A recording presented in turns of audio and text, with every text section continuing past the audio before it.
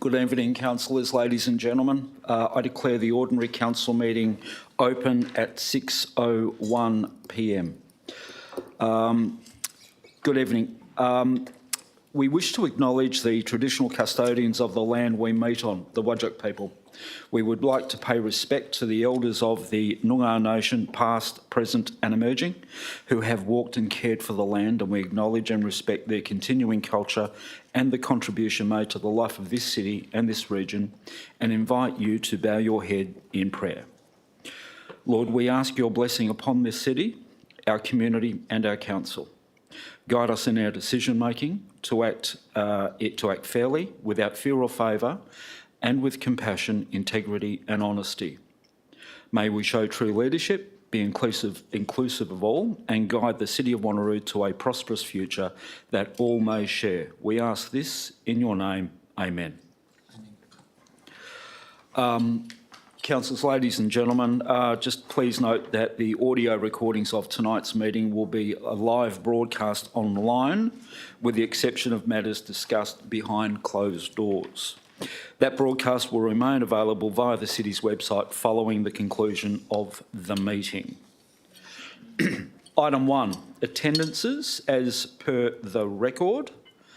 Item 2, apologies and leave of absence. We have an apology from Councillor Berry, and I think, councillors, probably for the last time, I just acknowledge that Mayor Roberts has resigned her position as Mayor of the City of Wanneroo, having been successfully elected to the House of Representatives as the member for Pearce.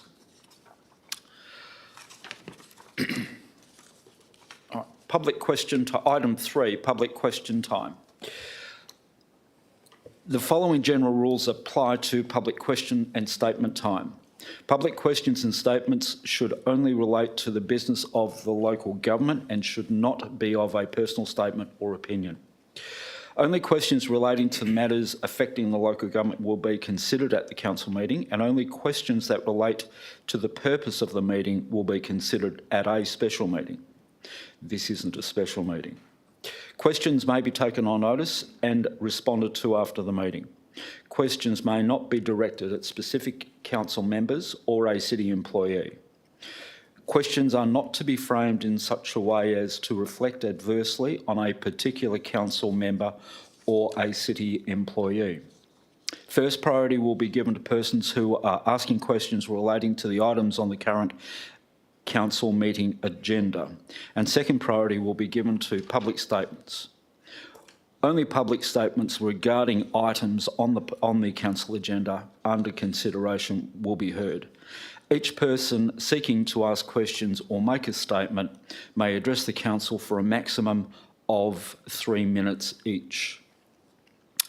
So we have received a number of questions from 5 residents, and those responses have been provided in writing or have been taken on notice. We have in front of us some questions and a list of questions being asked. We have, first up, Dot Newton. Mrs Newton, if you could please make your way to the lectern, and again, Dot, we know you all, but name and address for the records. Welcome, Dot. Not everybody knows me, Mr Deputy Mayor. Good evening, Deputy Mayor, councillors and staff. I seek your indulgence to make a very brief statement before asking my questions. I've already intimated that. I think I speak on behalf of a majority of ratepayers when I ask, please don't let politics or anything else influence you in your decision on holding an extremely expensive election to replace the mayor for an interim year. People are already preparing for a rate increase. That's my statement. I'm sure I could have brought about 30 or 40 people with me to say exactly the same thing.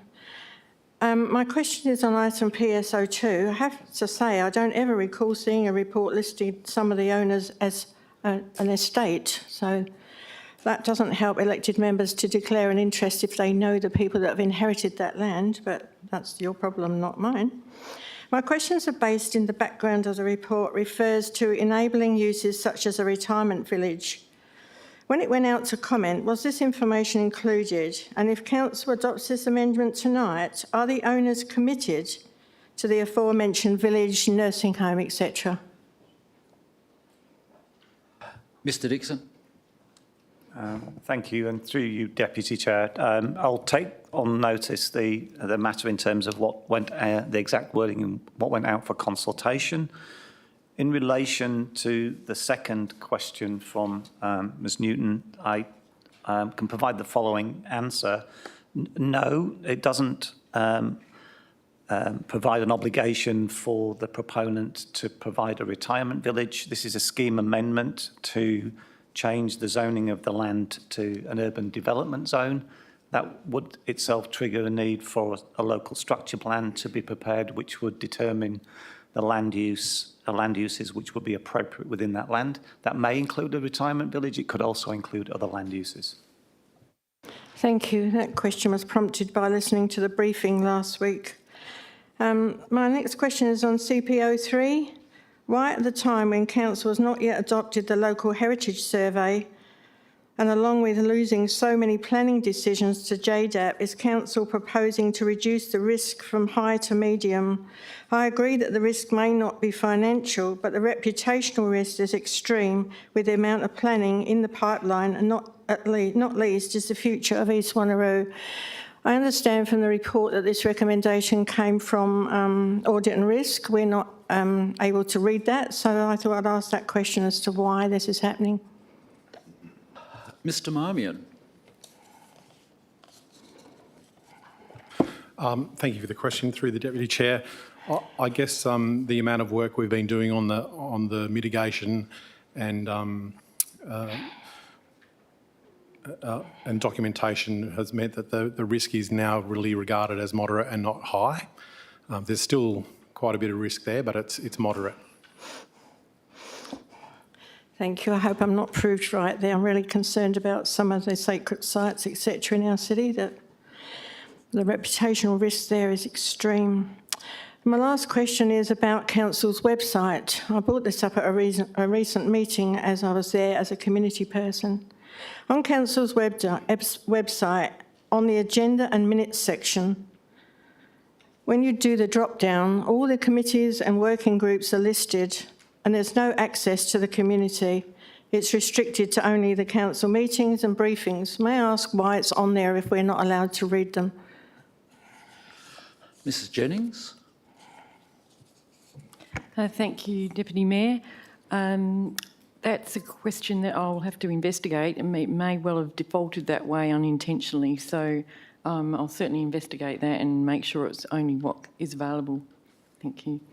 Thank you. Because being on one of those committees, I tried to read the previous minutes, but I'm not able to until it's mailed out to me. So I thought I'd ask on behalf of the rest of the community, if it's on there, you go and look at it all, and every time you click on it, it says nothing has been recorded, which means to us, no meetings have taken place. Thank you, Deputy Mayor. Thank you, Mrs Newton. Always a pleasure to see you back here, Dot. Before we go to our next question, if I could just take the opportunity just to recognise some special guests we have with us this evening, councillors. If I could recognise Mr David Lucas, the Mayor of the City of Swan, and two of our fellow council colleagues from Swan as well. They've joined us this evening, so welcome, gentlemen. Next question is from Aidan Campbell. Aidan, if you'd like to join us, and just your name and address again for the records. Oh, and gosh, if I could also, Aidan, just before you start, it would be absolutely remiss of me for anyone in the chambers or indeed anyone listening at home that I don't take this opportunity to recognise the federal member freshly minted for the federal seat of Pearce, Tracy Roberts, and her husband Peter. Tracy, you're very welcome, and it's great to see you here tonight. Welcome. Aidan, yes, thank you. Thank you, Deputy Mayor. My name is Aidan Campbell from Delton Loop Butler. About a year ago, this council, the City of Wanneroo, became a signatory of the Walga Climate Change Declaration. You guys strengthened and acknowledged that climate change was real and is still real and is only getting worse, and that it will have a serious and significant impact in our community. However, since then, climate change has worsened locally, nationally, and globally. Not enough action is being done to protect and preserve our planet. I do understand the city has a limited responsibility and limited power to take climate initiatives as a local government. However, as we all know, when we work together, anything is possible. So I do have 4 questions. My first question is, how successful has the Walga Climate Change Declaration been in decision-making in the past year? Has it been used to impact anything within the city's policies? Mr Dixon. Thank you, and through you, Deputy Mayor. Administration has provided written responses to Mr Campbell's questions. However, I will, for the record, read out the responses that administration has provided. So in response to your question, the Walga Climate Change Declaration has and is being reflected in the city's strategies and plans that relate to climate change and the environment. This includes the city's adopted climate change adaptation and mitigation strategy, the draft urban forest plan, which is to be considered this evening for council to consent to advertise, and it is informing the city's local planning strategy that is currently being prepared. This includes the carbon emission reduction targets for the first time, a review of the city's light vehicle fleet policy, resulting in a firming up of the environmental considerations when it comes to purchasing light fleet vehicles, and the city is committing to purchasing renewable energy from the years 2024-25 for all contestable high-use sites through the Walga-led procurement. So in answer to your question, yes, it is having an impact. Thank you. My second question is, what needs to happen within the city for the council to declare a climate emergency? What does a climate emergency look like within the city? Mr Dixon. Thank you, Deputy Mayor. Council acknowledges the impacts of climate change and is taking actions to mitigate those, as well as taking actions to adapt to changes already upon us. Council became a signatory of the Walga Climate Change Declaration in acknowledgement that many of the actions required to address climate change need to be addressed at the state and federal government level, and together local governments through Walga can better advocate and work with other levels of government to address climate change. Through Walga, local governments are also working together on climate change by focusing on these aspects over which local government have jurisdiction. The reason Council did not declare a climate emergency is because there is an issue of defining what constitutes a climate emergency in terms of a local government's jurisdiction and the level of authority that local governments have to implement associated perceived actions.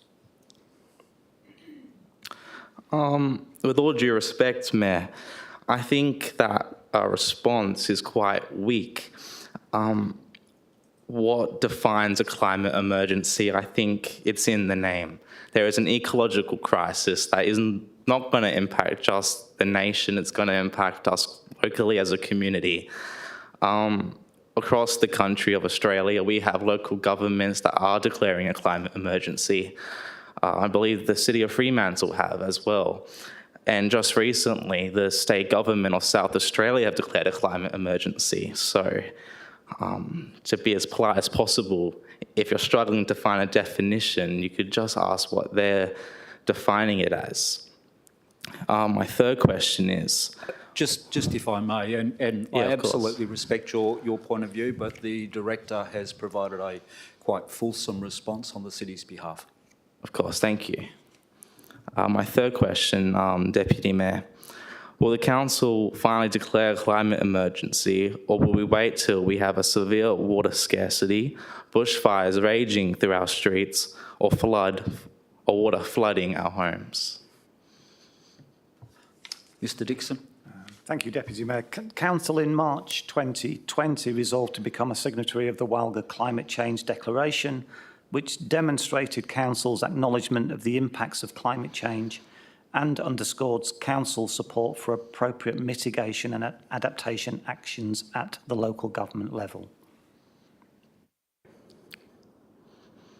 Thank you, Mayor. Just finally, I just want to ask, when we do have bushfires going, out of control, they're in our streets, in our community, or we have water flooding our homes, what will this council then recognise that? Is that then going to be a climate emergency? Or are we going to wait till we get to that point in time to then finally say, hey, there's a climate emergency, and let our community know that this council, this local government recognise that is what it is?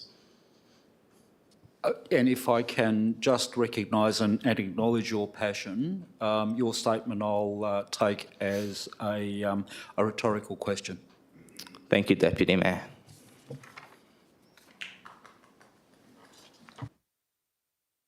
The next member we have with a question is Aileen Benkendorf.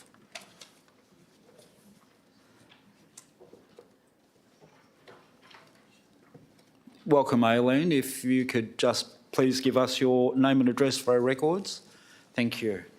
Hi, Aileen Benkendorf. My address is 17B Spring Hill Place in Two Rocks. Thank you. Good evening, Deputy Mayor and councillors. Today I'm speaking in support of Councillor Baker's motion in relation to the Two Rocks Town Centre Planning Framework. I'm a member of a group who have been actively campaigning against the now conditionally approved Woolworths development in Two Rocks. The entire process has been a great disappointment for me as an individual, the Woolies to Go group, the broader local community, and no doubt for members of the council also. The JDAP process appears only to cater to developers with little regard to the local government or community and no accountability to anyone other than the developer. Each one of us should be appalled at what occurred during this JDAP process, where cash is king at the expense of the local community and heritage. As you are no doubt also aware of by now, the Two Rocks Town Centre Structure Plan, the ASP 70, does not reflect the local or broader community's expectations, due mostly to heritage and tourism concerns. I'm not going to cover those reasons again because I think we've all heard them before. And I believe that most councillors are also sympathetic to this cause. To address these issues to a certain extent tonight, we are asking the council to support a review of the overall structure plan ASP 70, as well as the establishment or review of the local development plans for the precincts within the ASP 70.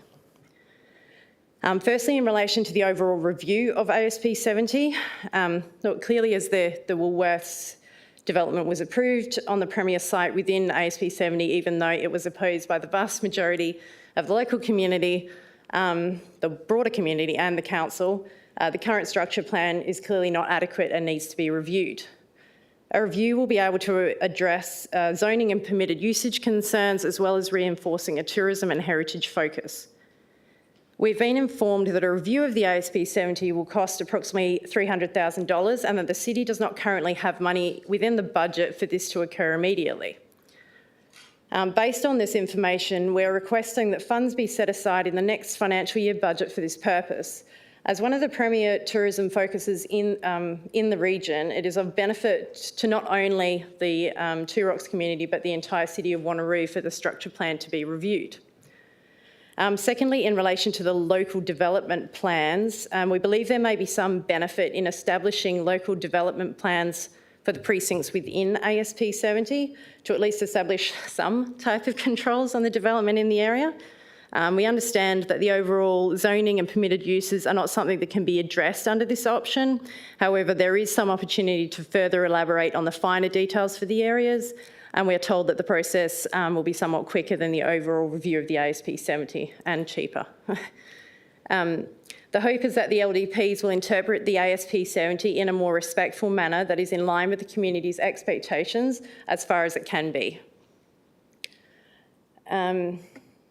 We are now requesting and trusting the City and Council to prepare and approve the LDPs as far as possible in line with community expectations.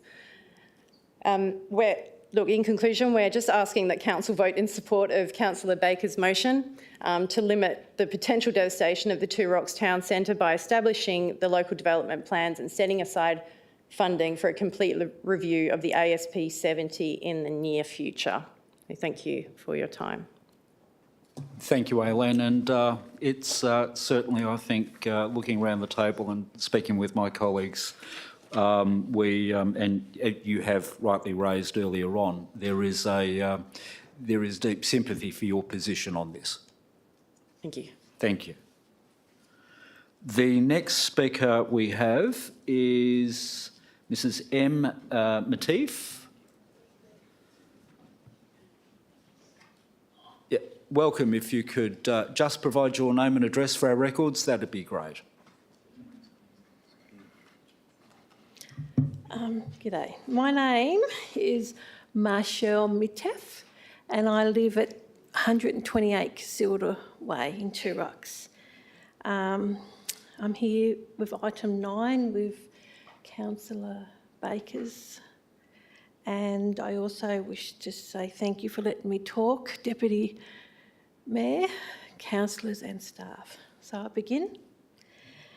Two Rocks development is out of step by not promoting heritage and public space for people who live in Two Rocks now and in the future.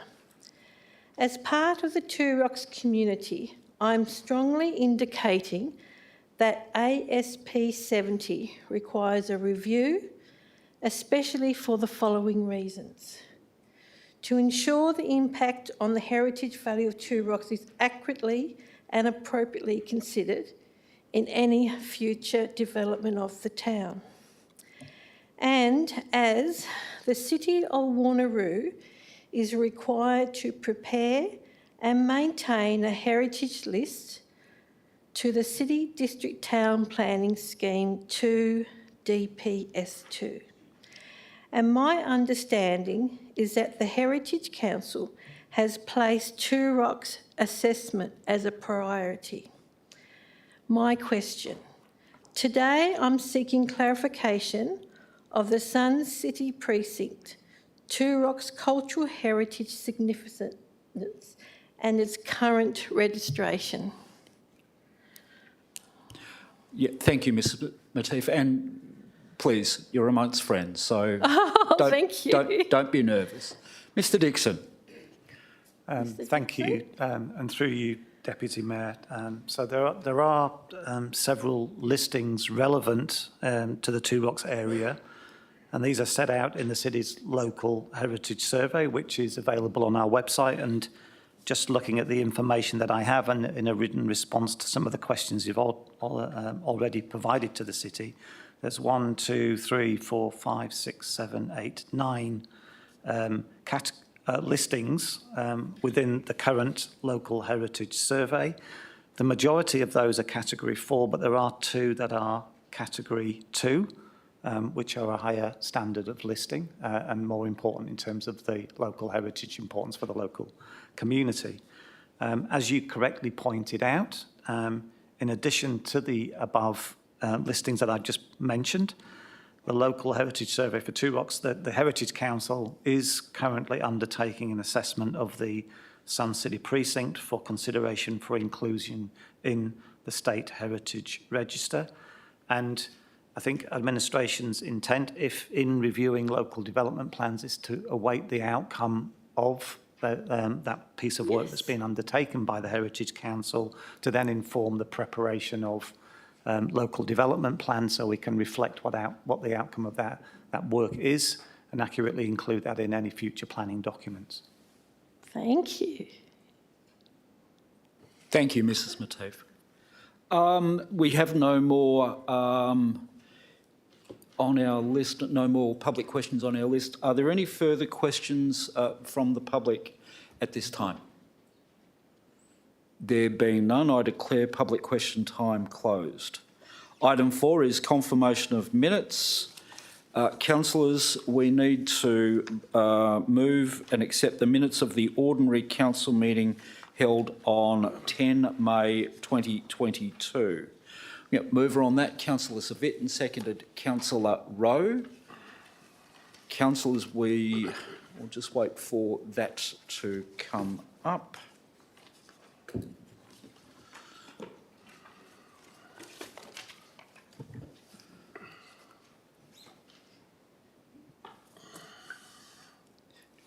Excellent. Councillors, if you could cast your votes, please.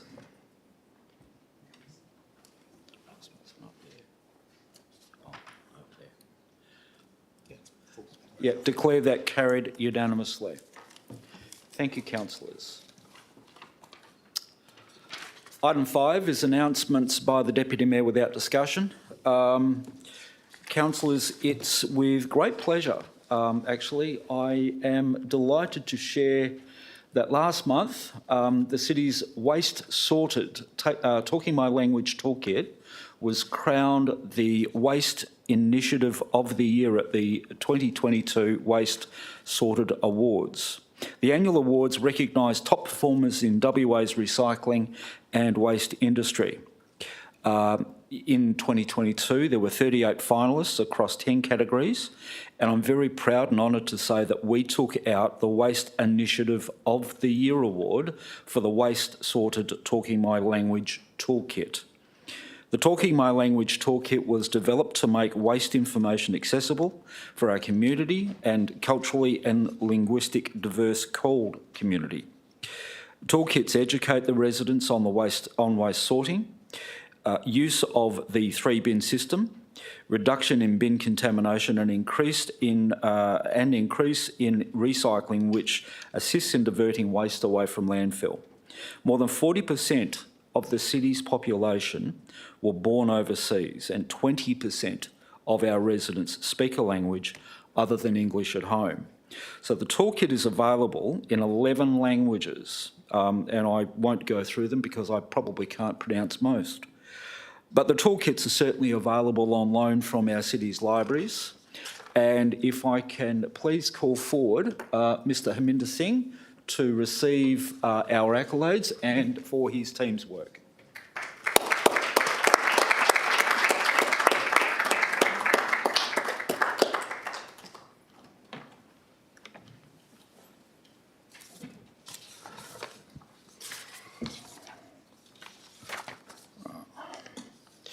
So, councillors, we then move on to item 6, which is questions from council members. Do we have any questions, councillors? Councillor Wright. Thank you, Deputy Mayor. My first question is, I've had a couple of residents come to me about the city's website, and administration has removed the general inquiries email, and now it actually requires residents to go through 3 or 4 different pages just to get contact with the city. I'd like to know why that email address was taken away. I've had no luck through my councillor inquiries, and I know Councillor Rowe also raised this as well. I'd like admin's feedback on that, please. Mrs. Jennings.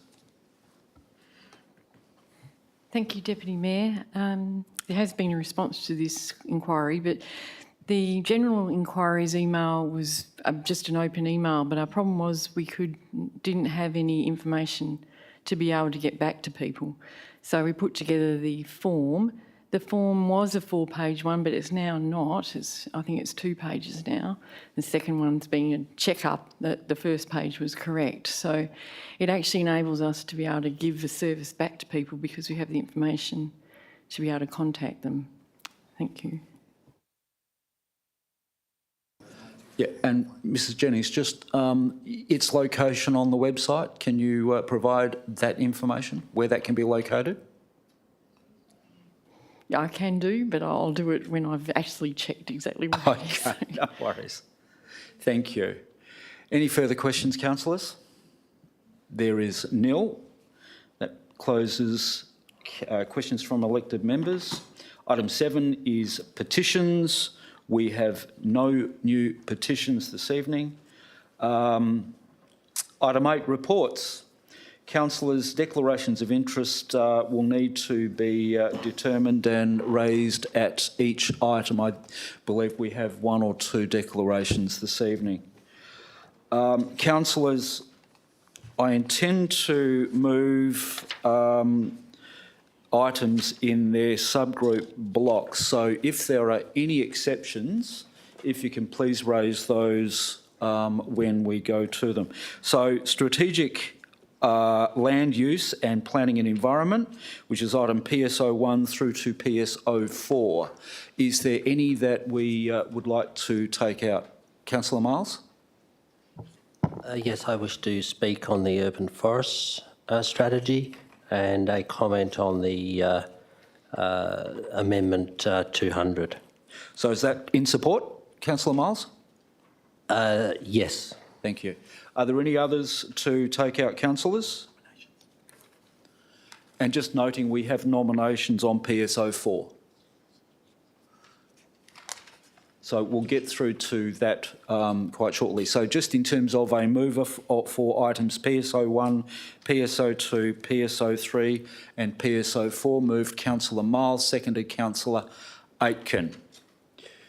And just on PSO4, actually, sorry, Councillor Miles, before we go to PSO4, you wish to say something on PSO3?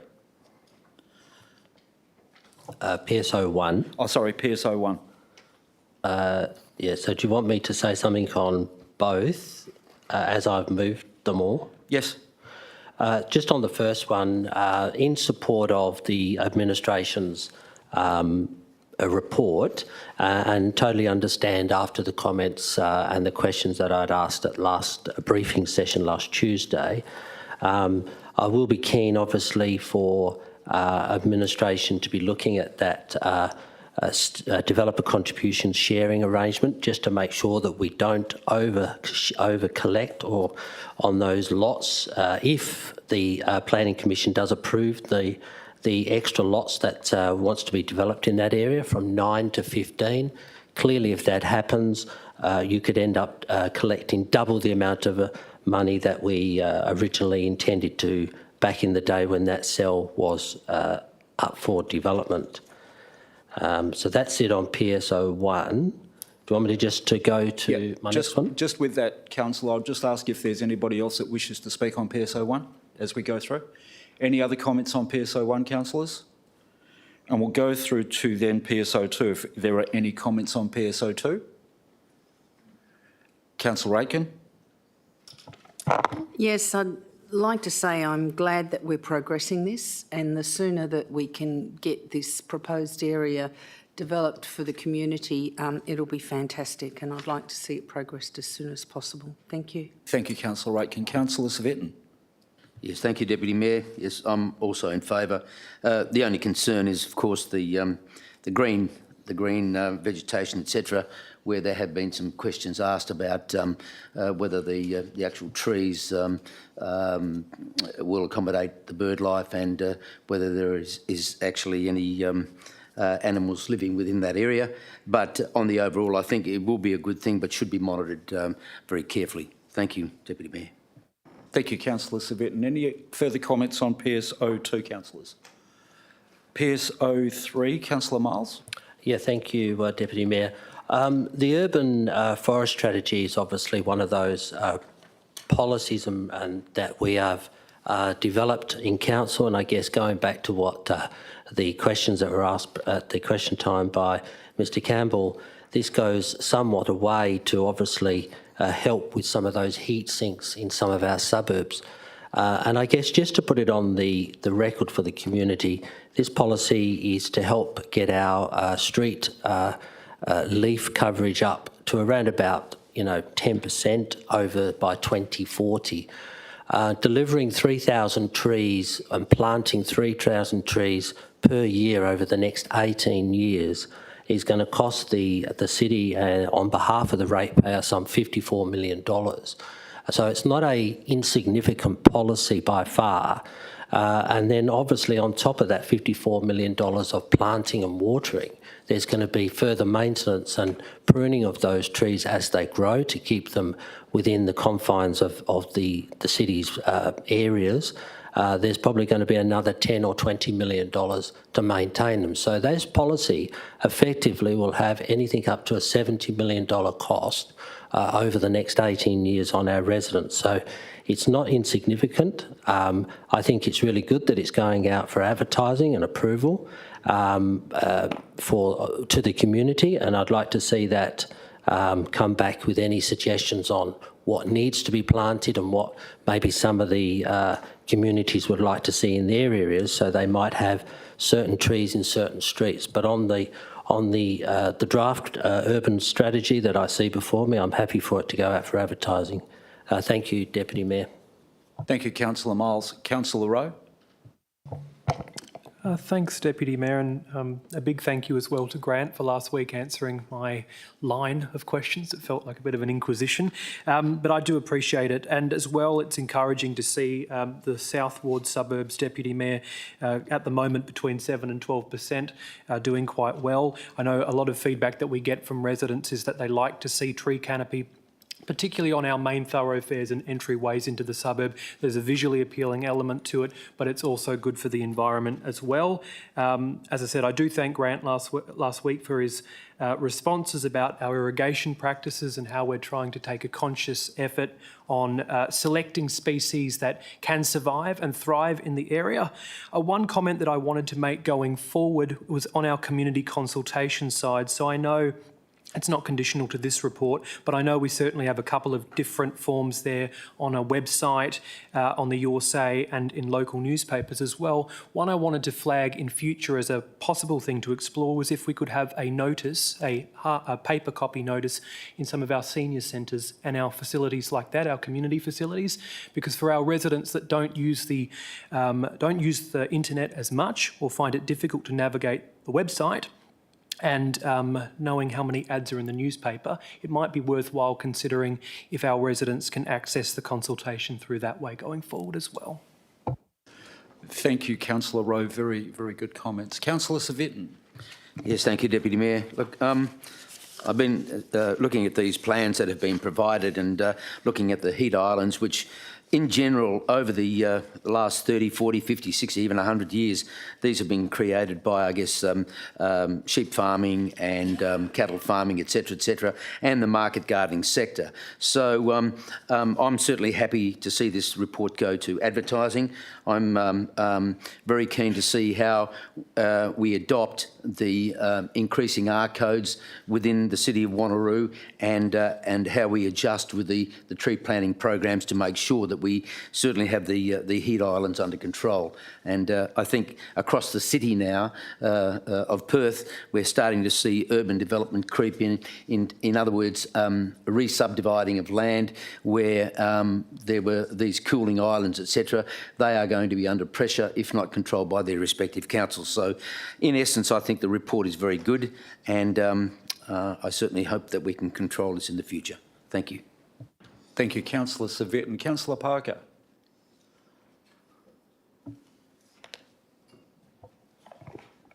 Thank you, Deputy Mayor. I would like to thank Admin for the work put into this policy. In my opinion, this is one of the most important policies the city will ever implement. Absolute proof of the heat island effect is now irrefutable. Apart from the obvious conditions, other illnesses exacerbated by the heat island, like cardiovascular disease, asthma, kidney disease, diabetes, and severe mental issues, and more, are increasing. We are constantly made aware of global warming. The City of Wanneroo is experiencing significant urban growth and density. As a city and as a council, it is our responsibility to ensure our community's health and well-being must be maximised. The financial benefits must also be highlighted by the reduction of energy consumption. The city's urban canopy is far too low and must be addressed.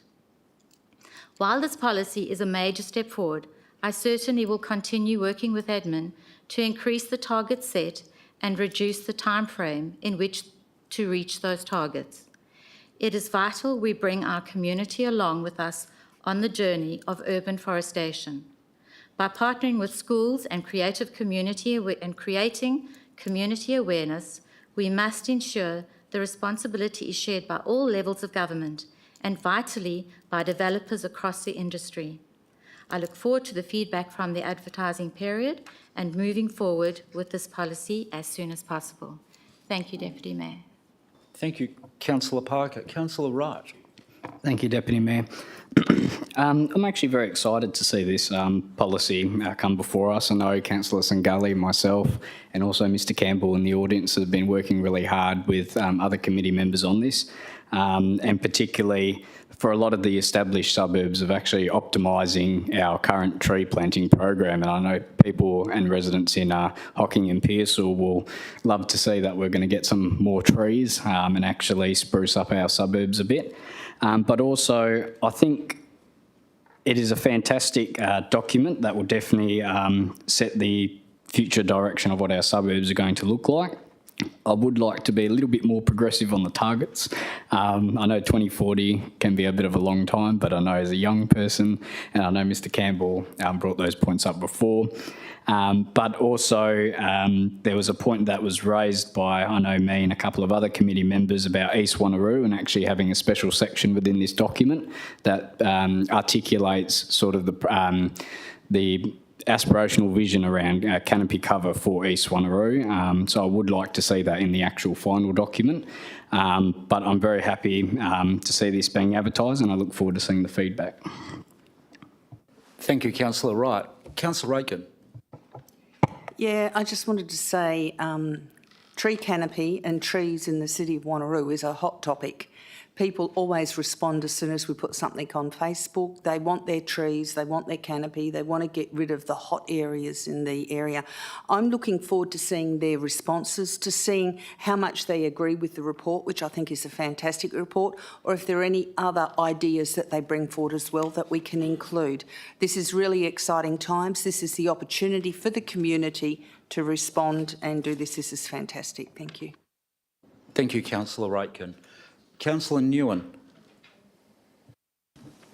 I'm also excited to see this policy turning our suburbs into leafy greens areas, just like in Netherlands and Dalkeith and all of that. So I like to see this policy to extend not just to cover the tree lines, but to have an actual tree line canopy, so you can see when you drive through a suburb, you're sort of covered.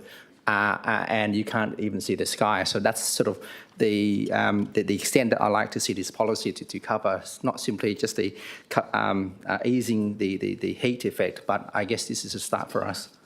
So I'm certainly fully in support of that. And with the focus on the areas, especially in Lansdale, Manly, Darch, Mangaroo, Lakeside Heights, Girraween, Kundula, all of these areas certainly is a good start. Thank you, Councillor Nguyen. The analogies they used with those suburbs were very apt. Certainly, we should also seek to challenge our colleagues at Swan as to what sort of percentages we can get the coverage on. Are there any further comments on this item, councillors? Thank you, councillors. Now we go to PSO 40622, which is the East Wanneroo Community Reference Group. Councillors, we have 4 positions that were identified, and we have 5 nominations for those positions. Mr CEO, would it be appropriate if we could amend the terms of reference so as to increase the membership from 4 to 5? So we can incorporate all of the nominees. Thank you, Mr Deputy Mayor. Yes, I think it would. Council may recall when Council workshopped this terms of reference, there was a desire to make sure we balance the number of council members with the number of committee, but I think moving from 4 to 5 doesn't substantially shift that. Councillors, are we happy with that approach? Excellent.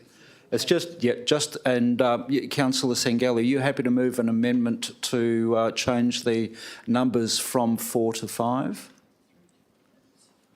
I'm happy to do that, but I do have another question that might require a further amendment. Yeah, certainly, you're right. Well, actually, let's say for argument's sake you'll move that amendment, seconded by Councillor Civic. Okay? And you have a further question, Councillor? I do. It's just under the terms of reference, and I know under the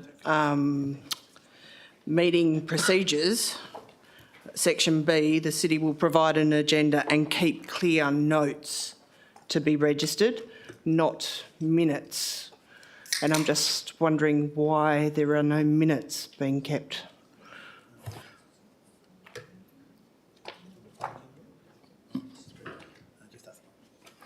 Mrs Jennings?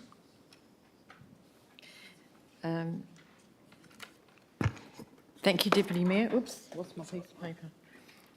This is a reference group, so it's not constituted under the Local Government Act. You could probably call it minutes, it'll be fine, but it certainly doesn't have to be minutes because it's not a committee. You can call it notes, minutes, it's fine, whichever you'd like. Councillor, were you more comfortable to change the term from notes to minutes? In the same amendment. So if we have that amendment moved by yourself, seconded by Councillor Civic, Yep. to A, raise the membership from 4 to 5, and B, change that particular item from notes to minutes? Yes, I would be happy with that. It's more consistent with every other group that we have. Thank you, councillors. And with that, councillors, we'll just put that separately as an amendment. If we could just get that amendment, well, the voting on that amendment up on our screens.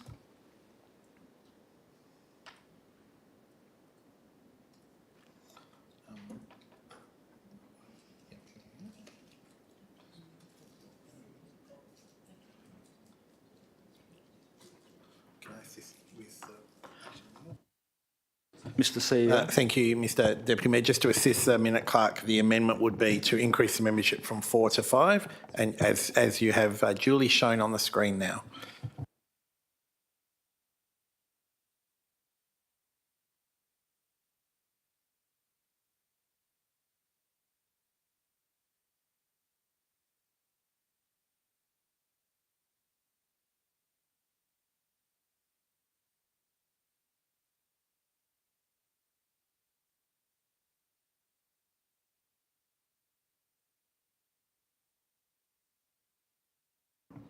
It's all right, councillors, this does take some time when we're moving from the floor.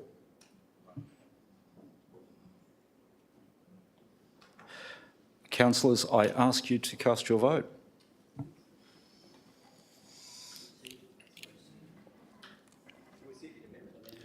Well, it is an amendment.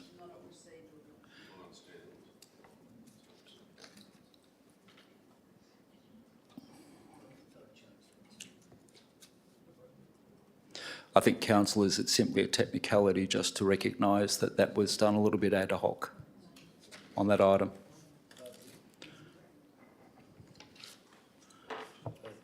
That was all moved on block, Deputy Mayor. Yes, it was, but that was an amendment. That was an amendment on that one So we item. moved the amendment, so now you've got PSO4 main as amended.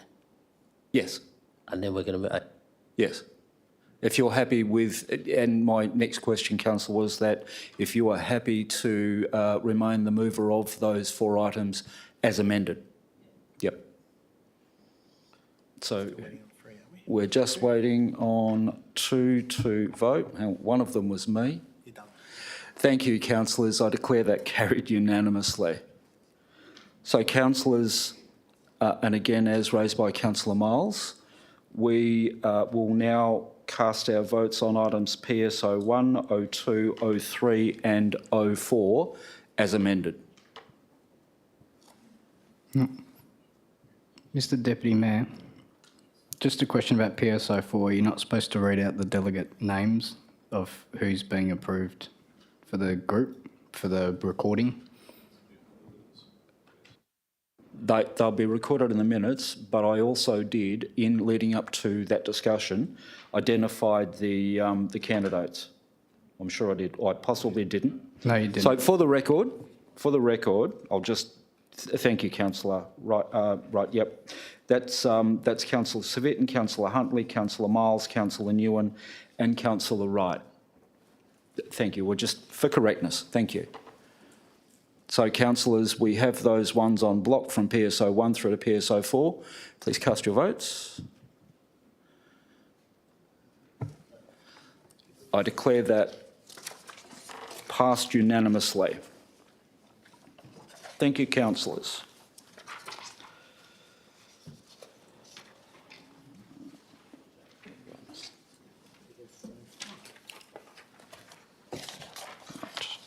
We move on to PSO 5, and we'll just do this one, which is the response to the petition. Mover and seconder on this item, councillors, on PSO 5. Moved Councillor Baker, seconded Councillor Wright. Councillor Baker. I'll be very brief, sir. A very clear response to the petition. It's a common sense position that we've discussed many a time in this chamber, and I think we'll see more of these amendments coming through the system over the next 2 to 3 years. Thanks, Mr Chair. Thank you, Councillor Baker. Councillor Wright. Thank you, Deputy Mayor. I thank the 55 signatures on the petition. Obviously, we do need to think of a solution going forward in terms of parking our camper vans and everything else in between. So I do recognise the petition, but I think as a city going forward, we need to be able to create new ideas and solutions to these problems. Thank you. Thank you, Councillor Wright. Speakers for? Speakers against? Councillor Baker, I'm not sure you need the right to reply on that. No, I don't think I do. Thanks, Mr Chair. Thank you. Thank you. Councillors, I'll put PSO 5. If I could ask you to cast your votes, please. Declare that passed unanimously. PSO 6. Councillor Baker moving. Councillor Miles seconding. Councillor Baker. Thanks, Mr Chair. I'll be very brief. As the report indicates, in respect of the subject matter or the grievance contained within the petition, it's a case where 80% of the number of trees will be retained, and that's a figure of 80% plus. Once again, it's the intention of the city and the developer to retain as many trees as possible along this particular stretch of Capricorn Esplanade.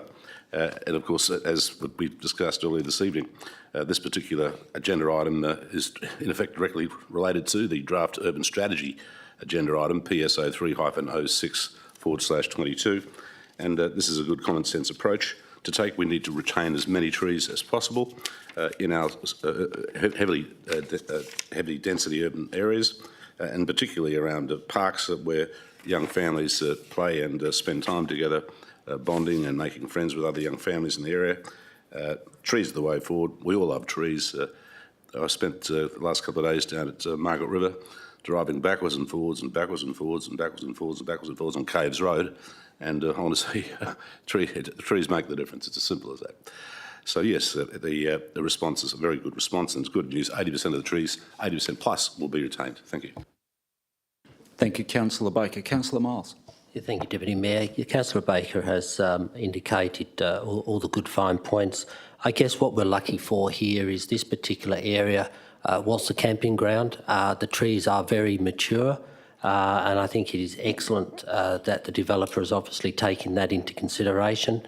Also bearing in mind what we are doing to our community to try and obviously alleviate any of the heat areas, and I'm quite sure that this will grow to be a very nice little area for the community that's going to live immediately around them. Thank you, Councillor Miles. Councillor, speakers for? Speakers against? Again, Councillor Baker, I'm not sure you need the right to reply. No, I won't risk it. I might lose the vote. It may flip the other way. Thank you. Thank you, Councillor Baker. Councillors, I ask that this that item now be put. If we could have that on our screens, please. If you could, councillors, if you could cast your votes. Declare that carried unanimously. Thank you, councillors. We move on to AS01 in assets. Looking for a mover, Councillor Rowe moving. Seconding, Councillor Wright. Councillor Rowe. Thanks, Deputy Mayor. Just a brief comment to say that I think we are having a good collaborative approach with our state and federal governments and our representatives to develop more shared use paths going forward. It's clear that they're now being used by pedestrians and by cyclists and a variety of other uses as well. One comment that I raised last week in the form of a question that I did just want to reiterate tonight was that e-ridables are a great thing to see, but there's also a regulation and an awareness and an education issue that we don't have much ownership over, but we can certainly use our advocacy efforts with Main Roads and Department of Transport as well. So what I'm hoping for going forward is that there's more awareness campaigns even through our schools to ensure that people are aware of the benefits, but also the added risks and dangers of e-ridables and the extra responsibilities that go with using shared uses and not negatively impacting pedestrians. Thank you, Councillor Rowe. Councillor Wright. Thank you, Deputy Mayor. I'm actually very happy tonight. We've got a lot of pro-Central Ward plans and strategies in here, including this one, which is going to have 17 projects across all the suburbs within the ward. But also having a coordinated approach in terms of our pathways and cycleways as well. It's good to see that we're focusing very strongly on this, and I know as we start to grow and have more urban development in our suburbs, we're going to start seeing a lot more people riding bikes, and like Councillor Rose said, definitely going to be seeing a lot more e-ridables. So I definitely echo those concerns as well about more signage, and definitely I think it's a good solid plan going forward, and it's good to see all the stakeholders as well part of the consultation process. Thank you. Thank you, Councillor Wright. And can I say from the bottom of my heart, Councillor Wright, we're pleased, you're pleased. Speakers for councillors. Councillor Parker. Thank you, Deputy Mayor. Another vital policy for the entire city, Councillor Wright. As a keen cyclist and walker, I am constantly blown away by the amazing cycle and walking paths throughout the Perth Metro. As one of the largest growing local governments, we have a huge responsibility and opportunity to get the city's active transport plan right. Again, this can only happen by working with all stakeholders and leads directly into the city's stakeholder community plan, a strategic community plan of a well-planned, safe and resilient city that is easy to travel around and provides a connection between people and places. E-ridable safety must be addressed urgently, and advocating this to the state government is vital. I don't underestimate the challenges in getting this plan to fruition, but certainly look forward to creating successful outcomes. Thank you, Deputy Mayor. Thank you, Councillor Parker. Speakers against? Speakers for? Councillor Coetzee. Thank you. Councillor Rowe, I've already covered most of the shared path issue. Thank you for that. The only thing I would like to say there is that we are still waiting for the response on the letters that we have written to the Minister of Transport, Planning, Ports and the Member of Butler. So hopefully with administration that's following up on that, hopefully we'll get a positive response back. Can only cross our fingers. What I would like to say on the e-ridables, I do have a concern there because it's becoming a massive problem, and with state government who did the changes of the Road Traffic Code 2000 that was implemented on the 4th of December 2021, I think it needs some amendments, definitely, because where it's saying the age limit have to be 16 and above, most of the time when I see the e-ridables, it's definitely 16 below. Wear a helmet, they're not wearing helmets. A verbal warning or a bell. I don't see a bell on it, but I'm very sure they can scream. Scooters under 200 volt, I'm very sure there are more bigger ones out there. Speed of 10 kilometers on footpaths. I've seen them go much faster. And speed on bike paths, shared paths, local roads where it says 25 kilometers an hour. I've seen a young man about a week ago having a race with a car, and they weren't go 25, they were going like 50, 60, and he won him, beat him. And on travel roads above, no travel on roads above 50 kilometres an hour. I saw a guy today on Marmion Road, 80 kilometres an hour, on his scooter, sitting on a esky without a helmet. Okay, so e-ridables, big problem. It's not just on our roads and footpaths, but it's on our community centres, shopping centres. You can't hear them approaching you, and they go so fast. So I honestly think we need some urgent help here. But I am totally impressed with the active support transport plan. Thank you, Councillor Coetzee. You accurately portray our community as being incredibly diverse. Speakers against? Speakers for. Councillor Aitken. Yes, I'm very supportive of this transport plan and construction of missing pathways on page 127 and continuous and connected share path facilities and completion of disconnected routes. And I just want to say we've had some success here because the path between Burns Beach and Mindari, which we've been waiting for many years, was opened on the 5th of June. And so we've managed to get a connection that the people want, and we've managed to do it continuous and shared pathways, which is really, really good. I do have a concern about the PSP that's not been included with the train line, which was part of our plans, and I'm still hoping for some miracle that it will get reinstalled there. But I'm really happy with this and happy to support it. Thank you very much. Thank you, Councillor Aitken, and you've just reminded me it's probably ideal that we reinforce tonight the commitment that was made through the federal campaign about a commitment of funding through to shared pathways. It would be remiss of me just not to remind the new local member that we're looking forward to receiving that commitment, Member for Pearce. Are there any speakers against? Speakers for? Councillor Huntley, sorry. Thank you, Deputy Mayor. Yes, I'm absolutely very pleased to see this come to fruition. It's been a long time in the making.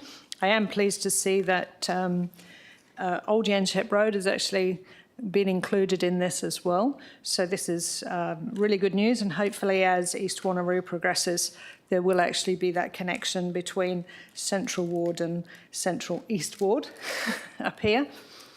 I also would like to make a comment about the e-bikes. One of the concerns I have is that a lot of the new roads that are going to be built, people are going to find themselves with their front doors facing 70-kilometre roads. So are they absolutely going to be pushing their e-bikes and their e-scooters out from their front door?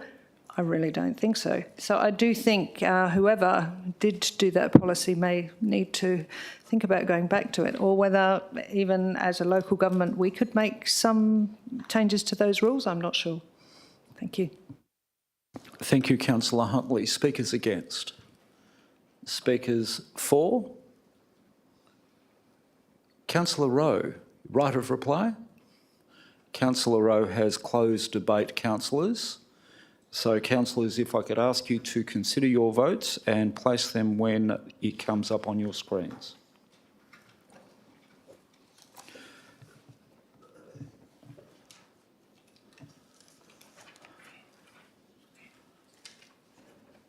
Councillor Nguyen, voting? Thank you, Councillor Nguyen. I declare that carried unanimously. ASO 2, the viewing tower at Eiffel Park. Move Councillor Miles, seconded Councillor Civic. Councillor Miles. Yeah, thanks, Deputy Mayor. This is a piece of infrastructure, has been around for some time. I think administration's put a date on it from around about 2004. And whilst the majority of the structure it seems to be sound, i.e. it's made of RSJs and other metals, the wooden decking and the wooden steps from time to time have had to be replaced because they combusted in themselves into a fire and burnt down. The sun must be very hot up there. The community through the consultation has been requested by administration a couple of different ideas of what could be put in place, if anything, and the community wants to go for a more ground level structure with some seating in and around, so obviously mums, dads, grandparents can obviously be by their at ground level with their children in the very, very good playground that's on that particular oval. And also on that particular site is some fantastic exercise equipment. So I think what the community has asked for overwhelmingly, and that is to put a new ground level picnic shelter, and it's going to have some solar lighting, so obviously at night it will be illuminated to avoid any antisocial behaviour. And I do thank administration for doing that consultation. Thank you, Deputy Mayor. Thank you, Councillor Miles. Councillor Civic. Really reiterating Councillor Miles's comments here. I think the structure will be well received back into its normal use, and maybe appropriately named the Eiffel Tower at ground level. Who knows? But I think everything else is fine by this particular item, Deputy Mayor. Thank you. Thank you, Councillor Civic. Speakers for this item, councillors? Speakers against? Councillor Miles, right a reply? Councillor Miles has closed debate. Councillors, if we could ask you to cast your votes.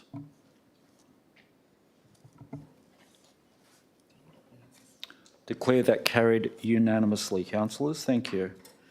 We move on to item AS03, which is the Metropolitan Regional Roads Program. Move Councillor Wright. Seconded Councillor Civic. Councillor Wright. Thank you, Deputy Mayor. I just wanted to reiterate the point I said before.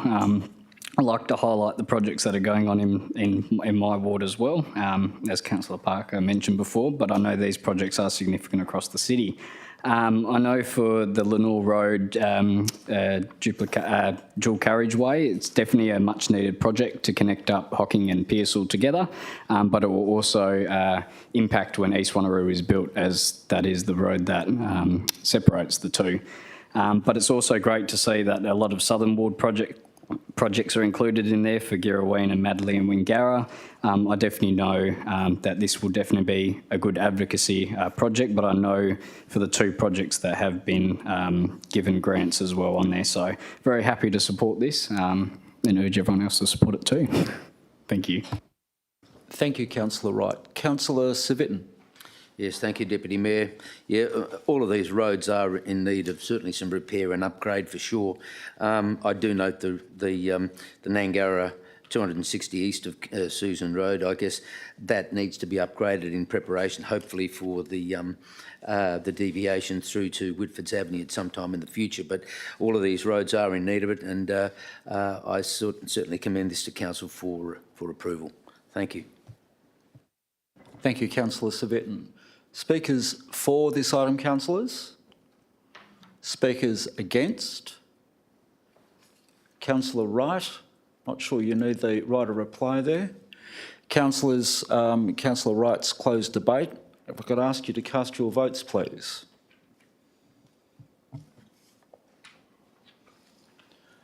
Declare that carried unanimously. Thank you, councillors. Councillors, we move on to item AS 040622, and just with a reminder, councillors, if there's any reference or questions to the detail or information that's contained within the confidential agenda item that you have, we will need to go behind closed doors. So looking for a mover on this item, councillors. Councillor Herridge, seconded Councillor Nguyen. Councillor Herridge. Thanks, Deputy Mayor. I think we covered off pretty much everything last week. Just wanted to reiterate how awesome it is that this will actually be coming through. I know it's top of mind for a lot of people in our community. It's been a couple of years. It was consulted quite some time back. And it's thankful to not just current councillors, it's ex-councillors as well. So it'll be nice to see everyone cut the ribbon when it actually comes through. Thanks. Thank you, Councillor Herridge. Very good point. Councillor Nguyen. Certainly support this. This is a much needed facility for the area. We know that there's high growth, lots of families moving into Lansdale over the years, and so this is a much welcome facility for the community. So certainly support this. Thank you. Thank you, Councillor Nguyen. Councillor Rowe speaking for. Thank you. Thanks, Deputy Mayor. And just echoing the points already raised by the ward councillors, I know the growth in the area through the Carimbia estate in Lansdale and even the small garden estate, I believe, that's popping up down the bottom there on the Kingsway as well. The number of residents and the number of young families in the area has increased rapidly over the last 5 years. I think a point that Councillor Herridge raised last week that I just wanted to reiterate was because that space is used as an overflow car park for Carnaby Rise, if administration can please work collaboratively with the school administration to limit the impact on the parents who are picking up their kids and dropping them off. Thank you, Councillor Rowe. Speakers against? Speakers for?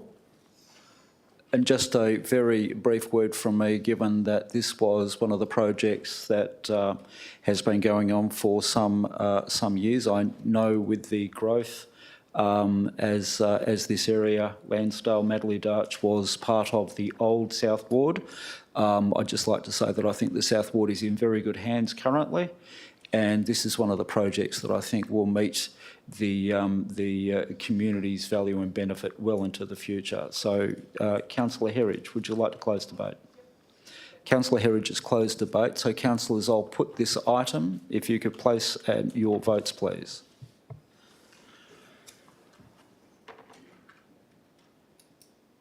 Declare that carried unanimously. Thank you, councillors. Councillors, we move on to AS 050622. Councillor Rowe, you have a declaration, please. Thank you, Deputy Mayor. In relation to the item AS 050622, I'll be declaring an interest of impartiality tonight. I disclose that I work for the member for Lansdale who's been involved with liaising with the city's administration in relation to this project. I declare that I will consider this matter on its merits and vote accordingly. Thank you, councillor. Councillors are looking mover and seconder on this item. Councillor Herridge moving. Councillor Nguyen, you're happy to second? Councillor Nguyen. Councillor Herridge. Thank you, Deputy Mayor. Just again, councillor, because of the confidential nature of some of this information, if there are any questions on that, councillors, we will have to go behind closed doors. Councillor Absolutely. Yes, just another important one for the Southwest Ward. Warradale Park is obviously district centre. It's been there for a long time. It's not completely worn, but it has actually been outgrown. Our footy club down there and cricket actually go across a couple of different facilities. So this one has actually definitely been outgrown. I've been chatting to them, and I know that when it was developed, it was done for predominantly the boys because that's who was playing at the time, and now there's a lot of girls. So the upgrade to the actual facilities for the toilets and the club rooms is something definitely warranted. It's been wanted and coming for a long time, so it's good to see. Thanks. Thanks, Councillor Herridge. Councillor Nguyen. Thank you. I know that many members in the community do use this club room, and it gets very busy throughout the year.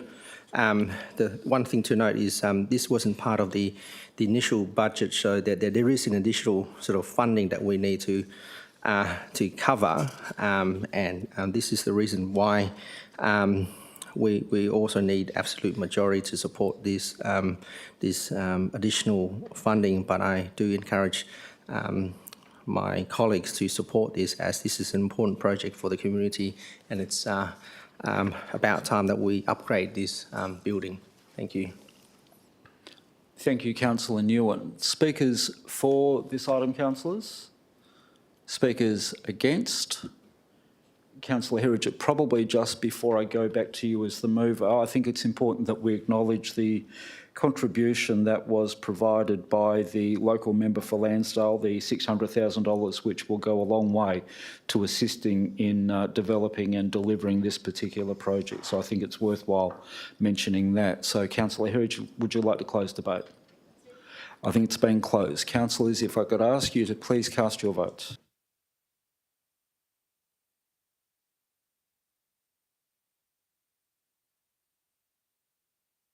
I declare that carried unanimously. Councillors, we move on to item AS 0622. Councillor Baker moving, Councillor Coetzee seconding. Councillor Baker. Thanks, Mr Chair. I'll be very brief. Yes, I thoroughly endorse the recommendation made in respect to this tender. I won't go into the financial aspects of the tender for obvious reasons due to confidentiality and what have you, but it's interesting how, what you'd expect, I would have thought that the tender was to be split into separable portions, A and B, with portion A being Yanchep West and portion B Yanchep East. It stands to reason, just for that reason alone, you would expect that in terms of both tenders, that you would expect that there would be one single successful tenderer for obvious reasons. The good thing about LD Total is that they're well known and highly regarded in the coastal strip, particularly around Yanchep. I see their vehicles almost nearly every day of the week and on weekends, working in parks, etc., etc. At Splendid Park, obviously with dads, mums attending sporting events and what have you. LD Total, that name just stands out. When I saw the name LD Total, I thought, hey, well, these guys are everywhere, without sounding sexist. They're local, of course. They scored very highly, ranked very highly in the buy local component. They have the skills and experience and expertise. And yes, I, without a doubt, strongly support the recommendation, and all the best to LD Total. Thanks. Thank you, Councillor Baker. Councillor Coetzee. Thank you. I can't say anything more as Councillor Baker. I've covered everything. All I can say is I know LD Total very well because you see them everywhere. So, okay. Very succinct, Councillor Coetzee. Well done. Speakers for this item, councillors? Speakers against? Councillor Baker, right of reply? Not necessary. Thank you, sir. Thank you. With that, councillors, I'll ask you to cast your votes.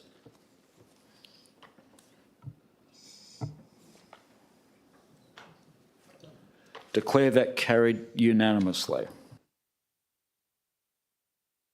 Councillors, I'm proposing to move in community and place, moving all of those items from CP1 through to CP03, unless there's any items that you would like to draw out. If I could, Mr Chair, I'd just like to make some very brief comments on item CP01-06/22. Yep, certainly, Councillor. Are there any councillors who are going to oppose these items? Councillor Wright? Yes, I'm opposed to CP03, the heritage risk rated high. Okay, so councillors, I'll move CP01-0622 and CP02-0622. Councillor Baker, would you like to move? Yes, sir. Thank you. Yep. So moved. Councillor Rose seconding. So Councillor Baker, did you wish to speak on these items? Yeah, just CP01-06/22. Yes, in effect, in a nutshell, the transition referred to in the report is just common sense. The transition is in favour of an incorporated not-for-profit, a well-known and highly regarded not-for-profit in the Yanchep Two Rocks area. With the bus will come funding, of course. It's a matter of having trust, faith, hope and confidence in the executive of the transitioning group that they will do the right thing, to use the vernacular, which I'm sure they will. It will give them greater control, so to speak, in terms of this particular asset. And of course, they can, if necessary from time to time, approach the city and other agencies for additional funding. One standout obvious funding agency would be the Lotteries Commission. And the bus is used on a regular basis. I see it around the streets all the time. It's obviously filling a need. Yeah, this particular recommendation is just common sense. Common sense. Leave it to the community group to manage, control and own. Thank you. Thank you, Councillor Baker. Councillor Rowe. Thanks, Deputy Mayor, and just a brief comment on both of these reports, given that they've been presented en bloc. In terms of the community bus service, I just wanted to express my thanks, but also our thanks to the deputation. Last week, I thought there was some great insight there in terms of the community history and the point that Councillor Sengali brought up in regards to having the contents of that deputation included in local history, particularly for those of us that are newer around the table, but also that live at the opposite end of the City of Wanneroo. It's great to hear about some of that local history. In terms of the second item, the homelessness strategy, I think this has been discussed at great length, just reiterating the importance of engaging with our culturally and linguistically diverse community, so making sure that our resources that go out are accessible to all, and also recognising that sometimes language and culture can be a barrier or an impediment to people approaching local authorities. So keeping that as front and centre as we start to implement and execute this strategy. Thank you, Councillor Rowe. Now, councillors, I'll just go back to these items. Is there any councillors wanting to talk on CPO 1? Councillor Coetzee. Thank you. I'm slightly actually sad about this because we are having our last meeting on the 23rd of June. I think we should have a cake or something there. I do not want to go into the details, but I have a lot of respect for everybody who have started and kept running this service for the Yanchep and Two Rocks community. The bus has been running since 1983. I was only 9 years old. There was so much history in this bus service. The Yanchep Two Rocks community bus have operated as transport for medical appointments, a volunteer-led shopper bus service, and a monthly social outing service for residents of Yanchep and Two Rocks. I would like to say a big thank you to Julie Temba for all of her hard work and dedication, to all of the bus drivers, and to everybody that's on the committee, and to everyone who was part of that bus since 1983. And I would also like to say thank you to Katie Russell and Julie Bonnick for all of your hard work. Thank you. Thank you, Councillor Coetzee. Any other comments on this item, councillors? On CPO 2, which is the homeless, Councillor Aitken. Yes, over the many years I've lived here and grown up in Australia, I never expected to be driving home and having someone at the lights with a sign that says homeless. And they were at both sides of the lights. And that was just in our local area. Or to go to in the heart of Wanneroo and there's someone there who's homeless trying to clean windows. Things have changed and things are tough. So this homelessness plan is really important. There are people out there who don't have a roof over their head in the cold, and we need to put strategies in place to comfort these people and to bring them in a safe place. And I'm really encouraged by this, but we all need to put our shoulder to the wheel in every community. We're doing our bit here in council. We need to do stuff in state. We need to do stuff in federal. We need to do stuff in the community. We need all to pull together to care for each other, for people when they're at their lowest, that we can lift them up and help them move forward and at least give them a roof over their head if that's what they want and they need, and provide that. We have a huge shortage of housing at the moment with 2.3% of availability for rentals. Haven't heard of that in years. This is amazing, and we don't have a quick provision of housing. We need to move forward. We need to look after these people. We need to provide accommodation. These policies and strategies and the homeless plan is the start towards that. But I must say, driving home today from the city, to have people with a sign in front of me at the light saying homeless, please give me help, is just really shocking, because I've never seen that as a character of our nation, and we need to move forward and help these people. Thank you. Thank you, Councillor Aitken. Councillor Parker. Thank you, Deputy Mayor. Very happy to support and approve this plan going forward. Certainly, homelessness has increased, making this plan increasingly relevant. I would like to thank admin for your ongoing care and support of people in need. It highlights your care and dedication, and I'm looking at you there. Thank you so much. I know so many people that have actually said how much help you have given them, and I really, really appreciate it, and I know that they do too. So thank you to all of administration, and I certainly support going ahead the homelessness plan. Thank you, Councillor Parker. Councillor Coetzee, did you have a comment? No. Any other comments on this item, councillors? Councillor Nguyen.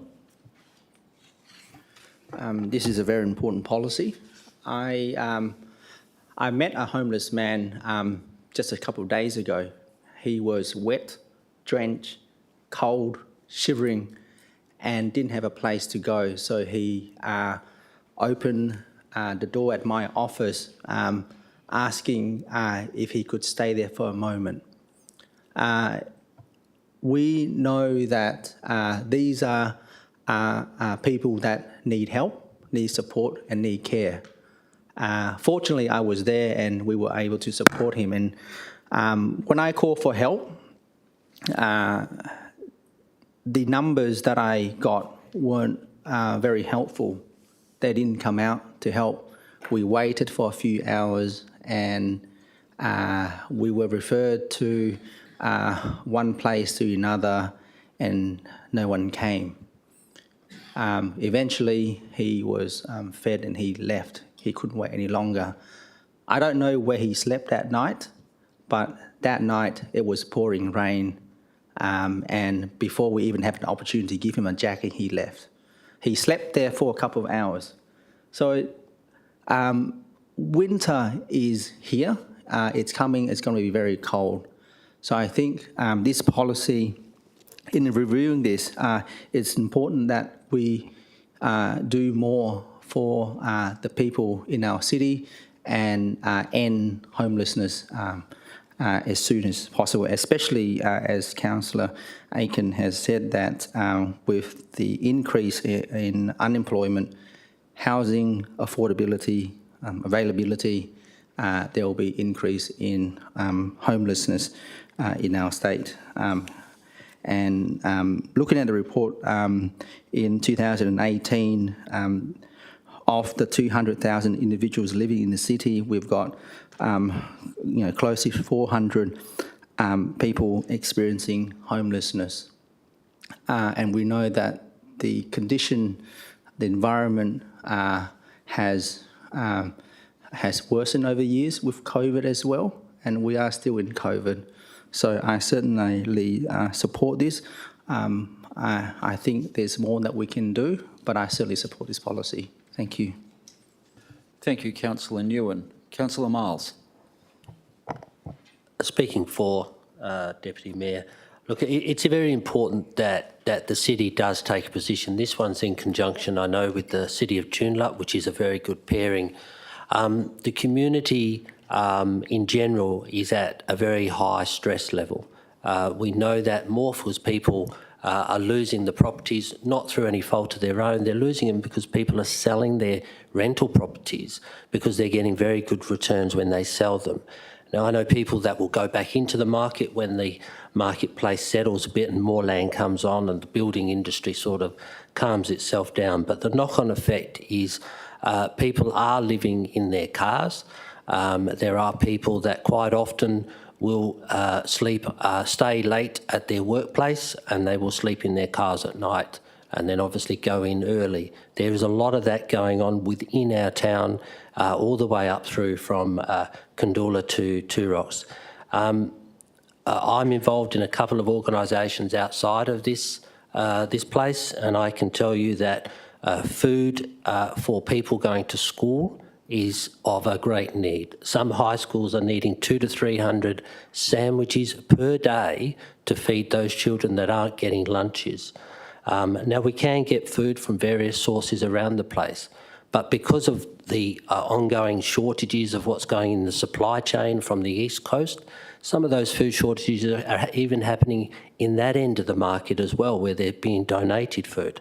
So this is a very big problem throughout the community, and I note with interest the City of Perth are actually challenging some of the issues with the state as far as trying to centralise homeless services within the Perth area, and they don't want that to happen because that means more people will jump on a train and get down to the city, and it'll combat and have a bigger problem.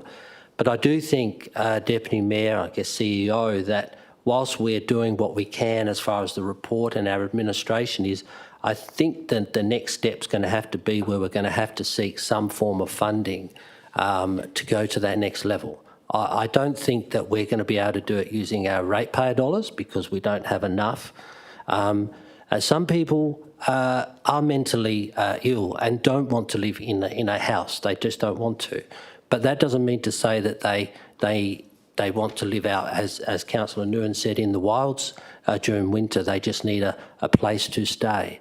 We know that homeless people are staying in some of our 24-hour lockup, automatic lockup toilet blocks, where they'll go in before the shut-off time, and then they can stay there all night in the warmth, charge their phone if they need to, especially a young person. And I have known of a young couple who were homeless for whatever reason. It doesn't matter, we shouldn't judge anybody, but she was pregnant and they were using one of our toilet blocks as their home at night. So, you know, whilst, you know, we sort of, and I'm assuming our administration is turning a little bit of a blind eye to that, rightly so, if they're not doing any damage.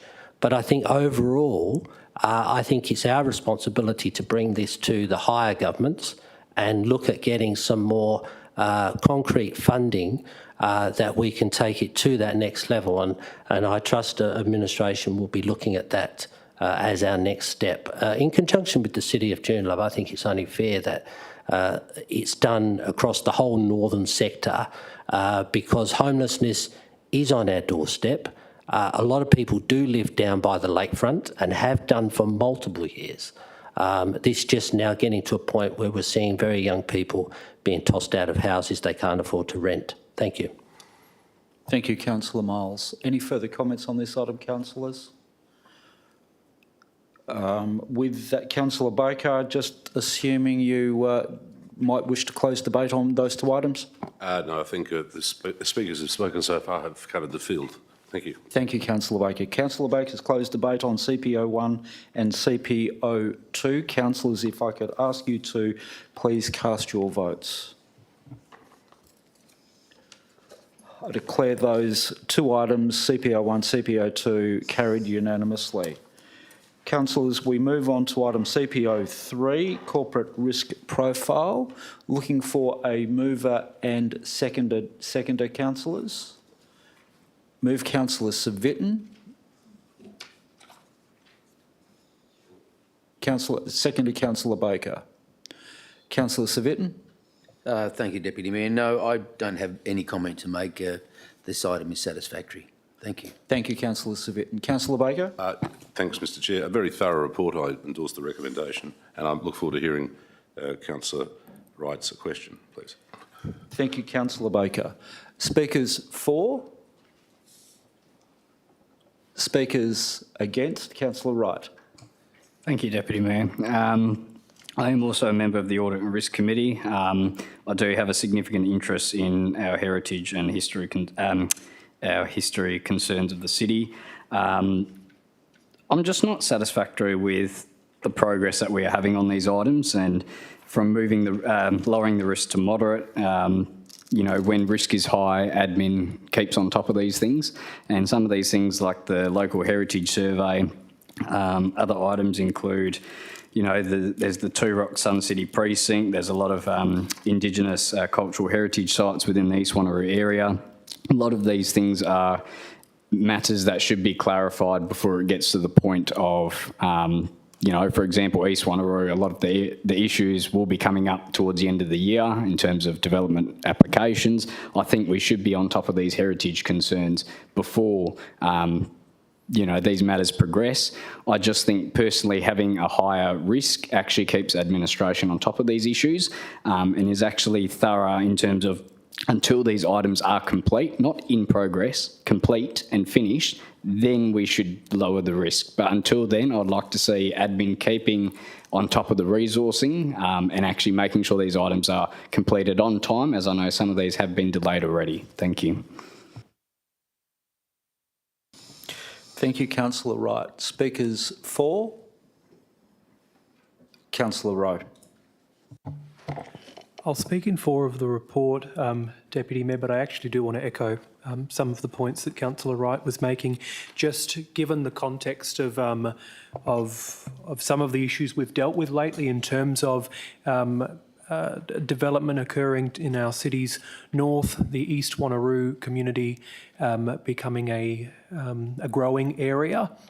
And also the fact that we have culturally significant sites in the city of Wanneroo, and also leading into our public statement tonight in regards to the issue of climate change. I'm in support of the officer's recommendation, but I do think we have to be incredibly conscious of our responsibilities and the context we have as a growing council. It's one of the things that when sometimes people ask me, what is the identity of the City of Wanneroo, or what's the essence of it, you think of the different parts of our community. We're an established community in the south that is maintaining but also growing. We are a growing community in the north. We're a coastal community. We're an industrial, agricultural community. And with all of those different components comes a responsibility to take care of our environment and to have stewardship. And I think part of that responsibility means managing the risks. If the acting director last week assured me that some of those mitigation strategies are in place. So I just hope administration continues to monitor that going forward, just particularly given a lot of the items that we've been dealing with at a council level, a lot of development going on. Thank you, councillor. Speakers against? Speakers for? And I'll close off my comments on that. Just an observation in terms of risk and risk management. Essentially the clarification of risk at high is often characterised as not having sufficient controls in place to manage the risks of those items. And usually moving from high to moderate is an indication that controls are in place, sufficient controls are in place to effectively manage those risks. It's not an indication generally that it is a high risk and there is endemic problems.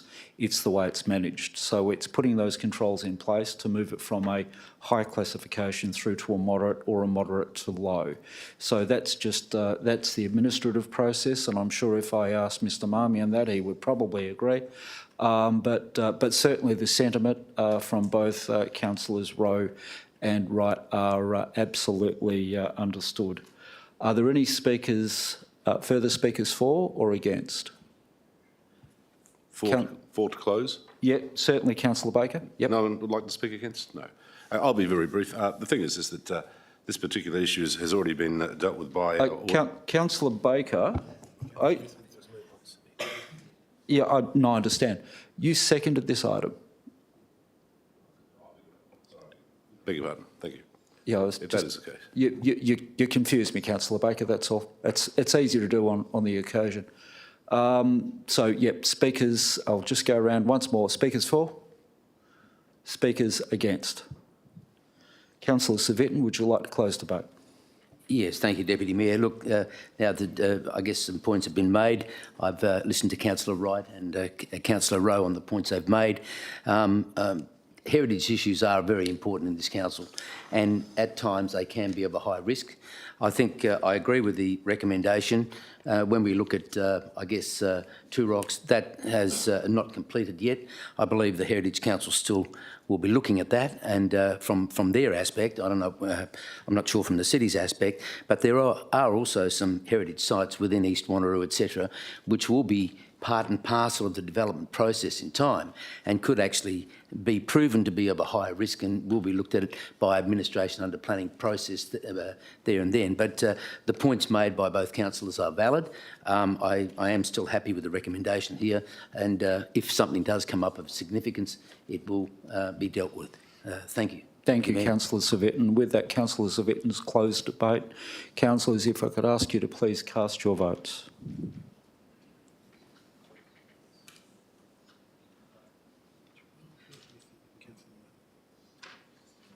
I declare that carried. That's 12-1 with Councillor Wright against. Councillors, we're moving on to corporate strategy and performance, and I'm proposing that we move items CSO1, CSO2 and CSO3 on block. Are there any exceptions, councillors? Councillor Baker? Yes, Mr Chair. I just have a couple of questions regarding a couple of the payments referred to in CS02-06/22. You voting against CSO2, Councillor? Oh, no, I just have a couple of questions I'd like to ask first. Okay, succinct questions, Councillor? I think so. I think I'm known for very succinct questions, thanks. Yes, may I ask the questions now? No, not just as yet. We'll get a mover and second to first, councillors. We'll take those three from CSO1, CSO2 and CSO3. Move Councillor Civic and second to Councillor Rowe. Councillor Civic, did you wish to speak to these items? No, thank you, Deputy Mayor. Councillor Rowe. Only to just reiterate my point from last week about the Smart Cities strategy. Obviously, we've got surveillance to improve the perception of safety in our community, but also as we go forward and develop more technological capabilities, hoping that user facilities and parks can be monitored, because we do have some parks that, while the planning of them means that they're going to get asset upgrades quite far into the future, we do have development that goes on in the area, and it leads to an increase in the uptake of those facilities. So I'm hoping that over time, the strategy can include the best ways to upgrade those facilities at parks and community centres. Thank you, Councillor Rowe. So I'll just take them from the top councillors. Do we have any comments to make on CSO1? On CSO1, yes? Okay, well, when we get down to CSO3. So, councillors, we'll move on to CSO2. Councillor Baker, and I'll just... Sorry, Councillor Wright, did you have any questions, sorry? Sorry, yep. Councillor Baker, and just remind councillors, I circulated an email last week just making sure that these questions should have been in writing before this evening's meeting, so as the administration have the opportunity to answer them in full. So, Councillor Baker. Thanks.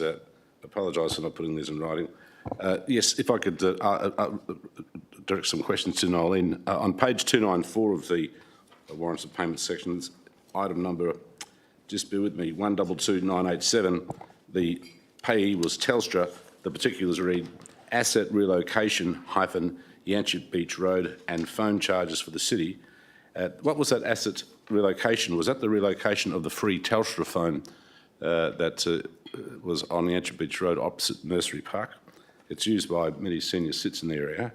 Is that what the actual asset relocation was? Because I hope not, because that phone is very popular amongst senior cits, particularly those making 10-minute STD calls. Yeah, Councillor, actually, Mrs Jennings, if you don't have the specific answer for that, we'll take that on notice. Thank you, Councillor. Next question. Next, page 296 of the agenda. Where are we? The very bottom entry, the heading to the entry reads electronic funds transfer. The number, or the item number, is 2634. The payee was the Rotary Club of Mindarie Inc., $10,000. If you turn the page, you'll see there's no particulars provided as to the reason why the $10,000 payment was made. What was the purpose of the payment? Thank you, Councillor. Mrs Jennings, unless you have the detail, we'll take that on notice. Thank you, Councillor. Next question. That's it. Thank you. Any further questions on this item, councillors? And then we move on to Smart Cities strategies. Councillors, any questions or any comments on Smart Cities? There being... Oh, sorry. Yes, sorry. We do have Councillor Newen and then Councillor Huntley. Just with the data that's been collected under the Smart City policy, who manages the data collected? So this is, if it goes through, for example, we're looking at the utilisation rate of certain buildings or parks and that. What happens to that data? Mrs Jennings? Thank you, Deputy Mayor.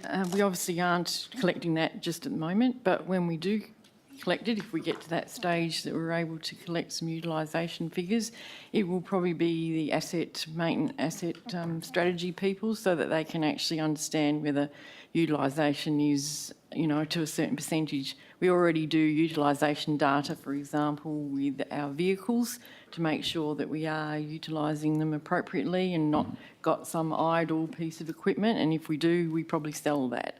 So it's generally, if it's assets, it'll be asset management team that will look after that data. Thank you, Mrs Jennings. Councillor Nguyen. What's the law in terms of collecting people's sort of data? Do we have to seek their consent, or do we put in signages to say that if you come into this area, your data will be collected and used appropriately, or what is the regulation for that? I can answer that question. It's the Australian privacy principles. There are 7 of them, and I'm assuming Mrs Jennings would probably confirm that. Yes, that's correct, Deputy Mayor. And in the case of utilisation data, we're not collecting personal data. We're just collecting, that's correct. You know, it's been used for 3 hours or, you know, that sort of thing. Thank you. Councillor Huntley, sorry. Thank you, Deputy Mayor. I just wanted to say I'm in support of the smart cities. I think it's something that perhaps Australia should have followed a long time ago. We are very behind with when you consider the UK and America for their smart cities. It will be amazing to see this actually come in and start working. Free public Wi-Fi wherever you are in the city would be amazing, especially as sometimes our phones don't even work. But certainly with regard to us building a whole new city in East Wanneroo, that gives us an amazing ability to smart city our roads and also the train stations, and also perhaps even school kids walking back to school and home from school, which will give parents that satisfaction that if they need to, they can find out where their kids are at any one point. So I think it's a marvellous thing to actually bring in smart cities. I think the data side is an issue, but really and truthfully, most of the time, I think in the UK, they don't have any problems at all on the data side. You can just call it up even now and just look at a street. So it's not too much of a problem. You can't actually go there and rob someone, so it would be a bit difficult. Thank you. Thank you, Councillor Huntley. Councillor Nguyen. Just a question. What is a smart bin? What does it do? Deputy Mayor, a smart bin in itself is smart as an entity or item, but it might have weighing mechanism in it, for example. So you might weigh how much rubbish is in the bin, and that will send a message to the waste area to say this bin's nearly full. You might want to come and collect me. Yep. Excellent. Any further questions or comments on this item, councillors? Councillor Miles. Yeah, thank you, Deputy Mayor. Look, I do look forward to this being rolled out. I think it is long overdue, and I know administration have been working on this for a little while.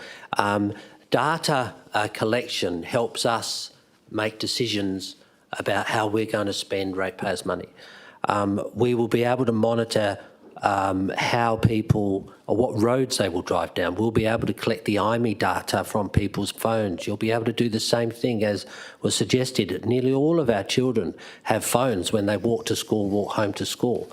Now, whilst we're not going to be collecting individual people's information, that's clearly not allowed at all, the actual data from telecommunication companies and from other services are freely available. You can monitor how people are using the road network.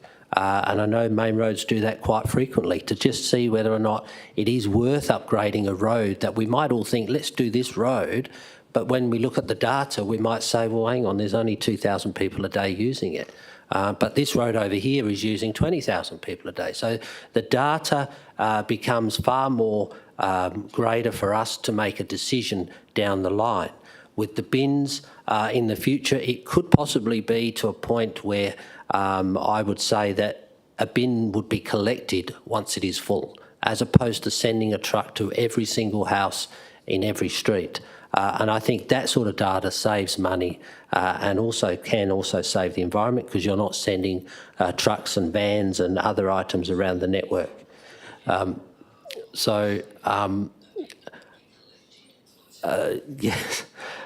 So that's what the data is all about. I'm very supportive of this sort of technology. I don't believe in any way that it's at all at the Big Brother level. And just something that we were talking about recently, councillors, about barbecues in parks. we will be able to collect the data on whether or not that barbecue in that particular park is of any use, and maybe it could be transferred somewhere else. That's the data we need to make those decisions going forward, so we don't have to spend unwanted funds. So totally in support of it and can't wait to see some of the benefits going forward. Thank you, Councillor Miles. Any further comments on these items, councillors? There being none. Councillor Civic, did you want to close debate on these three items? No, thank you, Deputy Mayor. I think everything's been covered, and especially on the last item, it will be significant in the future of the city. Thank you. Thank you, Councillor Civic. And with that, Councillor Civic has closed debate on items CSO1, CSO2 and CSO3. Councillors, if I could ask you to please cast your votes.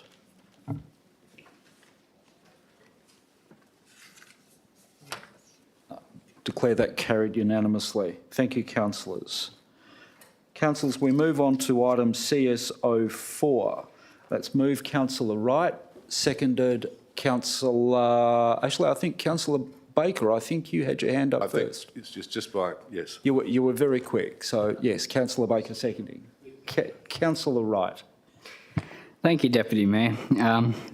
I'll keep it to an A4 sheet of paper because I know I could go on for days. But the day has finally come. A great outcome for the club. After long negotiations, we have a beautifully put lease.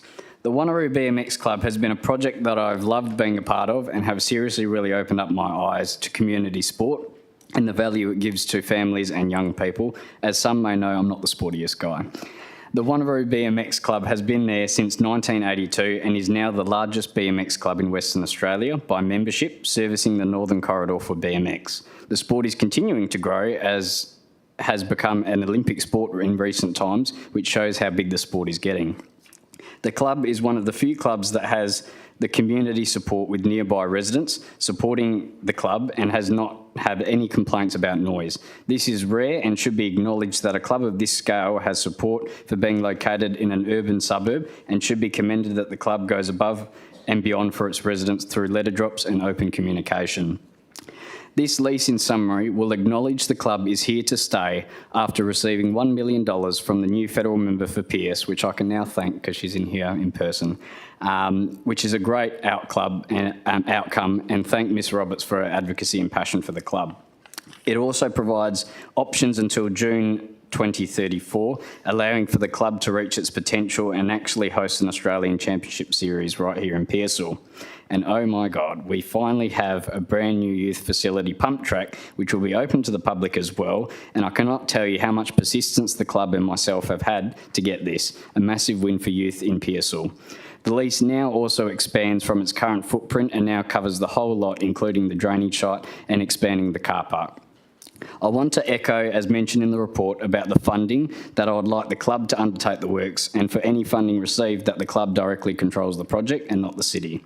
I'd like to raise a point which I heard last week during the briefing session about the land value. No matter how long the club stays there, this will always be a city asset and will continue to go up in value. I'm strongly against moving this club along in any way, shape or form or capacity just because of land value. You cannot put a price on the value of this club that it provides young people and the BMX community. Pearsall already lacks facilities for the community, and with this new pump track and new cycling facility for BMX, it is another place for young people to thrive. Councillors, I'm really happy that this club has had a great outcome, and I look forward to hosting you alongside the club in the Central Ward in the upcoming weeks to see the vision they have in store if this passes tonight. Thank you. Thank you, Councillor Wright. Councillor Baker. Thanks, Mr Chair. I'd like to endorse the comments just made by Councillor Wright. He's 100% spot on. I'd also like to thank the new federal member for Pierce, former Mayor Tracy Roberts, for her hard work in securing the significant grant from the Commonwealth for track upgrades. Also, I note that the city's position is that the city will assist the club in finding a suitable alternative site. But rather than just simply identify the site and say, there it is, go and get it, the city, as I read the clause, or at least the gist of the clause, the city will support the club at its present site until the alternative site is determined and progressed to the stage that a facility is constructed for use by the club, in other words, a turnkey facility. And also I note as well that the city will work with other arms of government or tiers of government to secure other sites, in other words, Crown land sites, and they would be obviously Crown land sites owned by the state government or Crown land sites owned by the federal government. I'm sure there would be, I would have thought so, there'd be quite a few parcels of land that would be prima facie suitable for development for this particular purpose, particularly in and around the Kingsway facility, sporting facility. The other aspect to the matter is that it's interesting to note that the title, which is incorporated in the report, if you read the actual certificate of title, it says that the property is transferred to the City of Wanneroo on a freehold basis on 16 July 2012, as I record it, and the duplicate title was issued on 26 July 2012, which begs the question, who owned the property prior to the city owning it, or was it a case where the city subdivided it, sold off a certain parcel of land around the perimeter and retained the balance of the land, and hence the new title was issued for that purpose? I'm not sure if anyone can assist in that regard. Any council directors?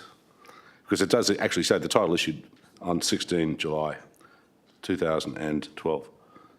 Councillor Baker, I'm sure we can take that on notice and provide that information to councillors. Yep. Now, the other one aspect that I'd like to respond to is council rights aspect, a statement to the effect, look, it might be a valuable parcel of land. It may otherwise generate considerable market value rates rental, so to speak. I understand the sentiment there, and without in any way discussing valuations which have been disclosed, nonetheless, the city is required to act prudently, and it may well be that the rates that would otherwise have been generated had the land been put to its fullest commercial use, that those rates would have easily, in their own right, have funded additional improvements to the existing facility, or to any new parcel of land that will be improved using, hopefully, what will still be federal government grants or the residue of the grant that is forthcoming. So it's a great facility. I remember visiting this with my son back in, when was it? What was it? September 1995. He was very young in those days. He found the race aspect so frightening, quite frankly. He wasn't prepared to get out there and have a go. He was just happy to pedal around the streets and around ECU's campus. But it's a great facility. It's a good news story. And yeah, things are on the up. Thank you. Thank you, Councillor Baker. Speakers for, we've got Councillor Civic, then Councillor Aitken, then Councillor Miles. Yes, thank you, Deputy Mayor. Yes, I am really pleased, and I've always been a supporter of the BMX Club. I'd like to go back in history, and when Councillor Treby and myself and Mrs Newton were here, we're all firm believers of BMX. We love where they are. At that time, in those days, there was no extension of Ocean Reef Road. There was no dualling of Lenore Road. There was no Hartman Drive. It was out in the sticks at the time. They've endured the test of time. They've met their requirements. They've provided a facility for young people to ride BMX, also represent that club in the Olympic Games and other relative sporting events internationally.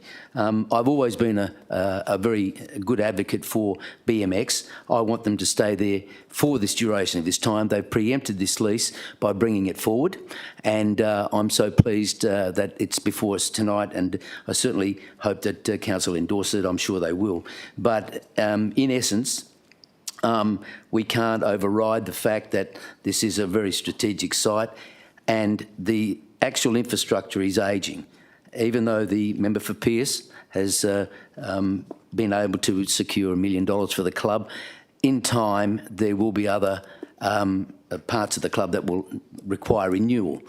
But in the present time, I'm pleased that they've got this extended lease to at least 2030, 35, and there is time there to maybe look at a site which will deliver an Olympic facility in the future. But for the present, I'm really satisfied and happy that they are to remain there for at least the next 10 or so years. Thank you. Thank you, Councillor Civic. Speakers against? Speakers for, Councillor Aitken? Thank you, Deputy Mayor. I'd like to thank the federal government for the funding for the new development there. This club is a club with a heart, with lots and lots of kids who race bikes there, but their facility is antiquated and out of date. And so the extending the lease on this enables them to rebuild the facility. And I'm glad, and I hope that the funding goes straight to them to negotiate to do the rebuild themselves. The BMX races are Olympic sports. They have had Olympians come through there. And to have this here in the heart of Wanneroo, where local kids can come and race their BMXs, is really important to have this other sport. Not something that's not just a ball sport, but something that's unique.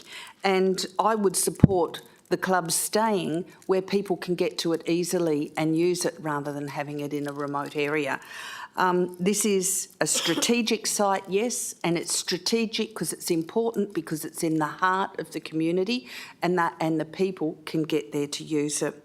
It's a vital community organisation that is not what everyone does, but we need to treat and provide facilities for everyone where they're at and what they want to do. We can't put a square peg in a round hole, and people who want to do BMX, it's fantastic. There is nothing like hitting the race gun to start the race and the traps go down and all the kids go off. It's fantastic, enthusiastic and vital. And I support this lease and I support the future of the Wanaru Bmx Club. Thank you. Thank you, Councillor Aitken. Speakers against? Speakers for? Councillor Miles? Yeah, thank you. Just to be brief, Deputy Mayor, I've sort of been associated with this club probably since I was about 17 years of age. It was originally done by the council a long time ago when Councillor John Maloney was on council, and he managed to get a piece of land up the back of Mary Street, and that is where the site is today. And it has grown and grown and grown. Parents come and go, kids come and go, and the club still is there today, and it still is used extensively, not just over in our corridor, but obviously in the wider area. I know administration, back in 2007 when I was on council, administration started looking for a spot for them to go. When I came back on council in 2017, we were still looking for a spot for them to go, and it just wasn't able to be achieved. And then a couple of years ago, the working group decided to give this club some certainty. The then Mayor Roberts was in that meeting as well, as Councillor Wright, Civic and myself, and we made the decision along with administration to make sure that this club could have certainty and have a lease that they could put the investment back into the club. And that's where this lease opportunity came around. The bonus of this is the fact that the federal election gave a commitment of $1 million to the club through Tracy Roberts MP, and I think that's absolutely brilliant.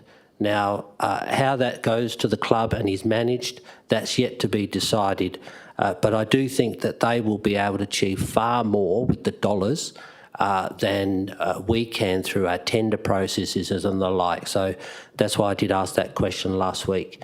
But I do congratulate the club on their endeavours. I do wish them very well. This 10-year lease, which is a 5 and a 5-year option, hopefully will get them through the next bundle of hurdles, and then the council in 10 or 12 years' time can then decide whether they get relocated or stay on spot. Thank you.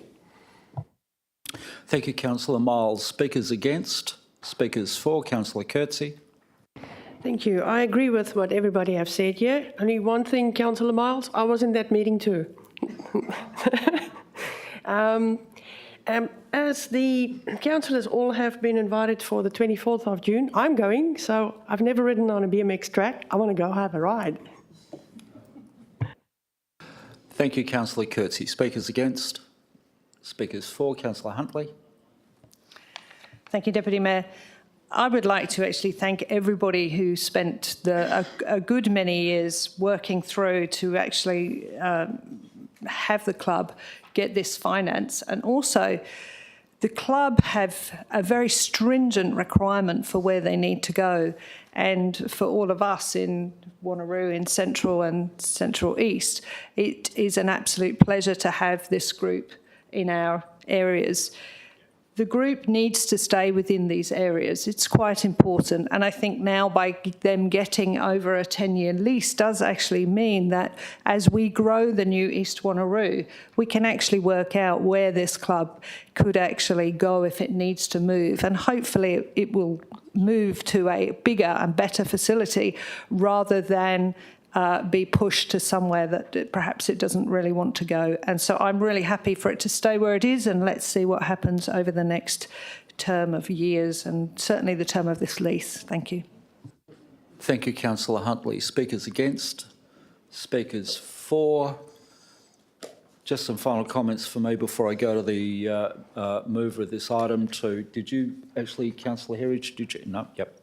Look, I very much support the club, and Councillor Wright, thank you very much for extending an invitation for me to come down. I think what is important for clubs like this, sporting clubs as well, but those embedded within our community, they play a great part in improving both the wellness and well-being of a local area, and with the children and the parents, it certainly provide that cohesiveness, and really importantly, build a fantastic culture within the surrounding area. So there is a culture with that club attached to that area, which is intrinsically linked. So absolutely very supportive. Councillor Wright, would you like to close debate? Councillor Wright has. I'll just thank everyone for their comments and hopefully their support, and look forward to you coming next week. Thank you. Thank you, Councillor Wright. Now, with that, Councillor Wright has closed debate. Councillors, if I could ask you to please place your votes.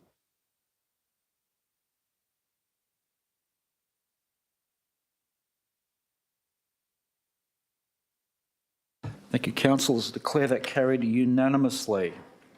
Councillors, we move now on to CS 050622, which is the extraordinary election to fill the vacancy of Mayor. And just bearing in mind, councillors, we have an amendment on this item.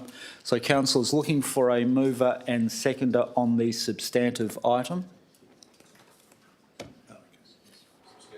The substantive item. Yep. Move Councillor Baker, seconded Councillor Miles. And we have an amendment from Councillor Rowe, seconded by Councillor Parker. Councillor Rowe.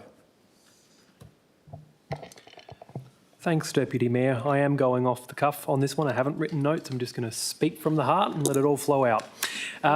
So no Division 3 complaints. Thank you, everyone. This has been sort of a genuine and a real possibility ever since the four of us got on council last October. So we've given it a lot of great consideration in terms of what is within our power, and then what is also under the statutory provisions of the Local Government Act.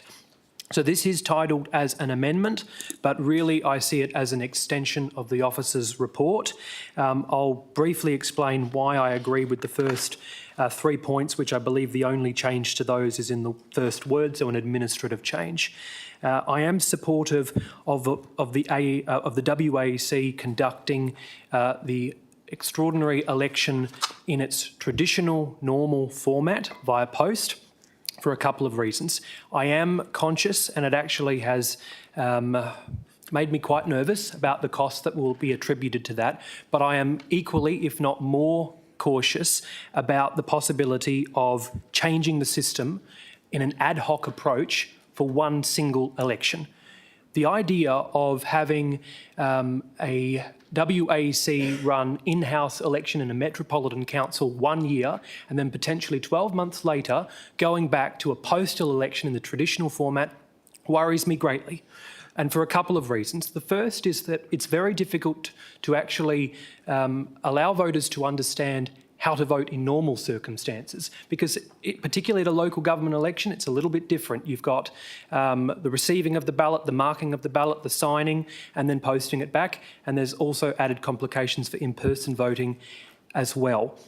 So I think we need to stick with the traditional approach. I'm also worried about what in-person voting would mean for the actual voter turnout rate, because we've seen in other councils that have adopted this approach, and I must say it's generally rural and regional councils, not metropolitan councils, we see a voter turnout rate that is under 10%. I'm quite worried about what it would look like if the voter turnout rate is under 10%, what it could mean for the perception of the legitimacy of that elected mayor. Those are my points that I'm saying in terms of the first 3 points. The fourth is simply that we are governed by the Local Government Act. I respect that the Minister may have a literal interpretation of that, and there may be no discretionary powers that are afforded to the Minister. My only comment is that we need to consider all approaches prior to or concurrently while this process actually unfolds. Point A is asking the Minister to refer to the Local Government Act and see if that option is available within his powers. Point B is something that I suggested today. I don't know if there's any precedent for this occurring. The reason that I suggested it was because I was concerned at the prospect of a mayor being elected and then only having 12 months before they have to go back up for re-election. And some people may say, OK, well, if they're a half-decent mayor, they'll easily be re-elected. But it's a lot for any potential candidate to sacrifice their job, security, run for election, get in, and then get turfed out 12 months later, possibly through no fault of their own. That was on my mind when I suggested this. The second thing was the cost implications of having two elections 12 months apart. And finally, I thought it would be possibly a good idea, if the local government minister agreed, to have our mayoral election concurrently with Stirling and with Joondalup, given the level of symmetry and the shared values and proximity that we have for one another. I'm not saying that these powers are within the abilities of the local government minister or under the provisions of the Act. I personally don't think they are. However, I'm saying that we have a responsibility to consider all options for our ratepayers. That's why I'm putting forward this amendment this evening, and I hope councillors will support it. Thank you, Councillor Rowe. Councillor Parker. Thank you, Councillor Rowe. I completely concur with your comments. My biggest concern is the cost to the ratepayers. In the present economic climate and considering the efforts Council are going to keep the rates increases as low as possible, we have to make every effort to postpone the election until the ordinary election due in October next year. Saving our residents in the order of $300,000 to $400,000 it has to be of highest concern to us. I feel adding the cost to the present economic difficulties faced by many residents cannot be supported.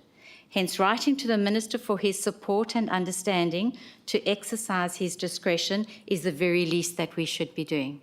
Thanks, Deputy Mayor.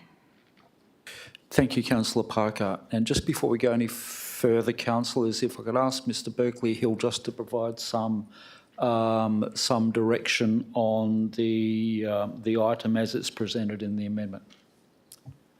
Thank you, Deputy Mayor. Through the Chair, just in relation to Resolution 3, the amendment that's currently shown doesn't show all the changes from the previous one. So in strikeout and added text, so I'd propose, if we can, to delete the language of 3 and replace it with what's in this motion here, in this amended motion here.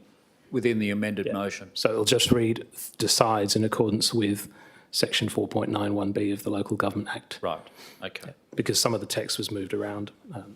Yeah, thank you for that clarification. So what's now included is accurate? Yeah, it'll be, so I would propose that we delete 3 as it was in the report and replace with what's there. So what you have in front of you, councillors, is the latest updated version as has, yes. That's, yep, there was just a little bit of confusion. I think we just needed to clarify that. So councillors for the motion, speaking for the motion? Councillor Miles? Yeah, look, thank you, Deputy Mayor, and I do support the endeavour to try and save some funding of our ratepayers. As we know, we've had quotes of anything up to $400,000, if not slightly more. I don't believe, and I think administration's comment is very clear, and I do believe there is no capacity for the minister to be able to make any changes because it's very clear and defined in the Local Government Act of what happens when a mayor departs her position or their position. and it has to happen within a 4-month. You have to have an election within a 4-month period.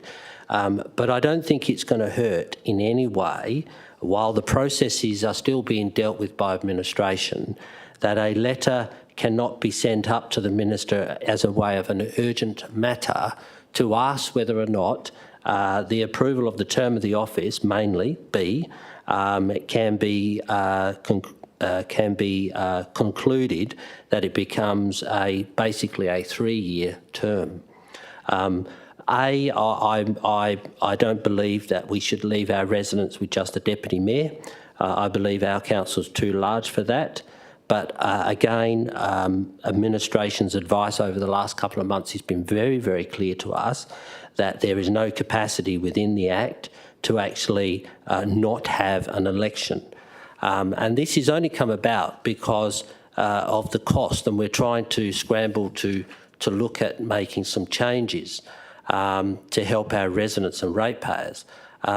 Because, as we know, last October was council elections, and the former mayor could have resigned and that position could have been dealt with at that time. And it wasn't. So now we have to weigh the $400,000 cost going forward.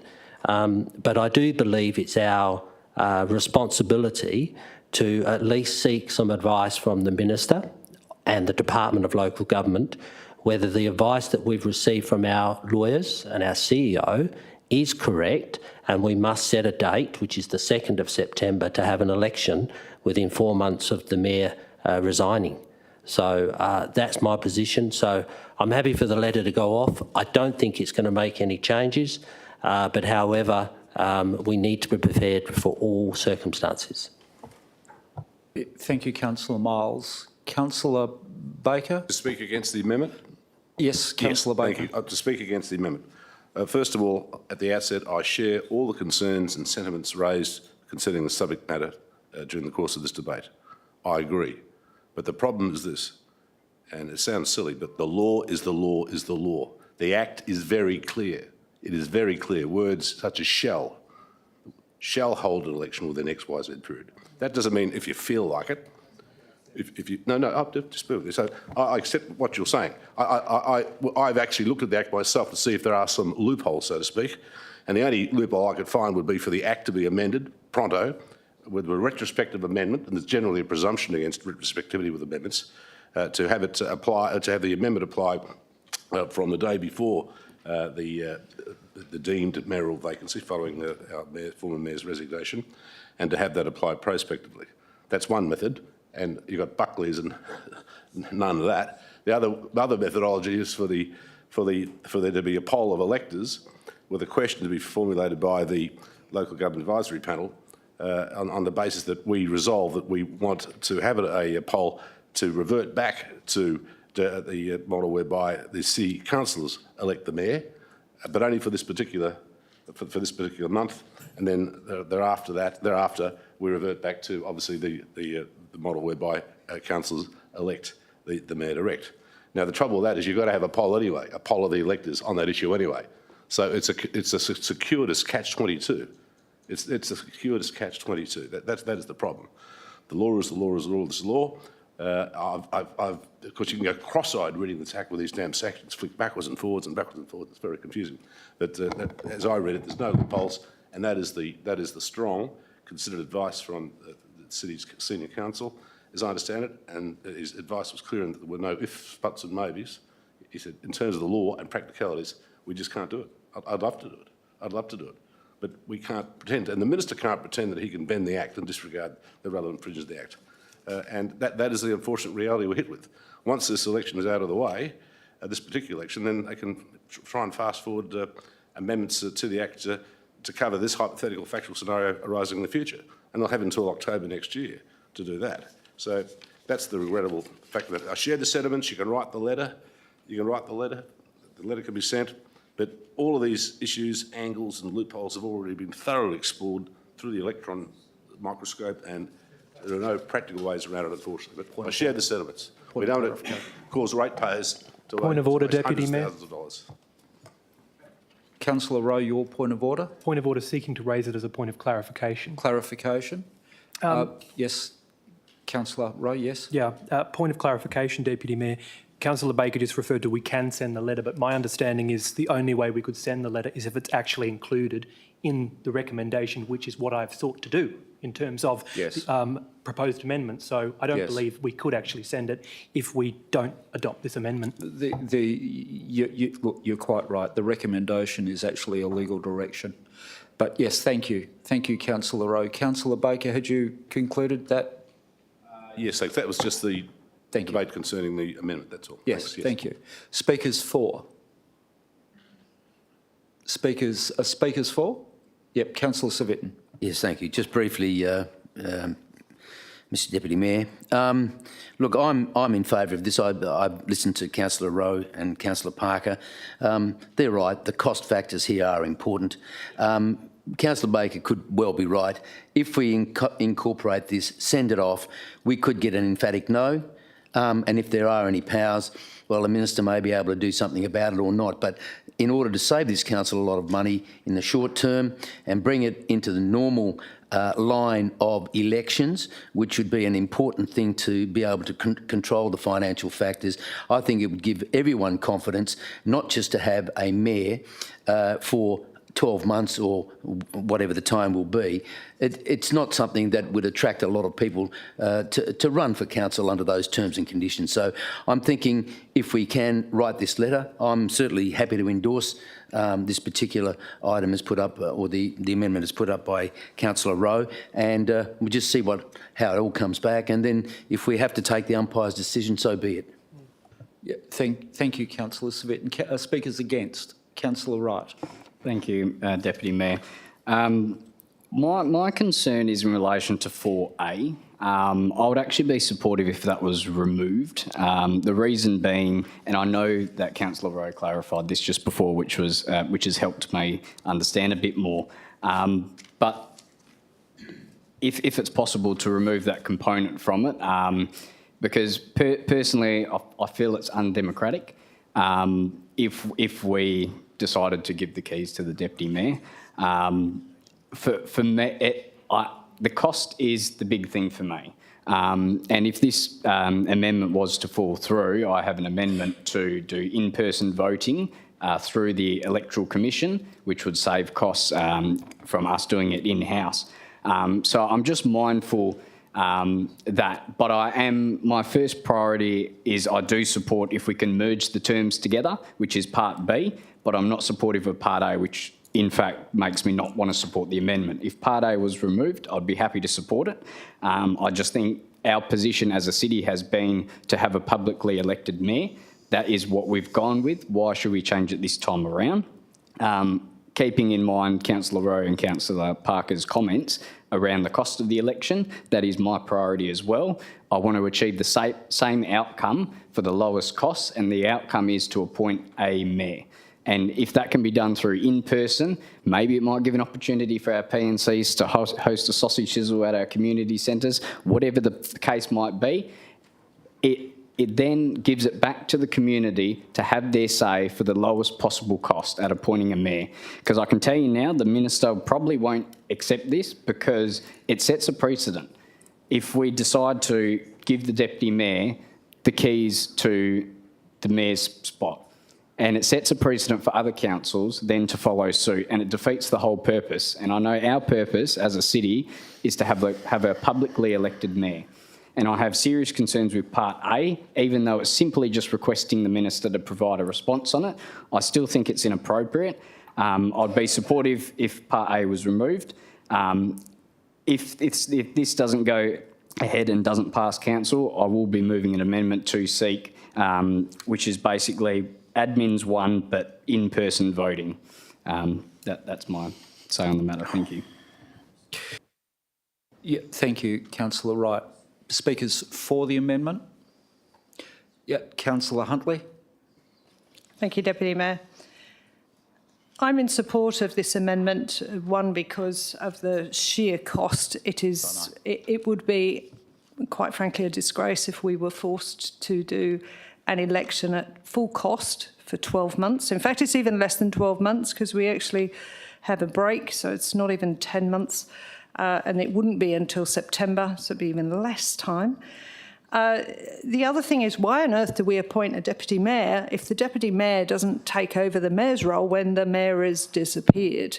There is an ethical and moral obligation to this, despite what the law says. And I think this is a really good challenge for the regulations to actually be looked at and see what happens when this occurs. In other councils, they internally vote their mayor. We don't. We postal vote. But what should happen when circumstances occur like this? And federal government and state government places are taken. And don't forget, we are all elected. Everybody here sits here because they're elected. So at the end of the day, when we elect a deputy mayor, that's our decision that that deputy mayor will fulfil the roles of a mayor when the mayor is not present. For the short time this is going to occur, it makes absolute sense. I'm fully happy with this proposal on the amendment.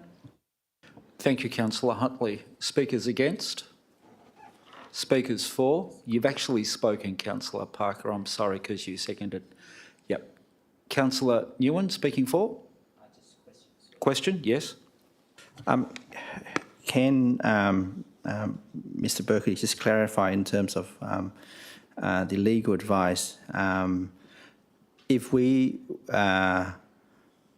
write to the minister, can you confirm whether the minister has or does not have the power or a authority to actually exercise his discretion to waive the election or not?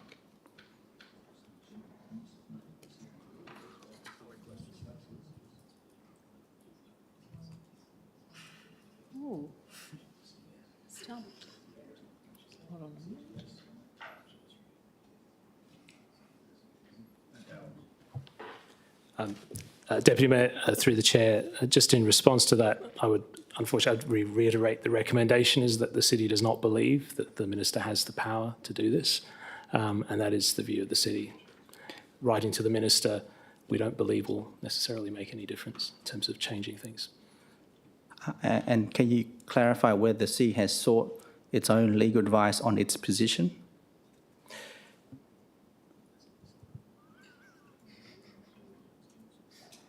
Mr. CEO. For you, Mr. Deputy Mayor, administration's advice has been consistent and been provided to council on two separate occasions. First, under the signature of Mr. Yildiz, and secondly, under the signature of Mr. Berkeley Hill. So our advice has been consistent and remains the same. Speakers for? Sorry. Sorry, Still just a few questions? more. Okay, yes. Councillor Nguyen. I'm trying to reconcile the item on number 3 and number 4. So if we were to approve this proposed amendment so that the extraordinary election is on Friday, the 2nd of September, and the term will expire in 2023, is the intention, if the minister has the power, then to override the council's approval? Is that the intention of that? Mr. CEO. And does the minister then actually override what's been decided by council?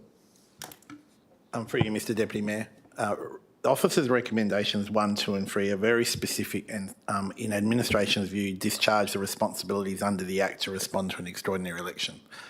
Item 4 proposes to write to the minister seeking his decision on options A and B. And you'll note within Councillor Rowe's amendments, there is a brackets which says no later than 5 p.m. on Monday, the 11th of July. If the minister provides his advice to council prior to that date, that would require a special council meeting to be immediately called. Council would consider the advice from the minister and then decide to not proceed if they wished with the election. And the date of the 11th of July is important because that's a significant event in terms of the sequencing and programming of the election by the Australian Election Commission aligned to 1, 2 and 3. Yes, so in terms of that date, 11 July 22, would there be any costs or any work that need or preparation that the city would have incurred up to that date if that were to happen? For you, Mr. CEO. Mr. Deputy Mayor, there will be some costs because as soon as Council passes this resolution, we contact and engage the West Australian Electoral Commission. But those, and I might ask Mr. Berkeley-Hill because he has been in contact with the West Australian Election Commission, I would suggest that we don't start incurring significant costs up until that point. Deputy Mayor, through the Chair, I can confirm that conversation with the West Australian Electoral Commission. They said that that would be the best date to select as a sort of end date to not incur significant costs, but there would be some costs incurred, as CEO has mentioned. Can you indicate how much that may be? For you, Mr. Deputy Mayor, it would be difficult to estimate the cost, but there are certain tasks that need to be conducted. So we have to prepare the roles need to be prepared. The West Australian Electoral Commission will start their process of managing the election. But the significant costs in terms of printing and posting and those elements, appointing of staff for counts, aren't triggered at that point in time. In terms of either option A and B, can you clarify whether there was a preference, one over the other?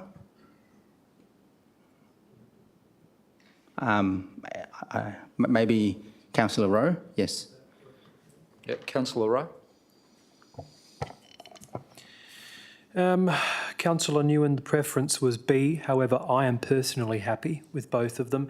If councillors wish to, I don't know if this is possible at your discretion, Deputy Mayor, and with the CEO's discretion, would councillors prefer to split the vote on the recommendations? I'm personally happy to support it as is. However, if more councillors feel comfortable voting on these items A and B individually, I'm happy to oblige.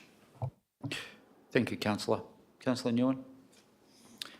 I think I would prefer that, Councillor Rowe. I hear you've spoken with your heart, and I'm touched with what you've said.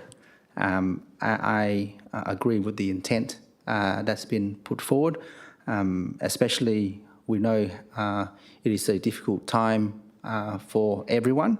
So everything that relates to costs, we got to be very mindful of.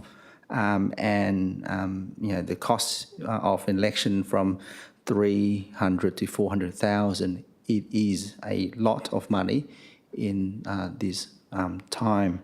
I also understand where Councillor Baker is coming from, that the residents have the right to a popular elected mayor.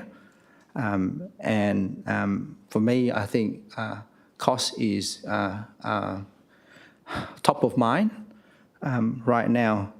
So I'm sort of more keen also towards what Councillor Wright is suggesting. There is some concern in terms of the voters' turnout, and given history has indicated that not many people bother to turn out.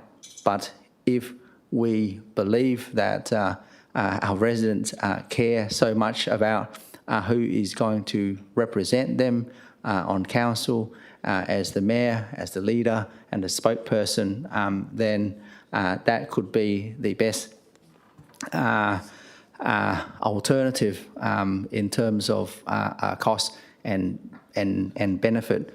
So I am split in terms of which motion to support, but certainly I don't support the amendment 4A for the reasons that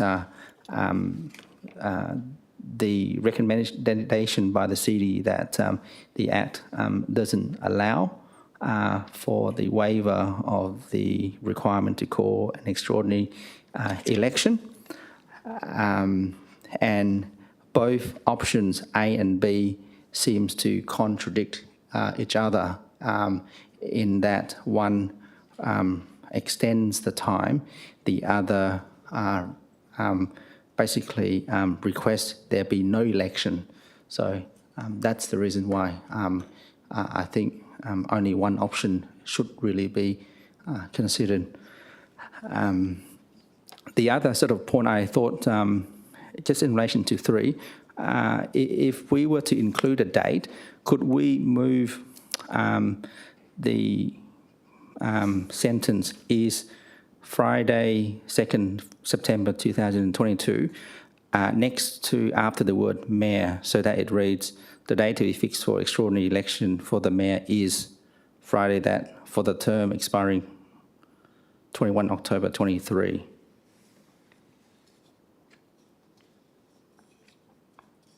I'm not sure that Councillor, I'm not sure that actually changes the meaning or the intention of that item.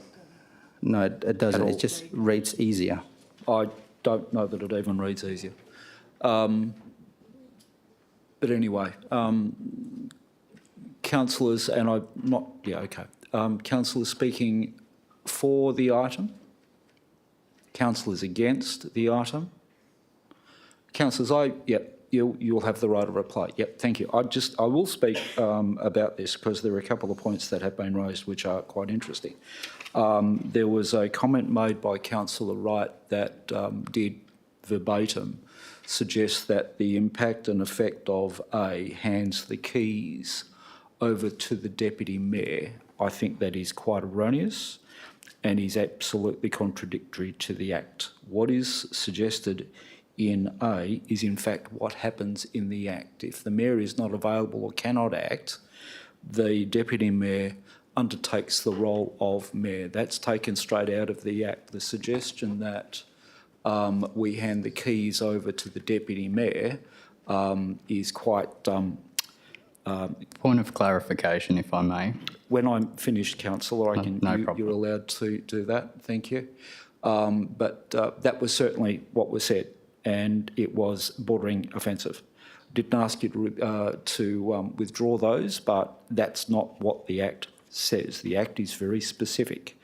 The Deputy Mayor, if the Mayor is not available, must undertake the role of the Mayor. It's not about... Just on a point of order, please, Mr. Chair.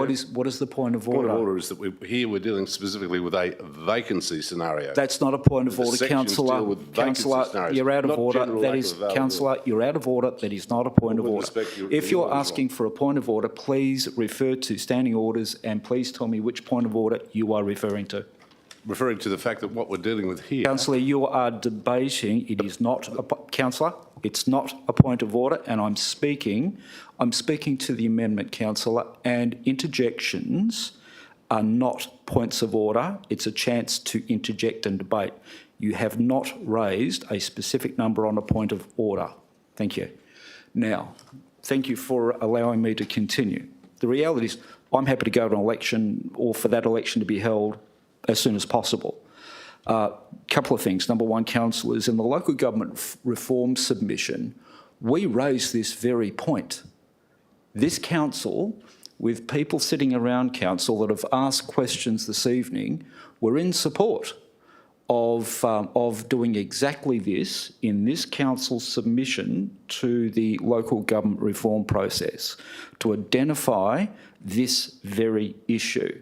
So this council is on record as doing that. It's important, councillors, because we have and it was unanimous policy position in response, this council. So I just want to just refresh people's memories, number one.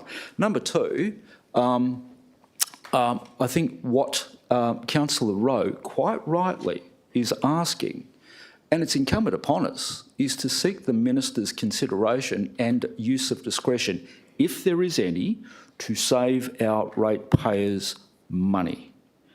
It's incumbent upon us to, at the very least, ask.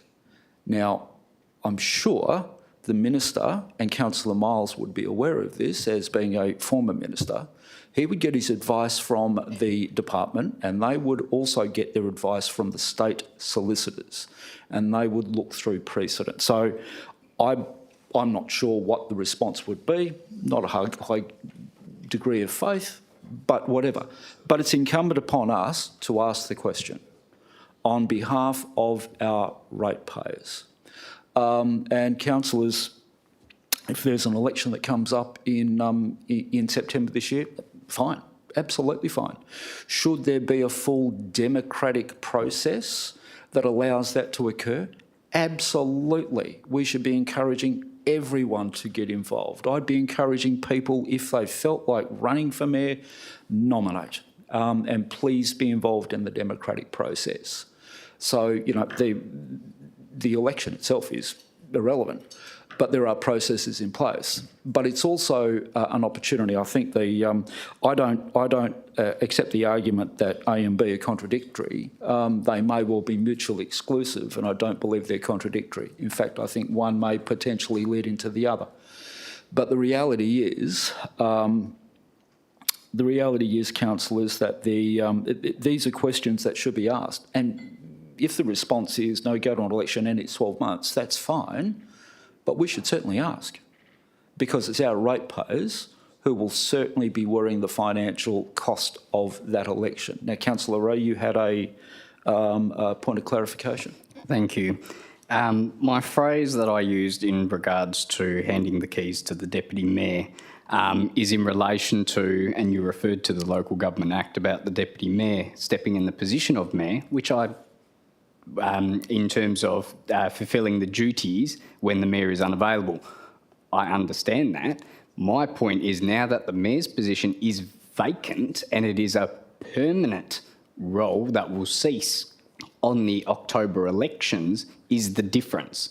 My point about handing the keys to the Deputy Mayor also was about the bypassing the community input, on which I can ask the CEO to clarify for me, is the city's position of having a publicly elected mayor. Your point A in this, Councillor Rowe and Councillor Parker's recommendation amendment contradicts the point of having a publicly elected mayor that the City of Wanneroo has endorsed since it's formed as a city. That is what my clarification is about. It is now that the mayor's position is vacant, not that the mayor was unavailable or anything like that. Now it is a permanent vacancy. My judgment is consistent with what administration is providing us. All I'm asking is for this to be in person. Right now, point A bypasses the community input and it allows the Deputy Mayor to jump into that role. And unfortunately, the people did not pick the Deputy Mayor, which is chosen by councillors by the Local Government Act. So I don't see this as being fair. I'm sorry. And look, as one of the person who is not contending the city's mayor election, it is a genuine concern I have. And yes, cost is at the forefront of my mind, which is why I said in-person election.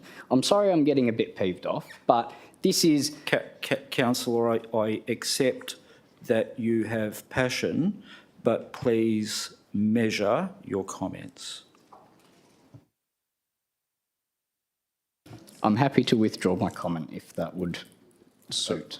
Thank you, Mr. Chair. Just one moment. Let's just pretend for a minute that I am actually chairing this. Mr. Berkeley-Hill, did you want to provide clarification on section 5.34 of the Local Government Act for all in council, please? Thank you, Deputy Mayor, through the chair. Section 5.34, just to clarify what that says. And it says if A, the office of Mayor or President is vacant, or the Mayor or President is not available or is unable or unwilling to perform the functions of Mayor or President, then the Deputy Mayor may perform the functions of Mayor and the Deputy President may perform the functions of President as the case requires. Thank you, Mr. Berkeley-Hill, for that clarification from the Act. Councillor Baker. Just a further clarification. That vacancy, though, does that mean a vacancy for 6 months, a year, or does it mean the next available period or time or date for an election as per the other sections in the Act which specifically deal with a vacancy in the mayoral's position, please. I think you'll find it's the latter with respect. Well, like any regulation, you read it in the context of the whole sections, right? Deputy Mayor, through the chair, just in relation to that, that is only section 5.34, but it does use the word vacant, which was the comment that was raised earlier. Obviously, yes, the other provisions do apply as they would normally apply. There are, so if just by further clarification, please, sorry. In terms of the other provisions that apply, in other words, the provision which sets down the mandatory period before which an election has to be held, they are mandatory provisions that apply in a vacancy scenario arising out of a vacancy deemed by the Act to be a vacancy following the receipt of a resignation of the Mayor, correct? That is the case. Thank you. Deputy Mayor, through the chair, 4.81 of the Act states that if the office of a councillor or of an elector mayor or president becomes vacant, under section 2.32, an election to fill the office is to be held. Does it say is or could be held or doesn't have to be held if you just write a letter or send an email or a text to the minister, please? I haven't read the section for a while. Yeah, what is also pertinent, councillors, that we've had many circumstances where we've had elected member vacancies that we've held over, and I think from last count we've had at least 4. Councillor Nguyen, is it a question because you've already spoken? Councillor Nguyen? Just in relation to item 4A, given this directly affects the Deputy Mayor, would it be appropriate for the Deputy Mayor to consider there's an interest and recuse himself from voting on this item? Thank you, councillor. And of course, as you know, from a legal practitioner's background, it's up to the individual to declare that interest himself. Sorry, that question was directed to legal. It's not a question for the legal team to answer, councillor. It's a question for the individuals, as you would know as a legal practitioner. And any further question trying to reinforce that point, I'll declare out of order. Deputy Mayor, am I allowed to ask a question? That question's been answered. Your next question? I'd like to ask the question. Your next question. If it's that question, I'll rule it out of order. Well, it's a different question. Is the Deputy Mayor required to consider there is an interest that's required to be disclosed in this item? Well, firstly, it's not my declaration. Secondly, and again, I'll reinforce what I just said, councillor, that it's up to the individual to declare, and I don't believe so. It's up to council to make that determination on the matter that's in front of us, not the declaration.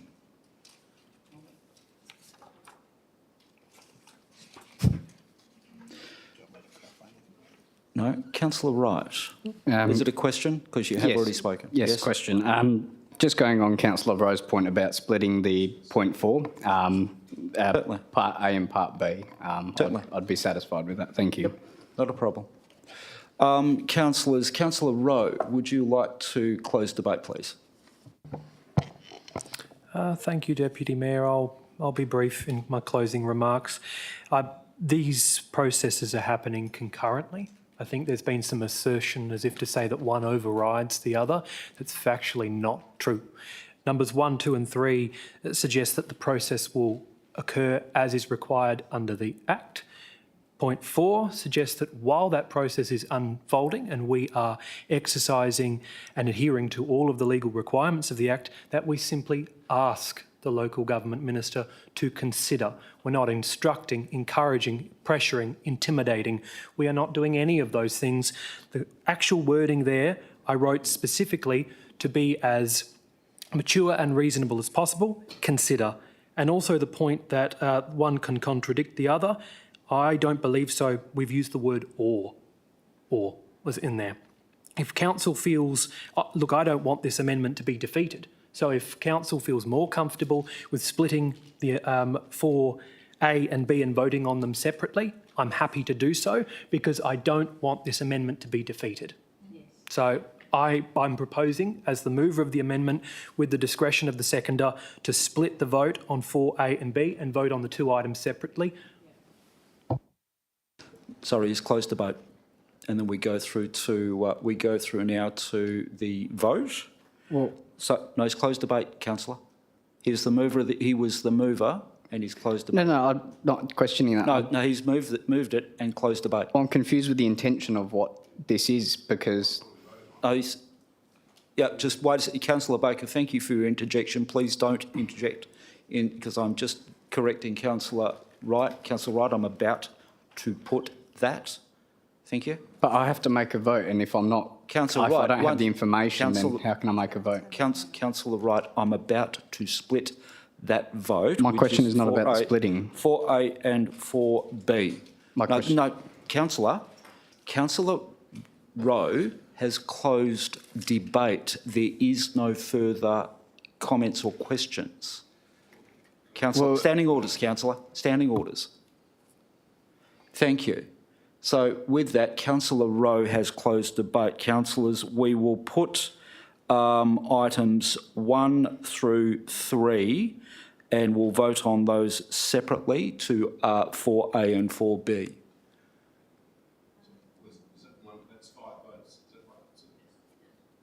On this item, councillors, we are putting 1, 2 and 3 separately, together as one vote, and then we'll be moving 4A and 4B separately.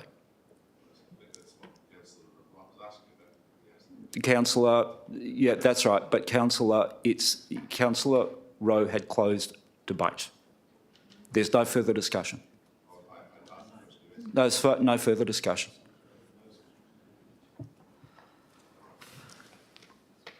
So, councillors, so it's the motion that's on the screen. So we've got items 1, 2 and 3. Councillors, if you could cast your votes, please.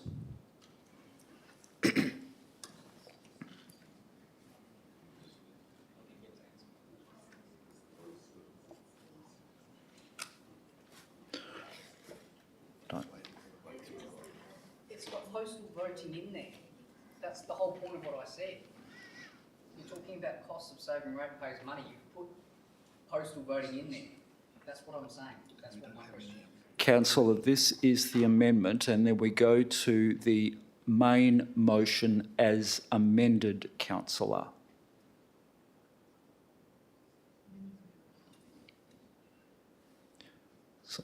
So councillors, that's passed 11 for, 2 against, the 2 against being Councillor Newen and Councillor. Councillors, we then move on to 4A.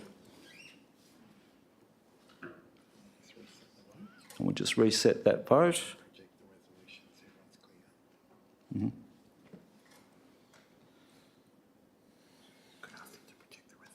So is it a vet? Yeah.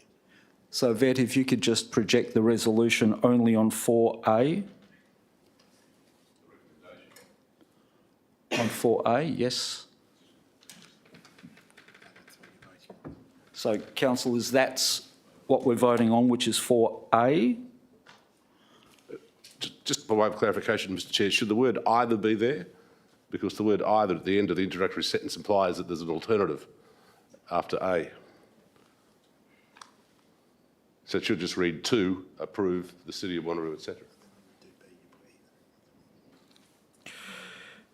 Okay, if we were... So, Yvette, can you remove either? Yep. And then we will then remove or as well. So, councillors, so what we have is simply 4A. We're only voting on A, councillors.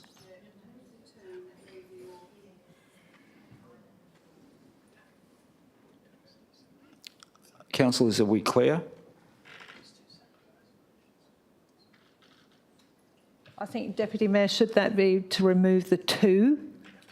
Because that then consolidates that as one item without the other, but as we said, they are... No, we're separating these out, councillor. So do you want to take... No, we're just separating these out. So they are functionally different. This right, one, okay, so we leave the or will be in the next... correct. So councillors,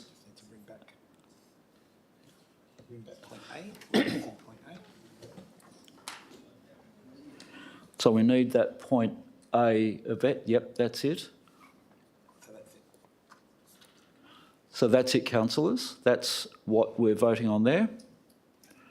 So if you could please cast your votes.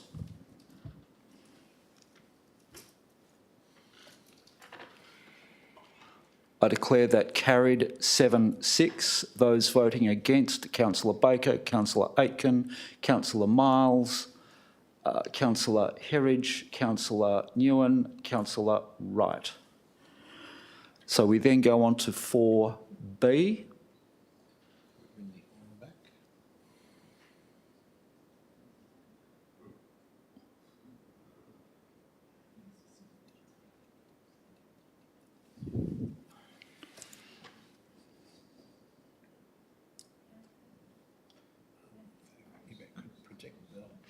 So Yvette, if you could also project the recommendation on B, please, and just remove the word or as the preface to B.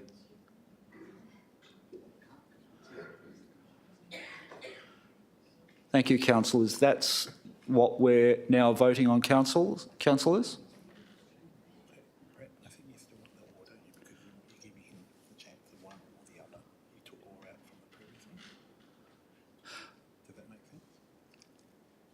Actually, councillors, the recommendation from, or the suggestion from the CEO, I think is valid.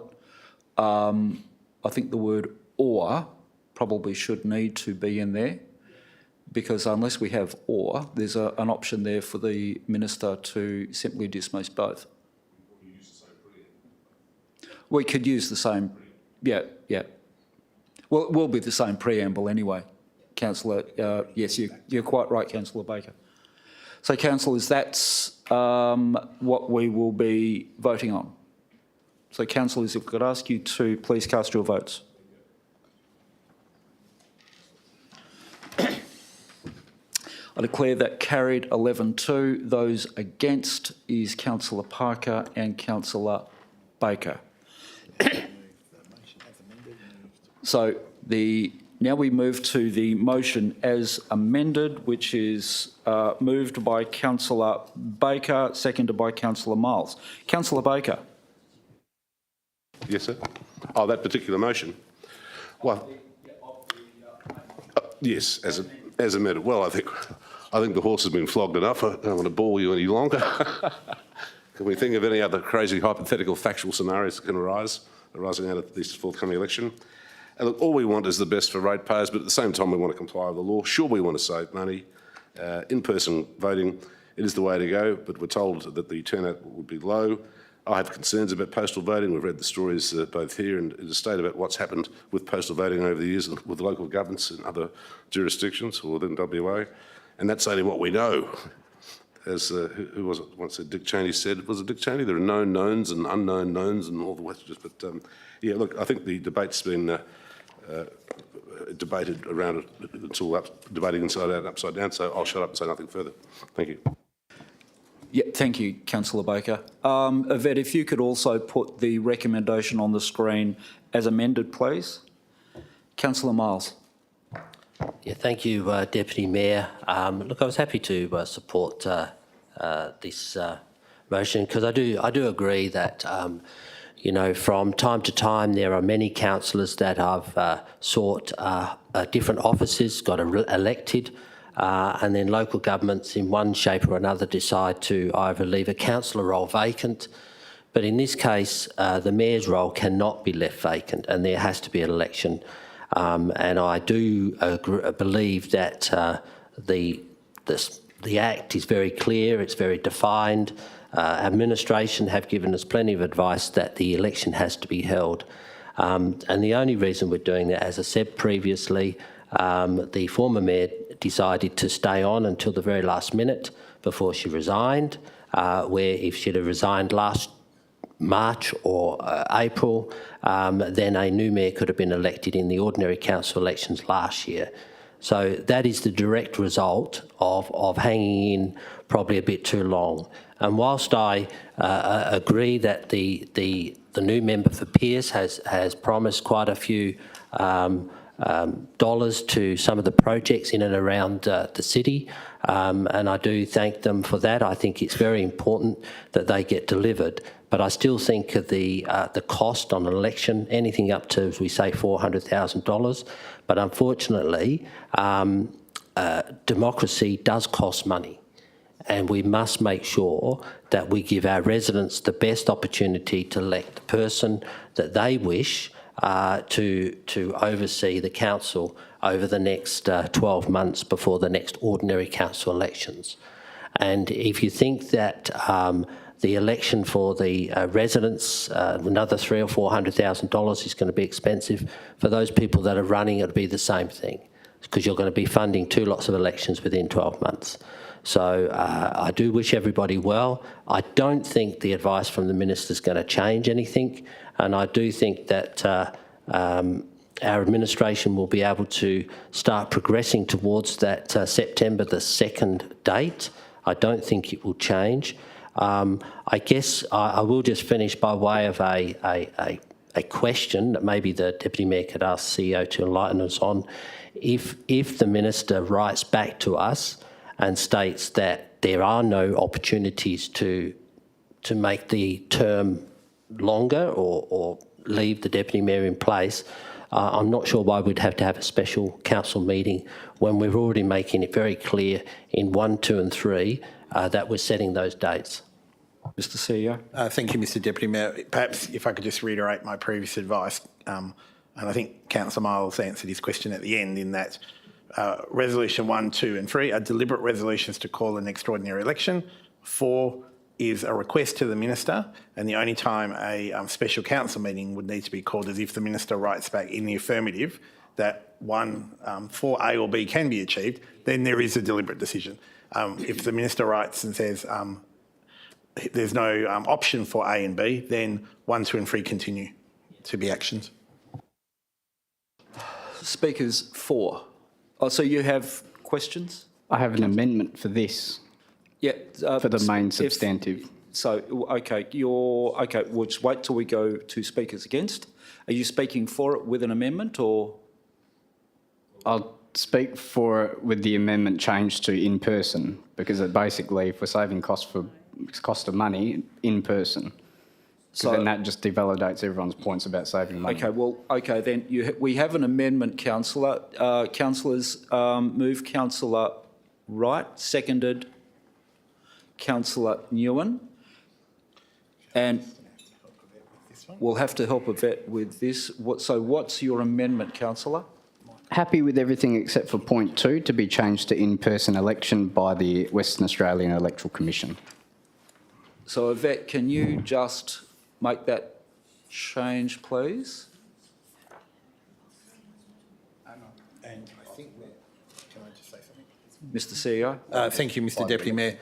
Just while Mr Berkeley Hill is walking up to the bio box, I think, Mr Berkeley Hill, the other amendment that would need to be made is, I think the West Australian Electoral Commission have advised us if it's an in-person election, the date would be Saturday the 3rd of September as opposed to Friday the 2nd of September.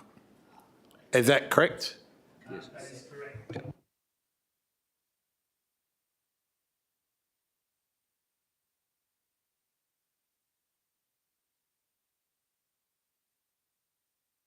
Councillors, we'll just take a minute or two to try and reflect the intent.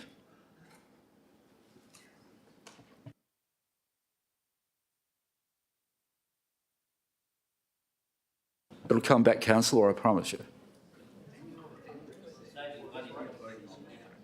That's it.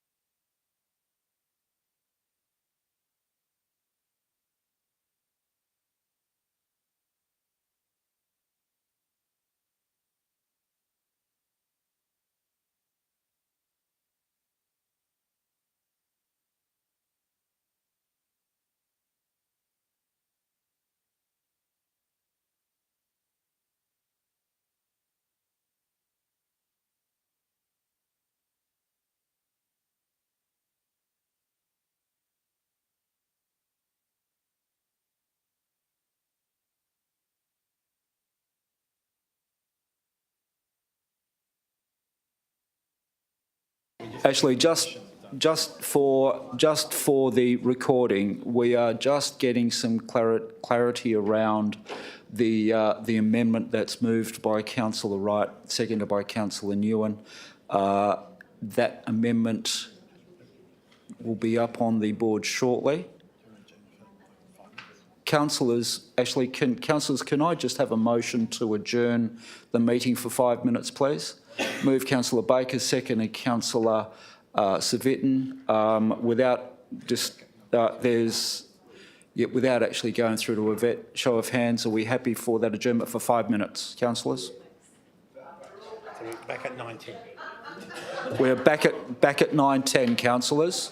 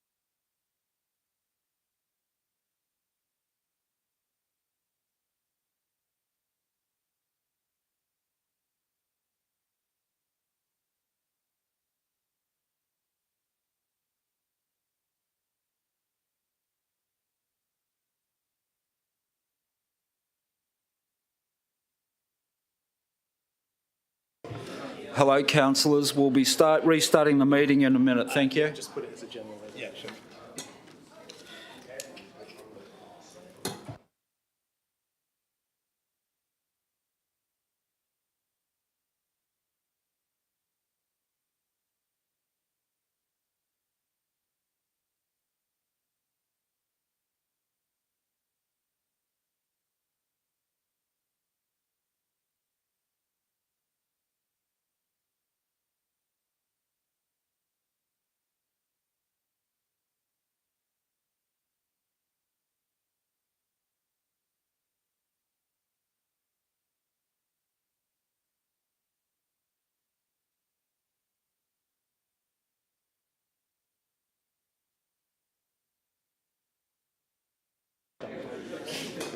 You've already got that in there, haven't you? Yeah, it's already.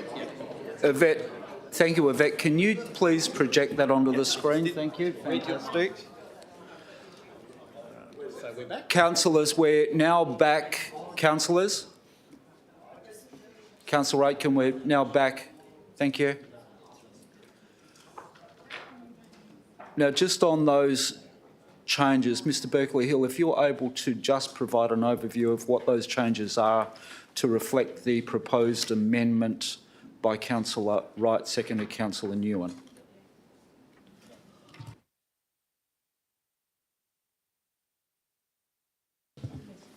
Thank you, Deputy Mayor. Through the Chair, just to clarify what you would, if you were proposing an in-person election, number one would remain the same to require the Electoral Commission to assist.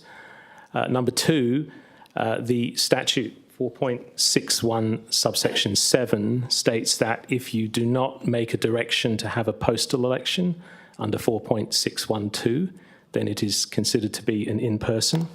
It says, unless the resolution under subsection 2 has effect, the election is to be conducted as a voting in-person election. So there's no requirement in 2 to reference a provision of the Act, because there's no provision of the Act to determine it to be that, but we can make a resolution that the method will be in person, just to be clear. Number 3, there's going to be a slight change to the date, because the recommendation is that if an in-person election is being conducted, it should be on a Saturday, not a Friday. Other than that, it's as stated. So, councillors, that's the amendment. So, Councillor Wright, would you like to speak to your amendment, please? Thank you, Mr Deputy Mayor. This amendment is a choice between 80,000 versus 320,000 for a postal election. I've heard councillors all night talk about the cost to the ratepayers. Well, this is a simple choice. It is cheaper to run an in-person election and achieve the same outcome of appointing a mayor for the City of Wanneroo, pending the minister's obviously point 4 with the letter. Mr CEO's points that he raised, obviously if the minister does not get back to us or does not choose A or B as suitable, then the option above will be what will go ahead, which will either be in-person voting or postal voting. I also note in the report on page 432, there is actually a number, 138,000 electors which would be eligible versus 135,401. So more people would actually be able to participate in this election. I think this is a suitable amendment pending the climate and economic conditions that we are facing. And as you know, that obviously it is a tough area for all councils to manage, and we are trying to manage the situation as best as we can. This is the best option for people to still have their say and for it to not cost as much. It is as simple as that. And I apologise that we had to get to this point and take up so much time. But at the end of the day, this is for the residents, ratepayers and electors of the City of Wanneroo. And I am advocating for the best cost-saving option. Thank you. Thank you, Councillor Wright. Councillor Nguyen. I think this is one small step for council, but it's going to be a giant step for the future of this election and the future of all elections. If we set this precedent, that is to agree for an in-person voting, imagine how much savings we could have for future elections, that we could consider in-person voting for every other election. That's a significant saving cost to the city, to our community. Now, the cost is only $80,000, and the choice is clear. You either choose between $320,000 or more, and $80,000. And we know that right now, cost is at the forefront of every decision that we make. And this $80,000 covers the one polling place in each ward, and it's to be conducted by the city with the assistance of the WAEC. We have been talking about saving costs to our residents, and it's a no-brainer why we should be choosing this option over the other. Councillor Herridge, you have a... Oh, sorry, Councillor Nguyen, are you finished? Sorry, I think there's a hand up. No. Councillor Nguyen, are you finished or...? Oh, no, I'm not. Now, there's an indication that the response rate is much lower than a postal vote. We've just had a federal election. People are still quite remember what just happened recently. So, and now we just have another vote in another 4 months. And with the amount of interest that we think will be for people going to go for the mayor position, I think there will be a lot of publicity as well. So I think there will be a lot more people than what we can expect in this report. So I think with the proposed change in person, the concern, while I do share that concern, I am optimistic that there will be more people that will turn up, especially on a Saturday where it will be quite accessible to many to come and vote. And no doubt there will be a lot of election material to remind people to vote on that day. So I encourage my colleagues to consider as the better alternative option. Thank you. Councillor Herridge, you had a question. Thanks, Deputy Mayor. Just to clarify, the way that I was reading the report was that the WAEC provided a cost estimate of the $80,000 inclusive of GST to support the city to conduct an in-person extraordinary mayor election. And then underneath it says costs not covered in the estimate but include, include but are not limited to. Does that mean that we incur our own costs on top of the 80K? Yes. Have we estimated that? Mr. CEO. I might just defer to the Director of Corporate Strategy and Performance. We have covered the areas that we need to do ourselves as opposed to the WAEC, but I might just ask the Director of Corporate Strategy and Performance whether I don't think we have allocated any costings yet. Through the Deputy Mayor, at this point, no, we haven't had a chance to actually do that calculation of these potential costs, except to identify some of them. Thank you, Mrs. Jennings. Councillor Baker, you have a question? Question, yeah, just a question. And that is, can someone assist me? I don't have my calendar with me. If we proceed with the in-person vote methodology, will that date coincide with the school holiday period in September? Can anyone help me in that regard? We've got the P&C. So, and if it doesn't coincide, and if, Mary and Billy Bloggs are up north with the kids in Broome enjoying the sun, they won't be able to vote. In other words, you can't have a pre-poll on a fixed day vote, in-person vote, correct? Whereas with postal voting, you can. Is that 2 week period? I think there are some inherent constraints. Mr. CEO? I've just done the search of West Australian school holidays. So term 3 holidays start on the 24th of September and conclude on the 9th of October. But it is, I understand, Father's Day the following day, Councillor. So, question, Councillor Sangelli? Just some clarification first. Yep. Just on the number of electors available to vote and why the numbers are different between a postal vote and an in-person vote. So we've got 135,401 people available on the 9th of June. That was the count of the number of electors. And then on the 10th of June, we've now got 138,000 people available. For you, Mr Deputy Mayor, it's the same role that informs both elections. There has been a gap in time between when the WAC provided us a quotation for the postal and then the estimated quotation for the in-person. Mrs Jennings might have any additional information. Thank you. Through Deputy Mayor, we have to actually set up both roles properly anyway, so the number will change. So that's just an idea to get an estimate. But it's the same role for either option. So the same amount of people will be available whichever one we do. So that was one thing I wanted to clarify. One thing that does greatly concern me about doing in-person votes is the one polling place per ward. And I think about the North Ward in particular, and you're talking about, I'm assuming you would go for a central point, which would be Yanship.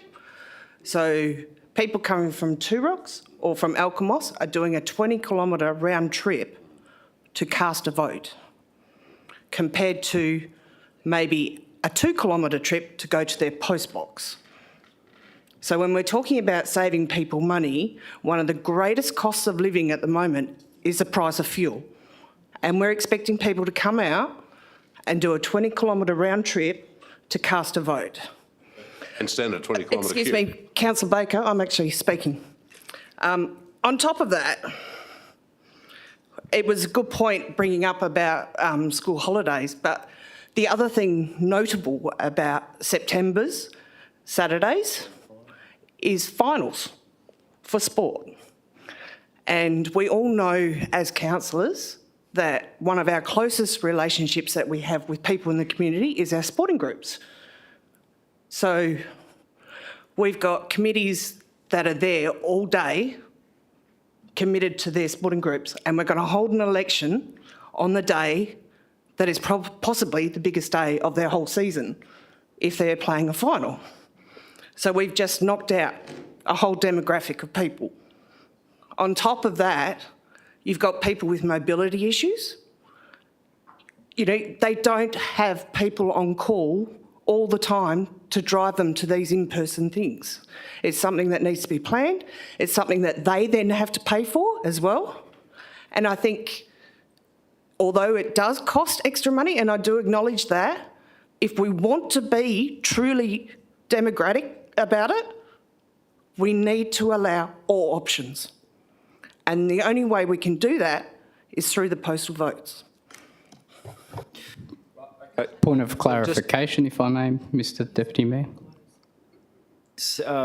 Yes, Councillor Rowe. Sorry, just in regards to Councillor Sangelli's points about the fuel and obviously the location, under the Local Government Act, it actually allows for early voting or postal voting if someone is not there, not available for that date. No, well, no, it's on sorry. Councillors, I want to call this to order. Councillor Rowe, you're making the points. Right, sorry. In regards to the points about mobility, in-person actually provides assistance for people to fill out their ballot forms as well. And I also do note the costs in regards to, I think Councillor Sangelli raised, the 80,000 is obviously not inclusive of the staff costs, which I recognise, but it will still be under the 320,000, plus the Australia Post postage has gone up. So we haven't factored the postal packages yet. And also, I note in there, you still haven't paid for the non-statutory advertising and everything else. So 80,000 is still going to be cheaper, and having, you know, a smaller amount applying for postal or early voting versus 320,000 plus postage and everything else on top. So for me, it's still going to work out cheaper than running a postal election. With respect, Councillor Wright, that was a little bit more than just clarification. Sorry, apologies, thank you. Councillors, I'm accepting Councillor Sangali's as against. So I'll go for a 4. Those speaking in favour. Councillor Baker. Yes, thanks, Mr Chair. The point of the matter is this, and that is that for whatever reason, good or bad, voting in local government elections in the state is not compulsory. You have the right to vote and you have the right not to vote if you so choose. It's a matter of having the right. And if you waive that right, you've waived it, and you waive the consequences that flow from it. You can't whinge later. I know everyone's circumstances are different on a weekend. I appreciate that, particularly with children's sporting commitments and what have you. There's a whole host of activities we have to get up to from time to time on weekends, particularly grandparents helping their children with their grandchildren. But as Councillor Aitken knows, her Tesla's known as the White Aitken's family taxi for weekends. But cut a long story short, the real issue here is democracy, number one, and cost to ratepayers. I'll deal with cost first. I mean, you'd have to be blind Freddy, not to appreciate that many ratepayers and residents, eligible voters, are experiencing a cost of living crisis. It's in the media absolutely everywhere. It's going to get worse. It's going to get worse. We have issues setting our budget at present, which has not been definitively put away, as to what the percentage net increase will be to ratepayers. And many are watching, and they will feel it. We've got problems, as we know, with the spiralling inflation. There's pressures building for considerable wage increases for obvious reasons. And the trouble is, if we get caught up in the spiral, or even add fuel to the spiral, we're partly to blame for the spiral. But that discussion will be perhaps further thrashed out towards the end of June. But the bottom line is this. We need to save funds wherever we can. You know my position on the need for a third-party independent review of our services in all respects and regards, the delivery of our services. That's for another day. The bottom line is this. This is democracy. We're saving money. It's a responsible thing to do. And I think people will appreciate that we're trying to do the right thing in terms of saving money to the city. That's what they will appreciate. The other argument might be, well, Baker, the situation is this, you're damned if you do, damned if you don't. You're going to get burnt or stabbed through the neck no matter which way you run. You can't please everyone. And the old saying says, well, if you can't please everyone, please yourself. But I think it's the cost issue and it's the democratic issue. We don't want a mayor, in effect, elected by a letter signed by a Minister of the Crown. That is not democracy. This ain't Cuba. This isn't the Congo. This isn't Rwanda. Councillor, could I ask you to contain your comments to the amendment? Yes, I'm just dealing with democratic principles here and the fact that it's a ministerial... Yeah, it was ever so slightly embellished outside of the amendment itself. Thank you, Councillor. I was just working my way back to subject, I'm sorry. I'll just be a moment. So it does get back to cost, and what's proposed is reasonable, it's appropriate, it's fair in the circumstances, it's necessary. The cost measures are considerable. We've got budgetary pressures that we haven't even begun to consider yet. A tidal wave of considerations. One obvious one is what will be the amount of the cost sword in the Thailand case against the city. Councillor, I'm calling you to order on that. That's a completely irrelevant consideration. No. That's, Councillor, that is, I ask you to withdraw that comment. That is irrelevant to the amendment that we're discussing. I'm asking you to formally withdraw that comment. Before I do, I'll just explain this position. Councillor, the cost is an issue. Councillor, I'm asking you to withdraw that comment. It is completely irrelevant to the debate. Councillor? I will not withdraw it. It's directly relevant, and cost issues are very, very relevant indeed. That is one aspect of the cost issues, the cost of the budget and to ratepayers. And it is the truth. It is the truth. I'm about to... your comments will be called out of order unless you withdraw that particular aspect. On a without admission basis, I withdraw. Councillors against the amendment? Councillor Civic. Yeah, thank you, Deputy Mayor. I've only got a couple of points to make. The first one is, as pointed out by Councillor Baker, it's going to cost or whatever. It's a democratic system that we have. If we have an election that goes to the people, and we have a polling booth, et cetera, we've just gone through a federal election, very few people are going to attend. If you actually send out ballot papers via post, they are there. They will think about making or voting if they wish to, but it's not compulsory. This is the biggest thing about this whole situation. The turnout numbers already in local government around, I think this council was about 28%, if I'm not correct. So that is really important, 28% of voters. If we go to the people, and people are actually, the points made by going to a polling booth and they don't have to vote, they're not going to go. So the numbers, in my view, will be even lower. So I don't see any justification in having under that method. Thank you. Thank you, Councillor Civic. And those in favour? Councillor Coetzee? Sorry, I've got a question, please. Question, too. yes.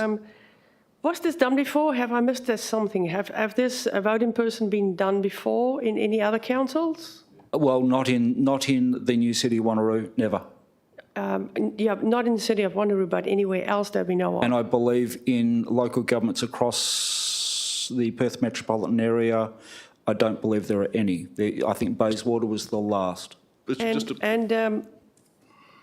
If we go for this tonight and approve it, this have to go to the Minister for approval? No. Not, oh.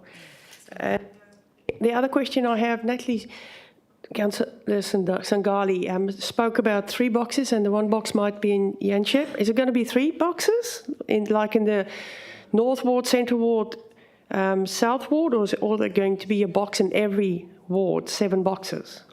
I believe the intention is 1 per ward, but I think the very point Councillor Sangali was raising is there are geographical challenges in some of our wards. Thank you. Thank you. Yep. So those speaking for the amendment? Those against? Councillor Rowe? Thanks, Deputy Mayor. I'll be brief because I actually articulated, I think, my views on this in my own amendment that I proposed, getting confused. I will add a couple of different things as well. I am worried about what the impact will be on the understanding of the voting system. I do appreciate the actual cost that is associated with postal. Trust me, I do. It has been on my mind a lot lately.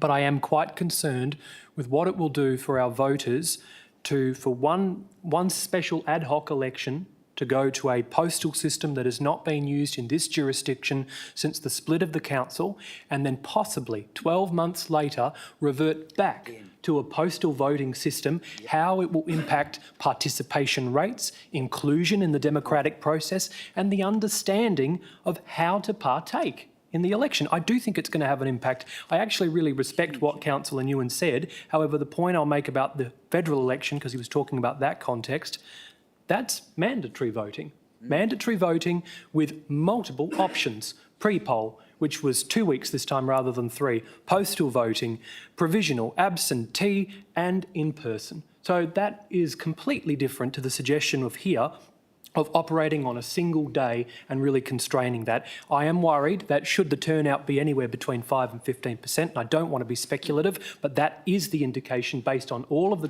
qualitative and quantitative data that we have, 10 to 15%, there will be complaints of people saying that that person is not legitimately elected. There will be complaints about that, I'm sure of it. The other thing that I wanted to talk about was the costs, and the 80K figure that was mentioned is not inclusive of a number of other costs. The one that I would like to know is, does it include the city writing to every elector and actually telling them that the system has changed for this specific vote and alerting to them, to the actual, or the Electoral Commission, the Electoral Commission or the city writing to say there's been a change in the election system for this specific election, where their polling place will be, or does that fall back on the candidates to actually circulate it through their own election material? And if so, that's the candidates doing it. They're authorising that pamphlet. That's not coming from the Electoral Commission or from the city. So I'm worried about the additional costs that go on top of the 80K, in particular, whether or not either the City of Wanneroo or the Electoral Commission would actually be writing to the electors to explain that we are having an ad hoc change to the voting system and what it would look like. Because I think there's genuine concerns about turnout and how it will impact upon future elections, not just this one. I appreciate the cost. So if there's any way that either the CEO or through Mrs Jennings could just clarify if that 80K is inclusive of a letter, either through the WAC or the city, to go out to every household to explain, number one, we're changing, number two, why we're changing, and number three, if we are going back to the postal system 12 months later. That needs to be answered before I vote on this. Thank you. Mrs Jennings? Thank you, Deputy Mayor. That's actually one of the items in the list of things not actually estimated, which is the non-statutory advertising. So whilst I've called it advertising, it can take many forms, but it's about actually informing people about the actual election. Second part of that question might have to be actually on notice, but is there any way the director could estimate the cost of sending a letter via post to every single household? I don't think she can probably answer it on the spot, but if she wants to give it a logical estimate, I imagine it's going to be severe. Yeah, Mrs Jennings, I'm assuming that's going to be taking that on notice and providing that information to councillors? Yes, I will take it on notice. We can probably compare it with some of our magazine mail-outs, perhaps. Yes. Total number of rateable properties multiplied by $1.30. Councillor Ray, wait a sec. Now, that's against you. Questions, or are you for a question, Councillor Raitkin? I just, what I wanted to ask is, if we got it sorted in time, could the letter change of voting go out with the rates, and that would save money? Just thought it might be possible. Right.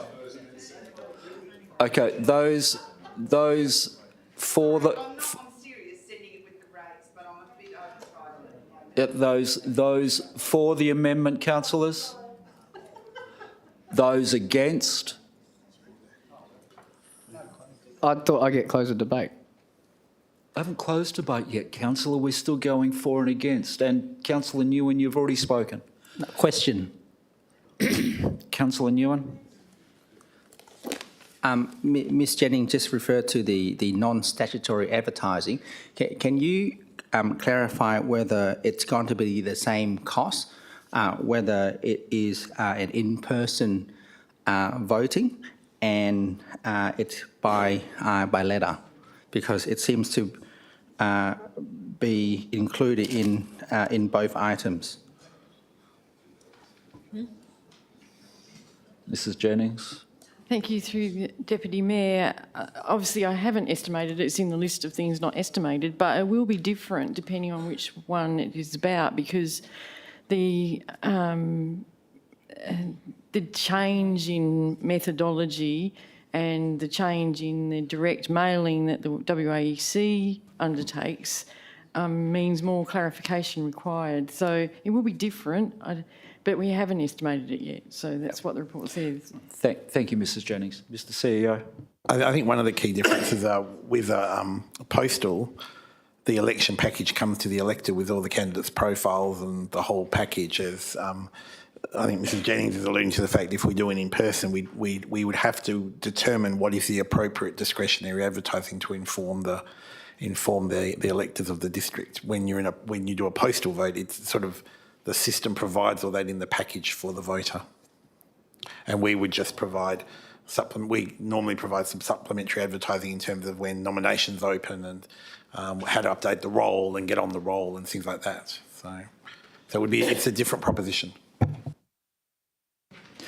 So, councillors, if there are no further comments, I'll just finish off with a couple of my own.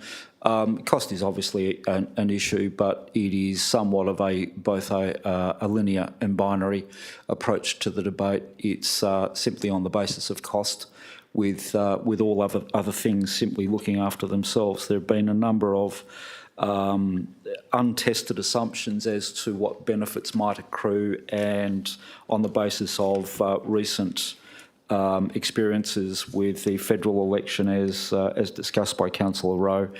That's a compulsory election process. This is certainly not compulsory.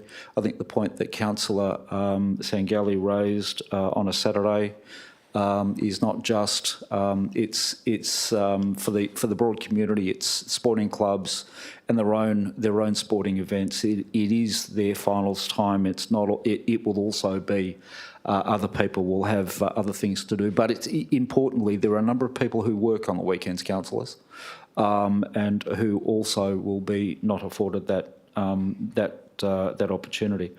I don't support it. It's not likely to add value or benefit to the democratic system. We go to great lengths to try and get and maximise the activity in elections, to participate both as a candidate but also as part of the electoral process. And the statistics are enormous in terms of in-person voting. And what it's historically has been, which is why there's been a policy change from the government to as far as local government is concerned, to very much head towards postal voting to improve the participation. And I believe that's in part of the local government reform package as well, to have that a standardised approach. But Councillor Wright, did you wish to close debate? Thank you, Deputy Mayor. Thank everyone for their points raised. Following from your remarks about the reforms are not live right now. We are dealing with what the Local Government Act states. There was a point raised by one of the councillors. The Act actually defaults to in-person. It is up to the council to decide whether they would like to do postal, which is an addition, which is why we had to remove the in accordance with section 4.61. The low turnout, we are still paying for people who don't want to vote, and there's going to be a low turnout either way, whether you choose in-person or postal voting. We don't have the money, councillors. This is unbudgeted. We are forgetting that. This is unbudgeted. We haven't even allocated funds for an election. All right? Now, also, in terms of that, in terms of the date and the football and all that sort of stuff, change it to the week after. It's a simple, we can change the date now if you want. If you want to do it to the next Saturday the week after, I'm happy to do that. This, councillors, is a cheaper way. Either in-person voting should be what we are doing and actually having costs at the forefront of what we are doing. I strongly commend that councillors support this. This is unbudgeted. We have no money for this, and it is a sensible choice for the ratepayers where we still have the same outcome of appointing a mayor, and people still have the right to exercise their democratic vote. And I understand the points raised by people in geographical challenging areas. It still allows for early voting and postal voting for people that may not be able to make it to a centre. It still provides assistance for people who may not understand how to fill out a ballot form. And as you saw through postal voting, there was a lot of informal votes that were cast. It provides an opportunity from someone from the Electoral Commission to sit down and walk someone through how to cast their vote. I understand there are challenges that this hasn't been done for a while, but I think it is a sensible one to test the market and see we actually might have a better outcome. You can't predict what the outcome is going to be, so you can't therefore use it and say, well, it's never been done, we don't know what the outcome is, because it might be better. It hasn't been tested. I note the additional cost that is provided with this, but it's still going to work out cheaper than postal voting. And this is at the forefront of electors, residents and ratepayers who are facing increasing costs across the board from federal, state and local governments. This is unbudgeted. Thank you. Councillors, Councillor Wright has closed debate on the amendment. Councillors, if I can ask you to cast your votes on the amendment as moved by Councillor Wright, seconded by Councillor Nguyen.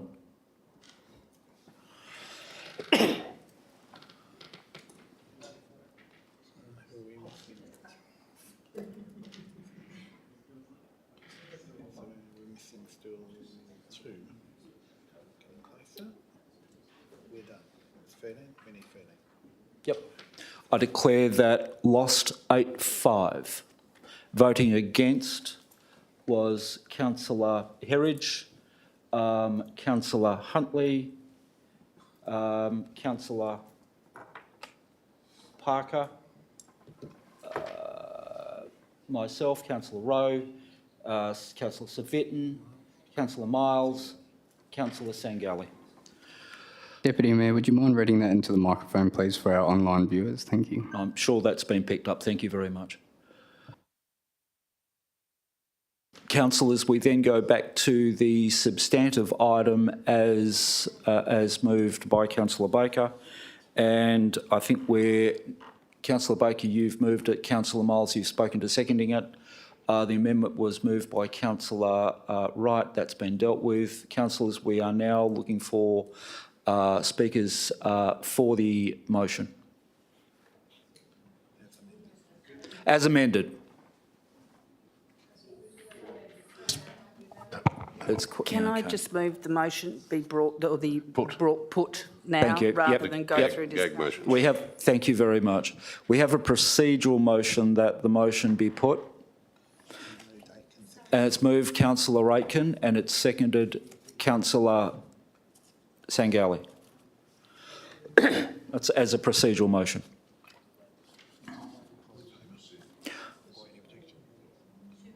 No, we have to go through that. Thank you, councillors. If you could cast your vote, please.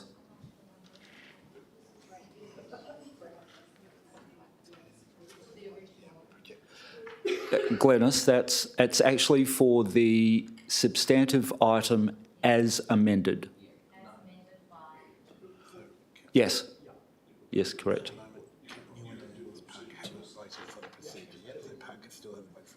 Yep, so it's just the procedural motion. That's carried unanimously. So, councillors, I'll put the motion as amended, councillors, and we'll just wait for that to come up.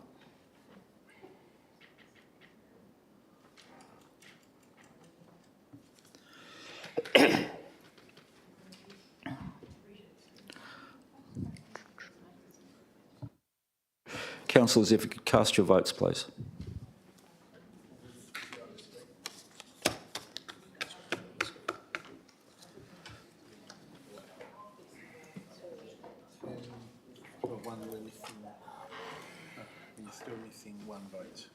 So, councillors, that's I declare that carried. 11-2. Those against, Councillor Nguyen and Councillor Wright. Thank you, councillors. I declare that item carried, as amended.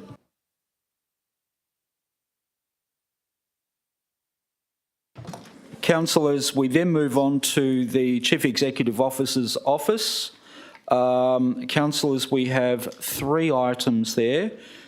CEO 1, CEO 2 and CEO 3. I'm suggesting that we move those en bloc. Are there any that need to be called out, councillors? You happy to move? Move Councillor Miles, second to Councillor Savitton. Are there any items, councillors, that we wish to speak to? Councillors? Yep, there's none. So, councillors, I'll actually put those items. Vedif will have those 3 items on block, CEO 1, CEO 2 and CEO 3.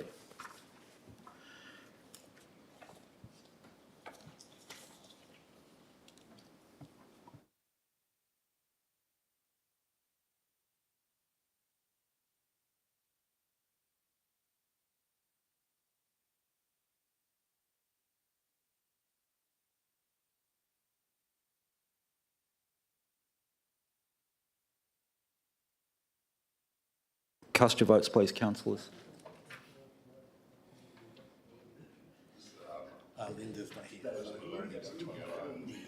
And I declare that carried. Councillor Aitken's not in the room currently. I declare that carried. Councillors, we then move on to Item 9, motions on notice. Our first motion on notice is MN010622, Councillor Baker, Caretaker Election Period Policy. Councillor Baker, you have a seconder. Yes, I understand that Councillor Coetzee is seconding my motion. Councillor Coetzee seconding. Thank you. Councillor Baker. Yes, thank you, Mr Chair. Just by way of background, so to speak, it was towards the end of last year, around October, I think it was, that I was reading about other local government authorities in Western Australia and interstate which have a caretaker policy that applies to, for example, sitting councillors who are seeking re-election, either as a councillor or as a mayor.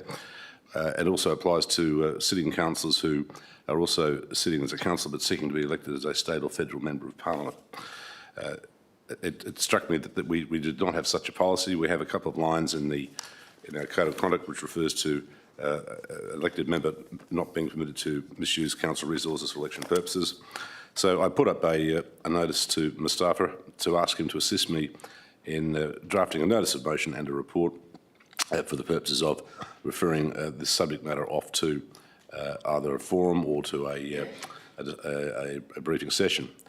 It was about 2 or 3 months later that the Minister, Mr Carey, made announcements about the proposed new Local Government Act and the features of that Act, and one such feature was the fact that once passed, local governments would have to devise what's called a caretaker policy, which covers the scenarios that I dealt with a few minutes ago. Mustafa contacted me and said, look, Chris, the Minister said that this is what's going to be included in the new Act. Do you want to run with it?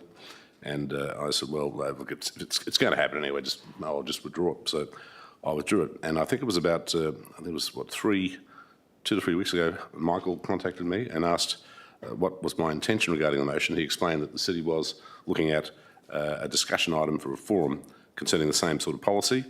And I said, well, look, if that's the case, yeah, I'll resurrect it. Sure, I'll resurrect it. So in a nutshell, what the motion seeks to do is to refer this subject, the possibility of such a policy being devised by the city, to refer that issue to a forum for that issue to be discussed and thrashed out, so to speak, at a forum. That's the gist of what the motion's about, just to get it on the agenda to consider.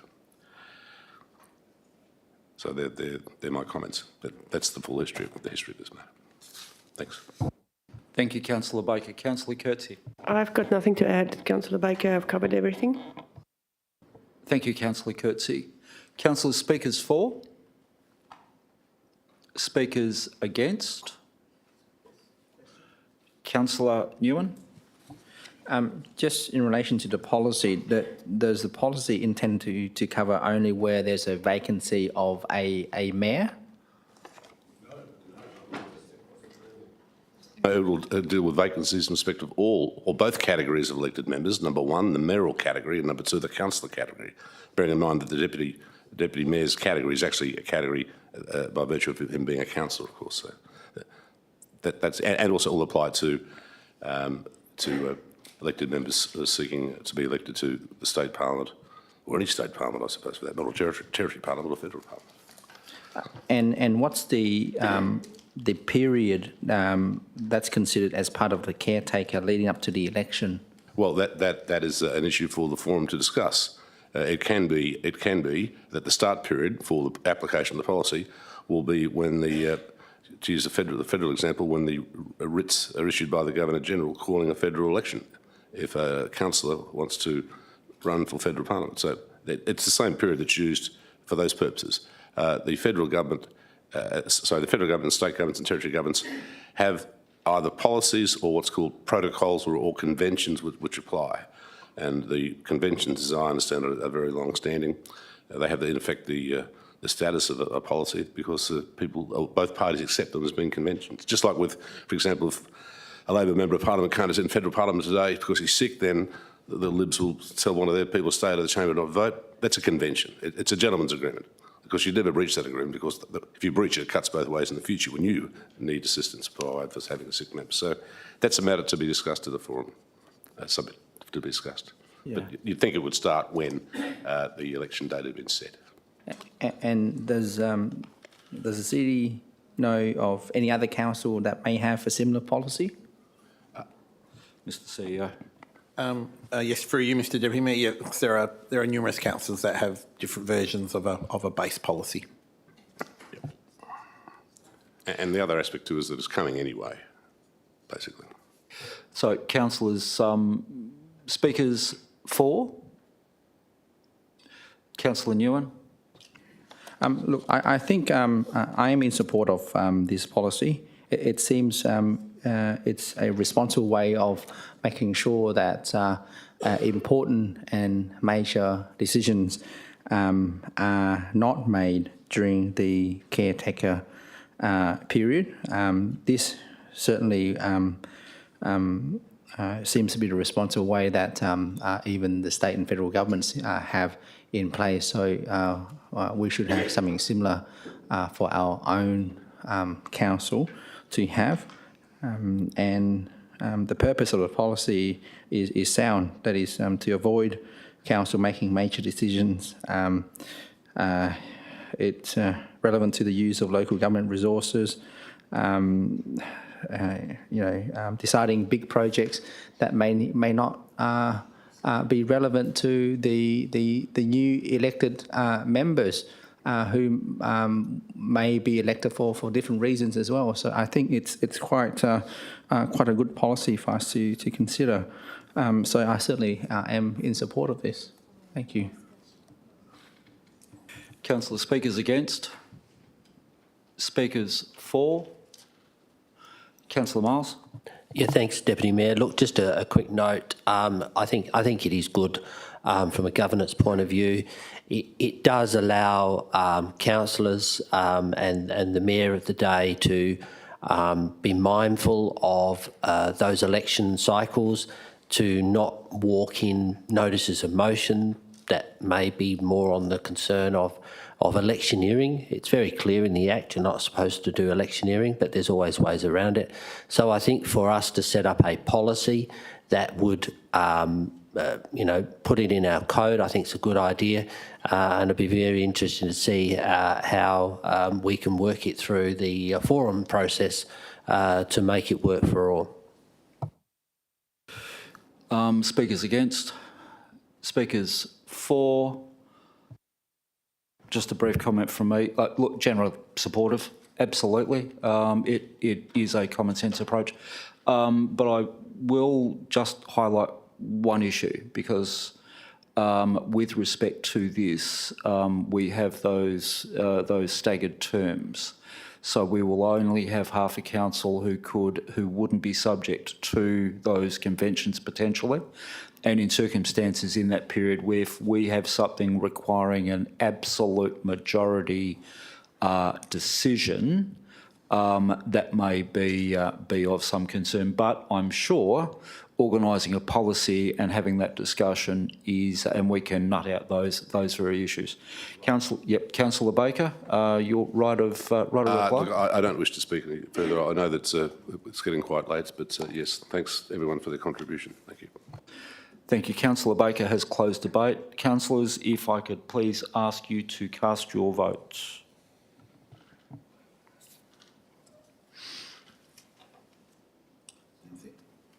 I declare that carried unanimously. Thank you, councillors. We move on to item MN020622, Councillor Coetzee. Do you have a seconder for this item? Councillor Baker, yes. Councillor Coetzee. Thank you. Wanneroo Road.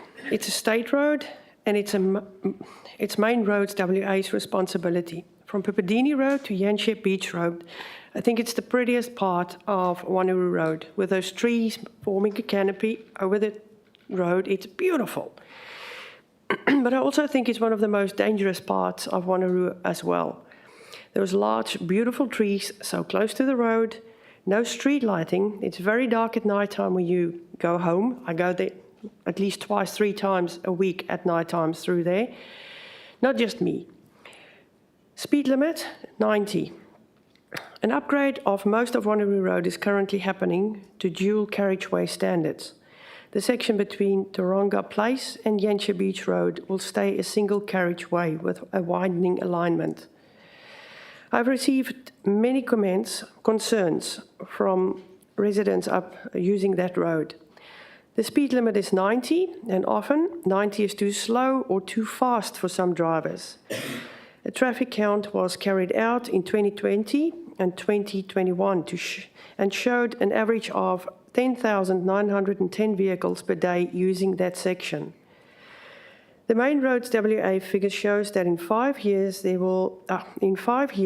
were 16 reported crashes on this section, where 7 were killed or suffered a severe injury.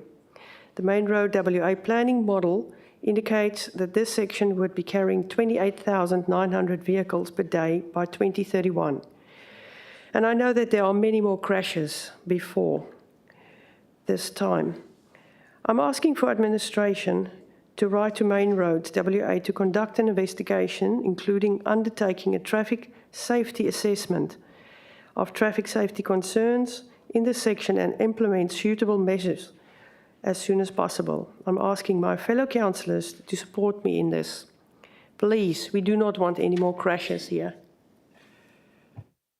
Thank you, Councillor Kurtz. Councillor Baker. Thanks, Mr Chair. I'll be very brief. I support the recommendation. Obviously, I've seconded it. There are many reasons why motor vehicles are involved in motor vehicle accidents involving pedestrians, other vehicles, etc., and single vehicle accidents. Of the deaths that Councillor Coatsy referred to, my understanding is that half of those deaths I should say, occurred at night and half during the day, and I think that's relevant. The other aspect of the matter is, of course, it is a beautiful section of Wanneroo Road. It's fantastic. I shouldn't keep talking about Margaret River, but it always reminds me of Margaret River when I drive down it. I always feel good when I drive down it. I don't know what it is. It's a canopy, I think.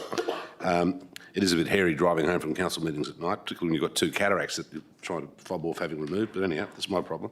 But the other aspect of the matter is that I think there is a need for additional reflective safety alert infrastructure on the bendy stretch, which is that is the stretch which has the greater history in terms of the incidence of traffic accidents involving fatals. There's a lot of technology on the market nowadays. There's a lot of new products, etc., which could really enhance the night visibility of that stretch, the windy stretch, I call it, the S-bend stretch. I know many people have 4-wheel drives which have spotties, of course, which can light up the 300 metres in front of them. They can see exactly what's going on. But for the average mum and dad late at nights or youngster coming home from a friend's barbecue, it may be a bit of a challenge for them negotiating that bend. So all the recommendation is that the admin write to Main Roads and requesting the study that Councillor Coatsy has referred to. Thank you. Thank you, Councillor Baker. Councillor Speakers for. Councillor Sangelli. I will speak for it because obviously a safety review is all that we are actually ultimately asking for. I do have a bit of concern that we acknowledge speed as being a problem and we talk about it being 90 kilometres, but then when we talk about where the crashes are, we're talking about a section that's actually 70 kilometres. So the section where it starts to go into the bends and the trees are there from Yanship Beach Road heading south is 70 kilometres. It's not a 90 kilometre junction on Yanship Beach Road there. In front of there is 70.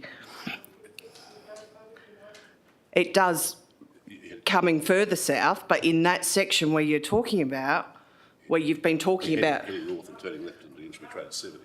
Starts about regardless, anyway, there is already a 70 kilometre zone there. So, you know, I think I need to make it clear. I do support a safety review, absolutely. But I also need to make it clear to the people who are listening and who haven't been consulted yet that we're not asking for speeds to change or for trees to be chopped down or anything like that, because this is not our road to do that to. And all we're simply asking for is a review of the safety. So, you know, we can make all the recommendations we like, but I just want to be very clear, because I know this will be something that the community themselves will be extremely passionate about. And I don't think there's one person here who doesn't support safety on the roads, don't get me wrong. But I think there's a lot of people attached to parts of that road, particularly like you said, about what it reminds you of and things like that. So I just want to make it clear that as a council, what we're asking for is a safety review, not to go and change speed limits or cut down trees. That's not our decision to make. Thank you, Councillor Coetzee. Speakers against? Speakers for? Councillor Civic. Yes, thank you, Deputy Mayor. Look, I'm happy to support this. Once again, we go back into history and calculate the number of accidents that have been occurring on Wanneroo Road itself, not just that area where there have been many. In fact, one of our previous mayors had a serious accident very close to Yanchep Beach Road. It is a notorious part. It is single carriageway. We indeed should need to write to Main Roads again. They are aware of the problem.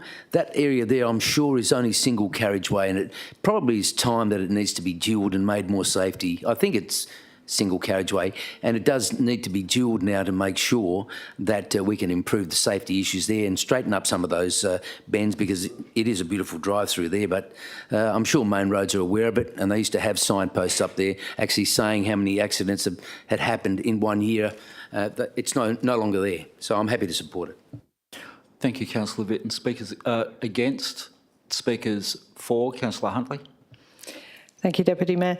I think, as Natalie has already inferred, and also Councillor Chris Baker, that it is not about chopping the trees down and making dual carriageways. That area would be almost impossible to dual carriageway unless we were going to throw out some wildlife and also chop down a lot of the vegetation, including the trees. That would be very inappropriate. At the end of the day, that road is a beautiful road, and people should treat it like that. And all our drivers should have some idea how to drive on a single lane carriageway with a few bends, because that's basically what it is. It's a beautiful piece of road. It's nice and smooth. It does have an S-bend. It's a bit of a challenge. Quite frankly, you're warned as you go into it. There is a reduction in the speed, but there is a failure to highlight that whole area, especially at night, with things such as cat's eyes. We don't seem to have cat's eyes to the left. We only have the double cat's eyes in the centre. We could have them on the left. We could have markers on the trees as well, just to highlight the edges of the trees and just give you that bit more of an illumination. That would be ideal, especially as I really don't think they're going to put street lamps up there, but certainly if they do use illuminating signs, it will be absolutely ideal. They could actually put some metal barriers along the side if they wanted to. It's a bit ugly, but that would certainly stop people toing and froing into the trees. But I don't think there are many cars hitting trees up there. I think it's more or less they seem to be hitting each other oncoming. So maybe something in the centre of the road, perhaps. Even in the UK, they widen it with just paint. Wonder whether they could do that. So I think it's pertinent that when we go and we write about this, that we're actually asking them just to improve the visual aspect of the road rather than to cut it all up and turn it into a dual carriageway and straighten out all the roads. Thank you. Thank you, Councillor Huntley. Speakers against? Speakers for? And I'll just add one final comment in support of Councillor Coetzee's motion on notice, and Councillor Civic referred to it, and it certainly was the former mayor was through the day, and the other driver died in that accident. It was a fatality, and it was actually the other driver who had a heart attack. So it was one of those. It was a true accident, and it was amazing that the mayor of the day actually survived. But Councillor Coetzee, if you'd like to close debate. Thank you, and I'm happy that everybody looks like they're in support of this. Just one thing, you go through from going south to north, you're going all the way 90. When you go through the trees, it's about, I would say about 70 metres before the off turn to Yanchep Beach Road. From there it starts to go 70 until the end of where you enter into the national park. It's only that section. And yes, I do not want to chop the trees down. I love those trees. About the speed limit, when I mentioned to my husband I'm going to do this, he almost had a heart attack because he does not want to go slower. So I just want a thorough study to be done and see if we can make it safer. Thank you. Thank you, Councillor Coetzee. With that, Councillor Coetzee's closed debate. Councillors, I would ask you to please cast your votes.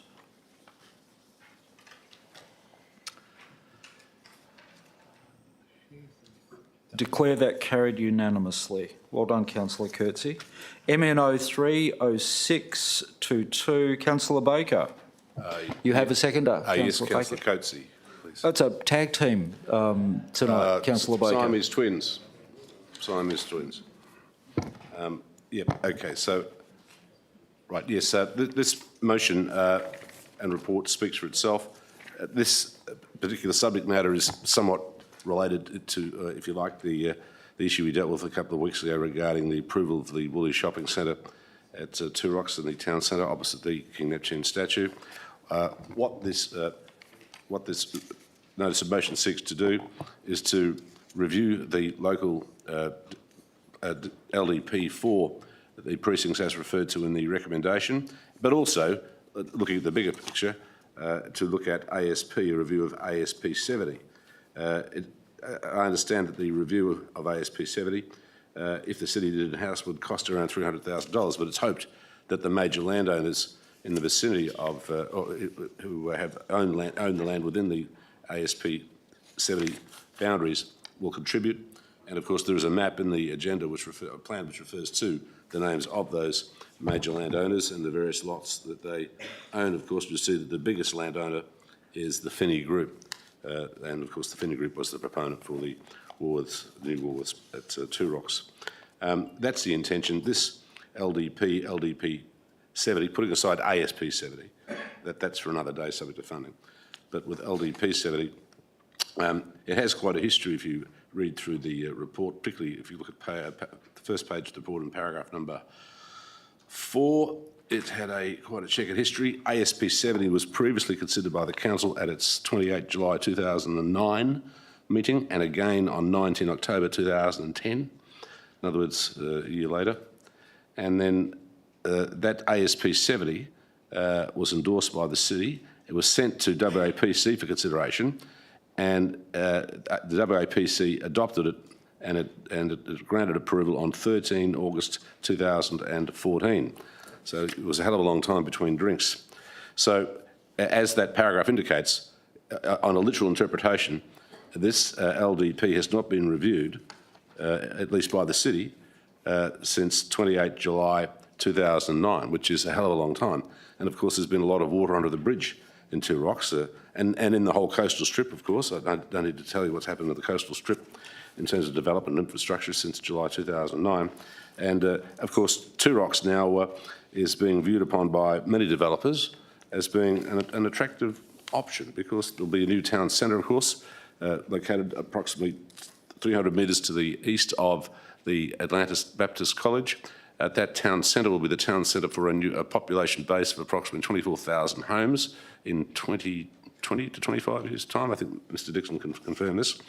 And of course, this coastal little area here, the old town centre, is looking quite attractive. There's a marina there, there's a beach. The marina is in the process of being enhanced by the Department of Transport. The place is moving ahead, and it's absolutely timely for a review, so as to ensure that that the LDP reflects sound planning principles, and that the reviewed LDP reflects community expectations in terms of what is appropriate development in this area. If you look at the plan in the report, it's interesting to note that in Precinct E, which is the southernmost precinct within the group of precincts, the actual R coding for Precinct E, and this is basically a beachfront parcel of land, is R20-R160. R160. And in a nutshell, R160, to my reading or interpretation, always means high-rise apartments, high-rise strata title, or even high-rise hotel. I'm not sure if the city does, in fact, have a fixed policy on the maximum height for strata title units anywhere within its boundaries. Is there, if I could just perhaps ask that question of Mr Dixon, is there a policy in that regard? Mr Dixon. Through you, Chair, no, there is no restriction in terms of height. Yeah, so in a nutshell, it's timely to review this, the LDP 70. ASP 70 can be reviewed, subject to funding becoming available in the budget, or subject to developers doing the right thing and stumping up the $300,000 that's needed to review of ASP 70. The parcels of land referred to in the map or the plan in Two Rocks, they are basically worth a lot of money, and they will be down the track. And in 20 years' time, we want to make sure that when we visit the area, we will say quite comfortably to ourselves, yes, we made the right decision in terms of the review of LDP 70 and ASP 70.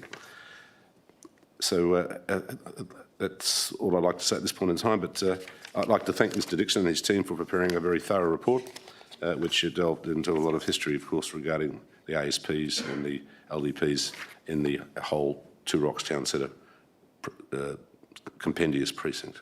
Thank you. Councillor Coetzee. Thank you. I think Councillor Baker have covered everything. The only thing I can say is I've never seen a group of people, a community like Two Rocks. That people is so passionate about that area. I absolutely have never seen that before. So I absolutely love it. Thank you. Thank you, Councillor. Councillor Parker. Actually, question, Councillor Parker, or yes, question? Councillor Parker, yes. As we did with the other amendment that we had, would it be possible to do the same? Just Councillor Parker, if you could just, yep, thank you. Sorry. Hang on, there you go. I don't know if this is the right time to do this. As we did with the other amendment, we split it. Would it be possible to split? Because absolutely I support 1 and 2. I think what you're saying is 1 and 2 as one vote, and then Yes. 3 as a separate. Yes, correct. Yep. Just to make it clear regarding 3, 3 reads merely requests that in the event that the major landowners do not agree to fund a review of ASP 70, they haven't been approached yet,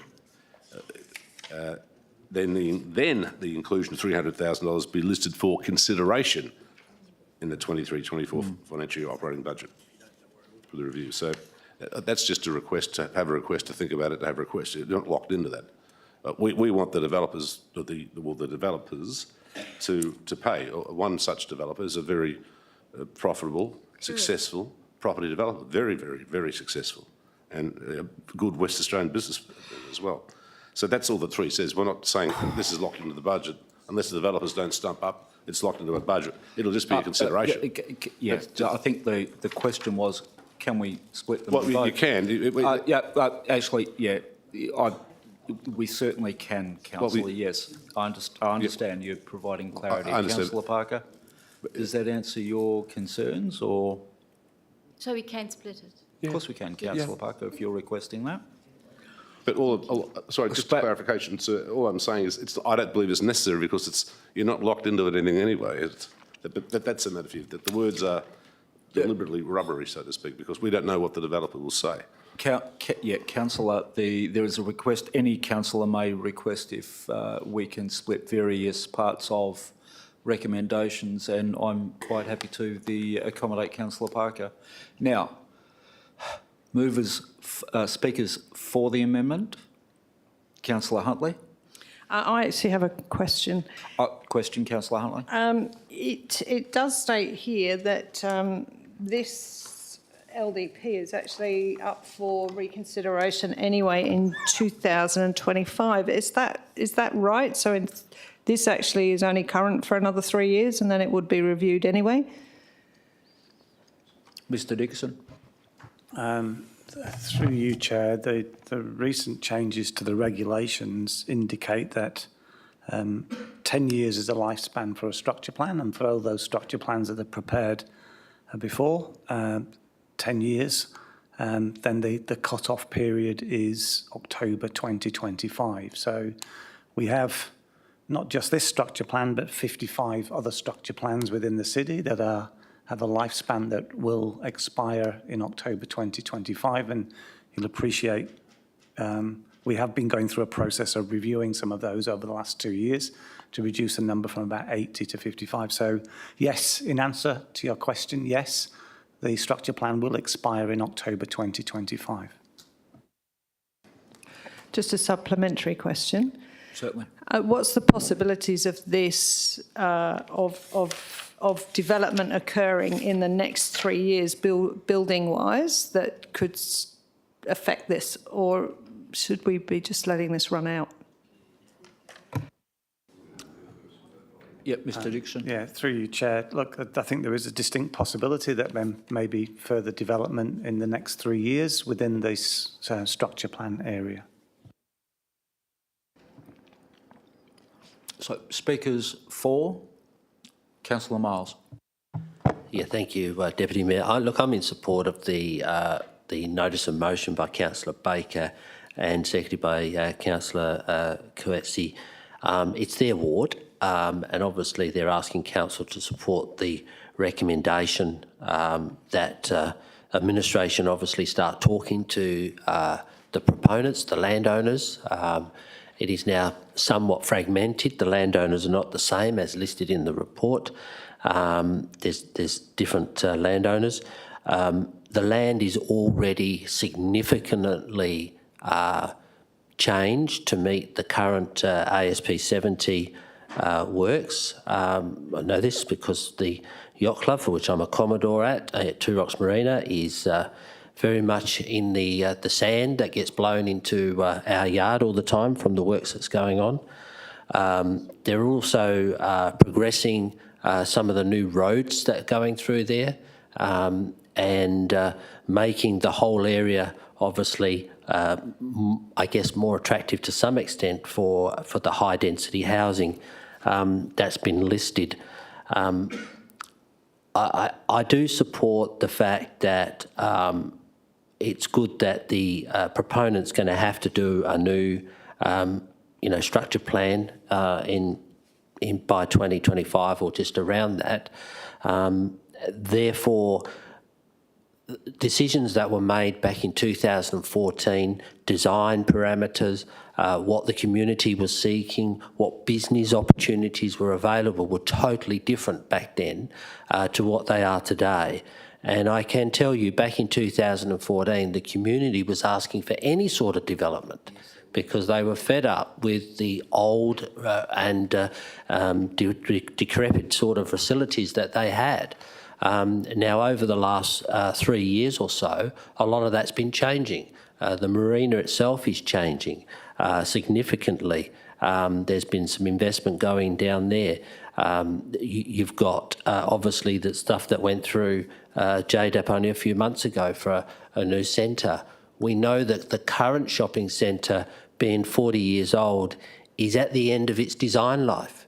It's actually leaking water all over the place. It has electrical problems all over the place, and the owners of the property are needing to do something with that. So I think you're going to see some significant changes when all of this starts to happen. But do I think that the community needs to have an updated discussion and submission process? Yes, I do, because I think the 10 years pretty much covers off on that. So I'm in support of this, councillors. I think, I support all three recommendations. As it says, it's only a request asking council to put some money into the 23-24 budget, not the current budget that we're working on now, the 23-24 budget, which is another 12 months away, if the landowners don't agree to do their own structure plan. So I'm very comfortable with the wording. I think the precincts do need to be looked at slightly differently, and that would also incorporate some of the other stuff that's going in there that was never thought of back in 2014, which is the new Rafa base, which is a retirement village that's going in there. So there's going to be more people living there. So there's going to be need to have more serviceable retail outlets as opposed to, a small bakery, a coffee shop, IGA and a post office, which is pretty much all that's there now, and an Indian restaurant and a tavern. So I think the community do need to have a say.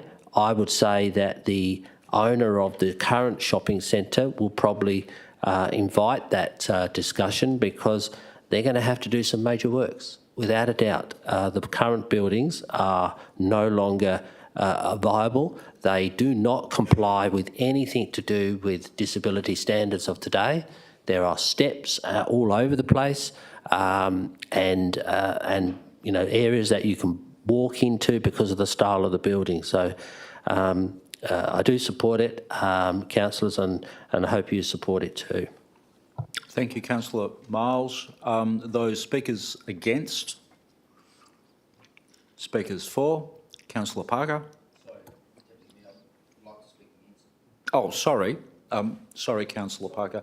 Councillor Civic. Yes, thank you. Look, on the overall, I don't have a problem with it, but I do have a problem with the comments which say if the landowners do not agree to fund the review, and if I was a landowner, why would I want to spend money on a review if the council are going to do it anyway? So that $300,000, we argued in a previous item that we can't afford that for an election.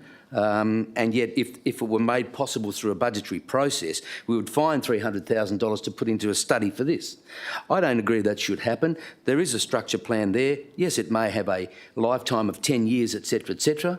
I was a JDAP member on the thing, and I did not actually vote to support the Woolworths at the time. I asked for a deferral, and it didn't happen. But that's not the point. The point is we're asking for $300,000, and if I was a landowner in there and someone said to me, oh, you know, you've got, you can do this with your land as long as I'm complying to the town planning scheme through our planning department, and I haven't done anything wrong, and I can build whatever the structure plan says, then why should I do it? That's the only reason I won't be voting for it. Thank you.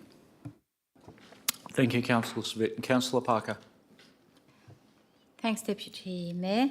As I said to you, I'm very happy to support the recommendation. As far as number 1 and 2 are concerned. To even suggest that ratepayers pay for this review is, for me, unacceptable. So I was hoping to split it because I actually do want to support Councillor Baker's motion on notice, but cannot because of number 3. So simply wanted everybody else's opinion by splitting the vote, but that is my opinion. But I am supportive of your motion on notice, Councillor Baker, but not the number 3. I do not think that ratepayers should have to foot this bill, and I don't even want the developers to consider that we are actually considering not, well, paying it for it if they don't want to do it. Okay, through the chair, would you like to move a motion to that effect, that the paragraphs 1 and 2 be voted on as on block, so to speak, and then 3 will be a second vote? Mr. Chair. With respect, that will come up, and I think we've already agreed, and we were going to accommodate that with Councillor Parker anyway. So, speakers against? Move a motion to amend that to remove the $300,000 from this particular item. Sorry, Deputy Mayor. If I could move an amendment to have the $300,000 with the willingness of Councillor Baker, I'd be happy to support that, as Councillor Parker has also indicated. Well, can I respond to that request, Frank? Or through you, Mr. Chair, of course, at all times. Councillor Baker, I suppose that's a request to yourself. I must admit, Councillor Baker, it does, from a signalling perspective, it does say to the developers that we're a bit soft. The developer says, I'm not stumping up that money, although I know that I'll derive $38 million in net profit or capital gain when I develop that 6-storey, 48-unit, 3-penthouse, 10-subhouse block. But anyhow, and the city says, well, no. I mean, what happens, and perhaps Mark could assist, if the developer says no and we say no, then what happens? Please. Mr. CEO, do you have any recommendations on alternative options for the funding? I just, for you, Deputy Mayor, and to Councillor Baker, I guess just in regards to number 3, there are several ways you can get things listed on the budget for the 23-24 year. So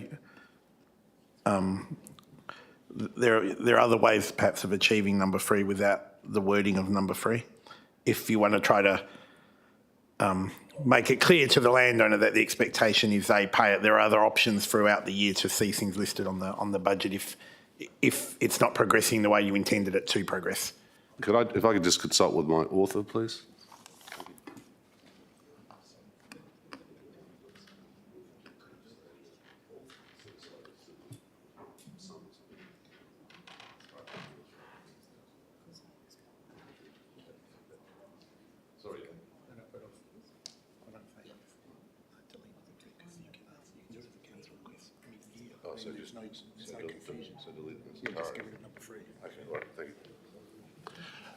Yes, I think the best amendment that I can make is to amend the 3 paragraphs by deleting paragraph 3. So that's what I'm proposing. So, yeah, Councillor Baker, just for confirmation, you're going with recommendation 1? Yep, and 2. Recommendation 2 and deleting recommendation 3. I'm not proceeding at this stage with recommendation 3. That's correct. Thank Is you. that all right, Frank? Yep. Councillors, we're clear on that, councillors? Okay. Backtrack. Yeah. Further question. Councillor Civic. I don't have a problem with it now, but if anything goes wrong between the developers and the input with the community, which is great, and something occurs, would the city be liable for any litigation? Because there is a structure plan. The structure plan defines what you can do and what you can't do. If they work with the city and for some reason there is some conjecture with the community, et cetera, that they don't want this or that, we're back in the same old position we were before. I'm just worried about possible litigation from landowners. I don't know. I think Mr Dixon is happy to answer, but I would have thought our obligation is to enforce whatever's in place at the time. Yes. And I don't think we actually adopt the ASP. I think we would recommend it be adopted to WAPC. I don't think we're the owner of the document, but Mr Dixon. In that case, I'm satisfied. Thank you. And any reviewed document would be prospective in its application, not retrospective. Let's see if I can actually try and recover control, Mr Dixon. Thank you, and through you, Deputy Chair. Deputy Mayor, sorry. There is a process to go through in preparing a structure plan, and then the role of council is to review that structure plan, which includes community consultation. The council receives the feedback from the local community before making a recommendation to the commission. The commission makes the final determination on the structure plan. If the current structure plan is in place, then it's a due regard document for consideration of development applications. It doesn't have the same weight as a scheme, but it's still a significant document. Excellent, councillors. And if there is no further comments, councillors, I think Councillor Baker, you might wish to close debate. I will. It's very interesting if you read the report, just dealing with the issue of what the community thought about what should be planned for within this precinct back in 2009. They raised exactly the same issues that the community raised in Two Rocks 2 months ago. Exactly the same issues. Unbelievable. And they're different people, of course. So there you have it. There's a consistency there. Anyhow, that's the only observation. Thanks. Thank you, Councillor Baker. With that, Councillor Baker has closed debate. Councillors, if I could ask you to please cast your votes. Actually, thank you, councillors, that's not a bad idea. Yvette, can we just please have the amended recommendation up on the screen, please? That's it. Yeah, number 3 is still struck out. Number 3 there is struck out. So, councillors, that's so number 1 and number 2 are as per your papers. Number 3 has been deleted. So, councillors, if I could ask you to please cast your votes.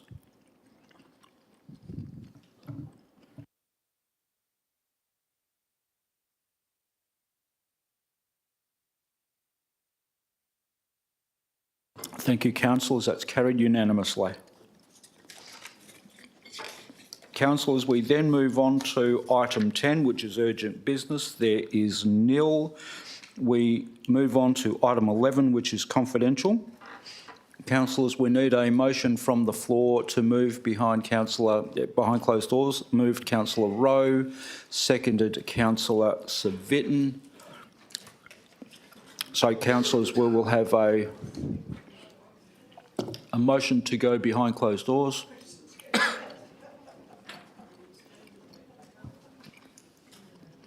Just wait for the... There we go. Councillors, if you could cast your vote, please.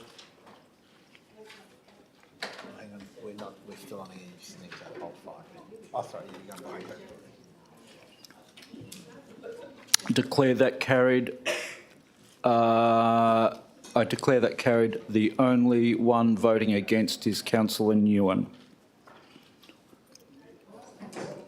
Thank you, councillors.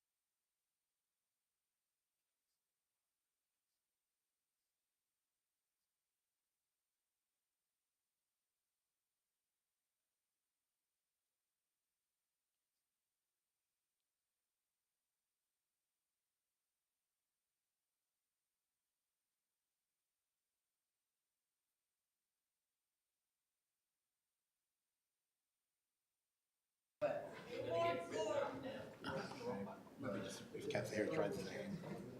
I think Councillor Herridge, were you in support of opening the... Yes, thank you. Declare that carried unanimously. Thank you, councillors.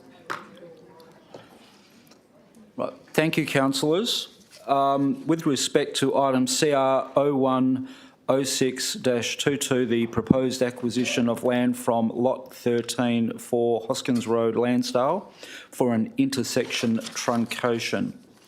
The recommendation is that Council approves the acquisition of a portion of Lot 13, brackets 4, Hoskins Road, Lansdale, identified in the administration report from JDR Holdings Pty Ltd, in brackets ACN 050157447, close brackets, and Pink Diamonds Family Proprietary Limited, open brackets ACN 626058884, close brackets, AFT Boudica number 1 Family Trust at the agreed land acquisition amount for dedication as road reserve.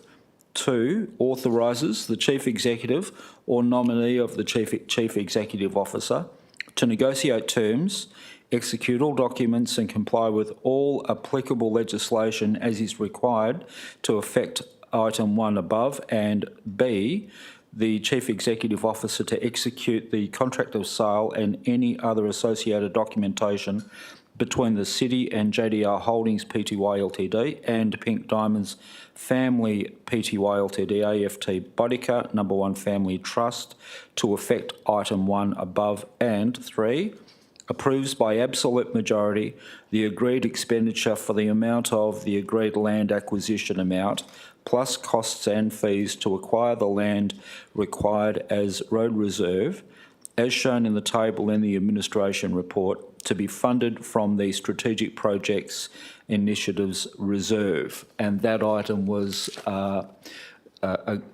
passed and agreed unanimously. Councillors, that then moves us on to item 12. Date of the next meeting, there's a special council meeting, is to be held Tuesday the 28th of June 2022 at 6 p.m. Item 13 is closure, and councillors, I declare the meeting closed at 10:45 p.m. Thank you, councillors.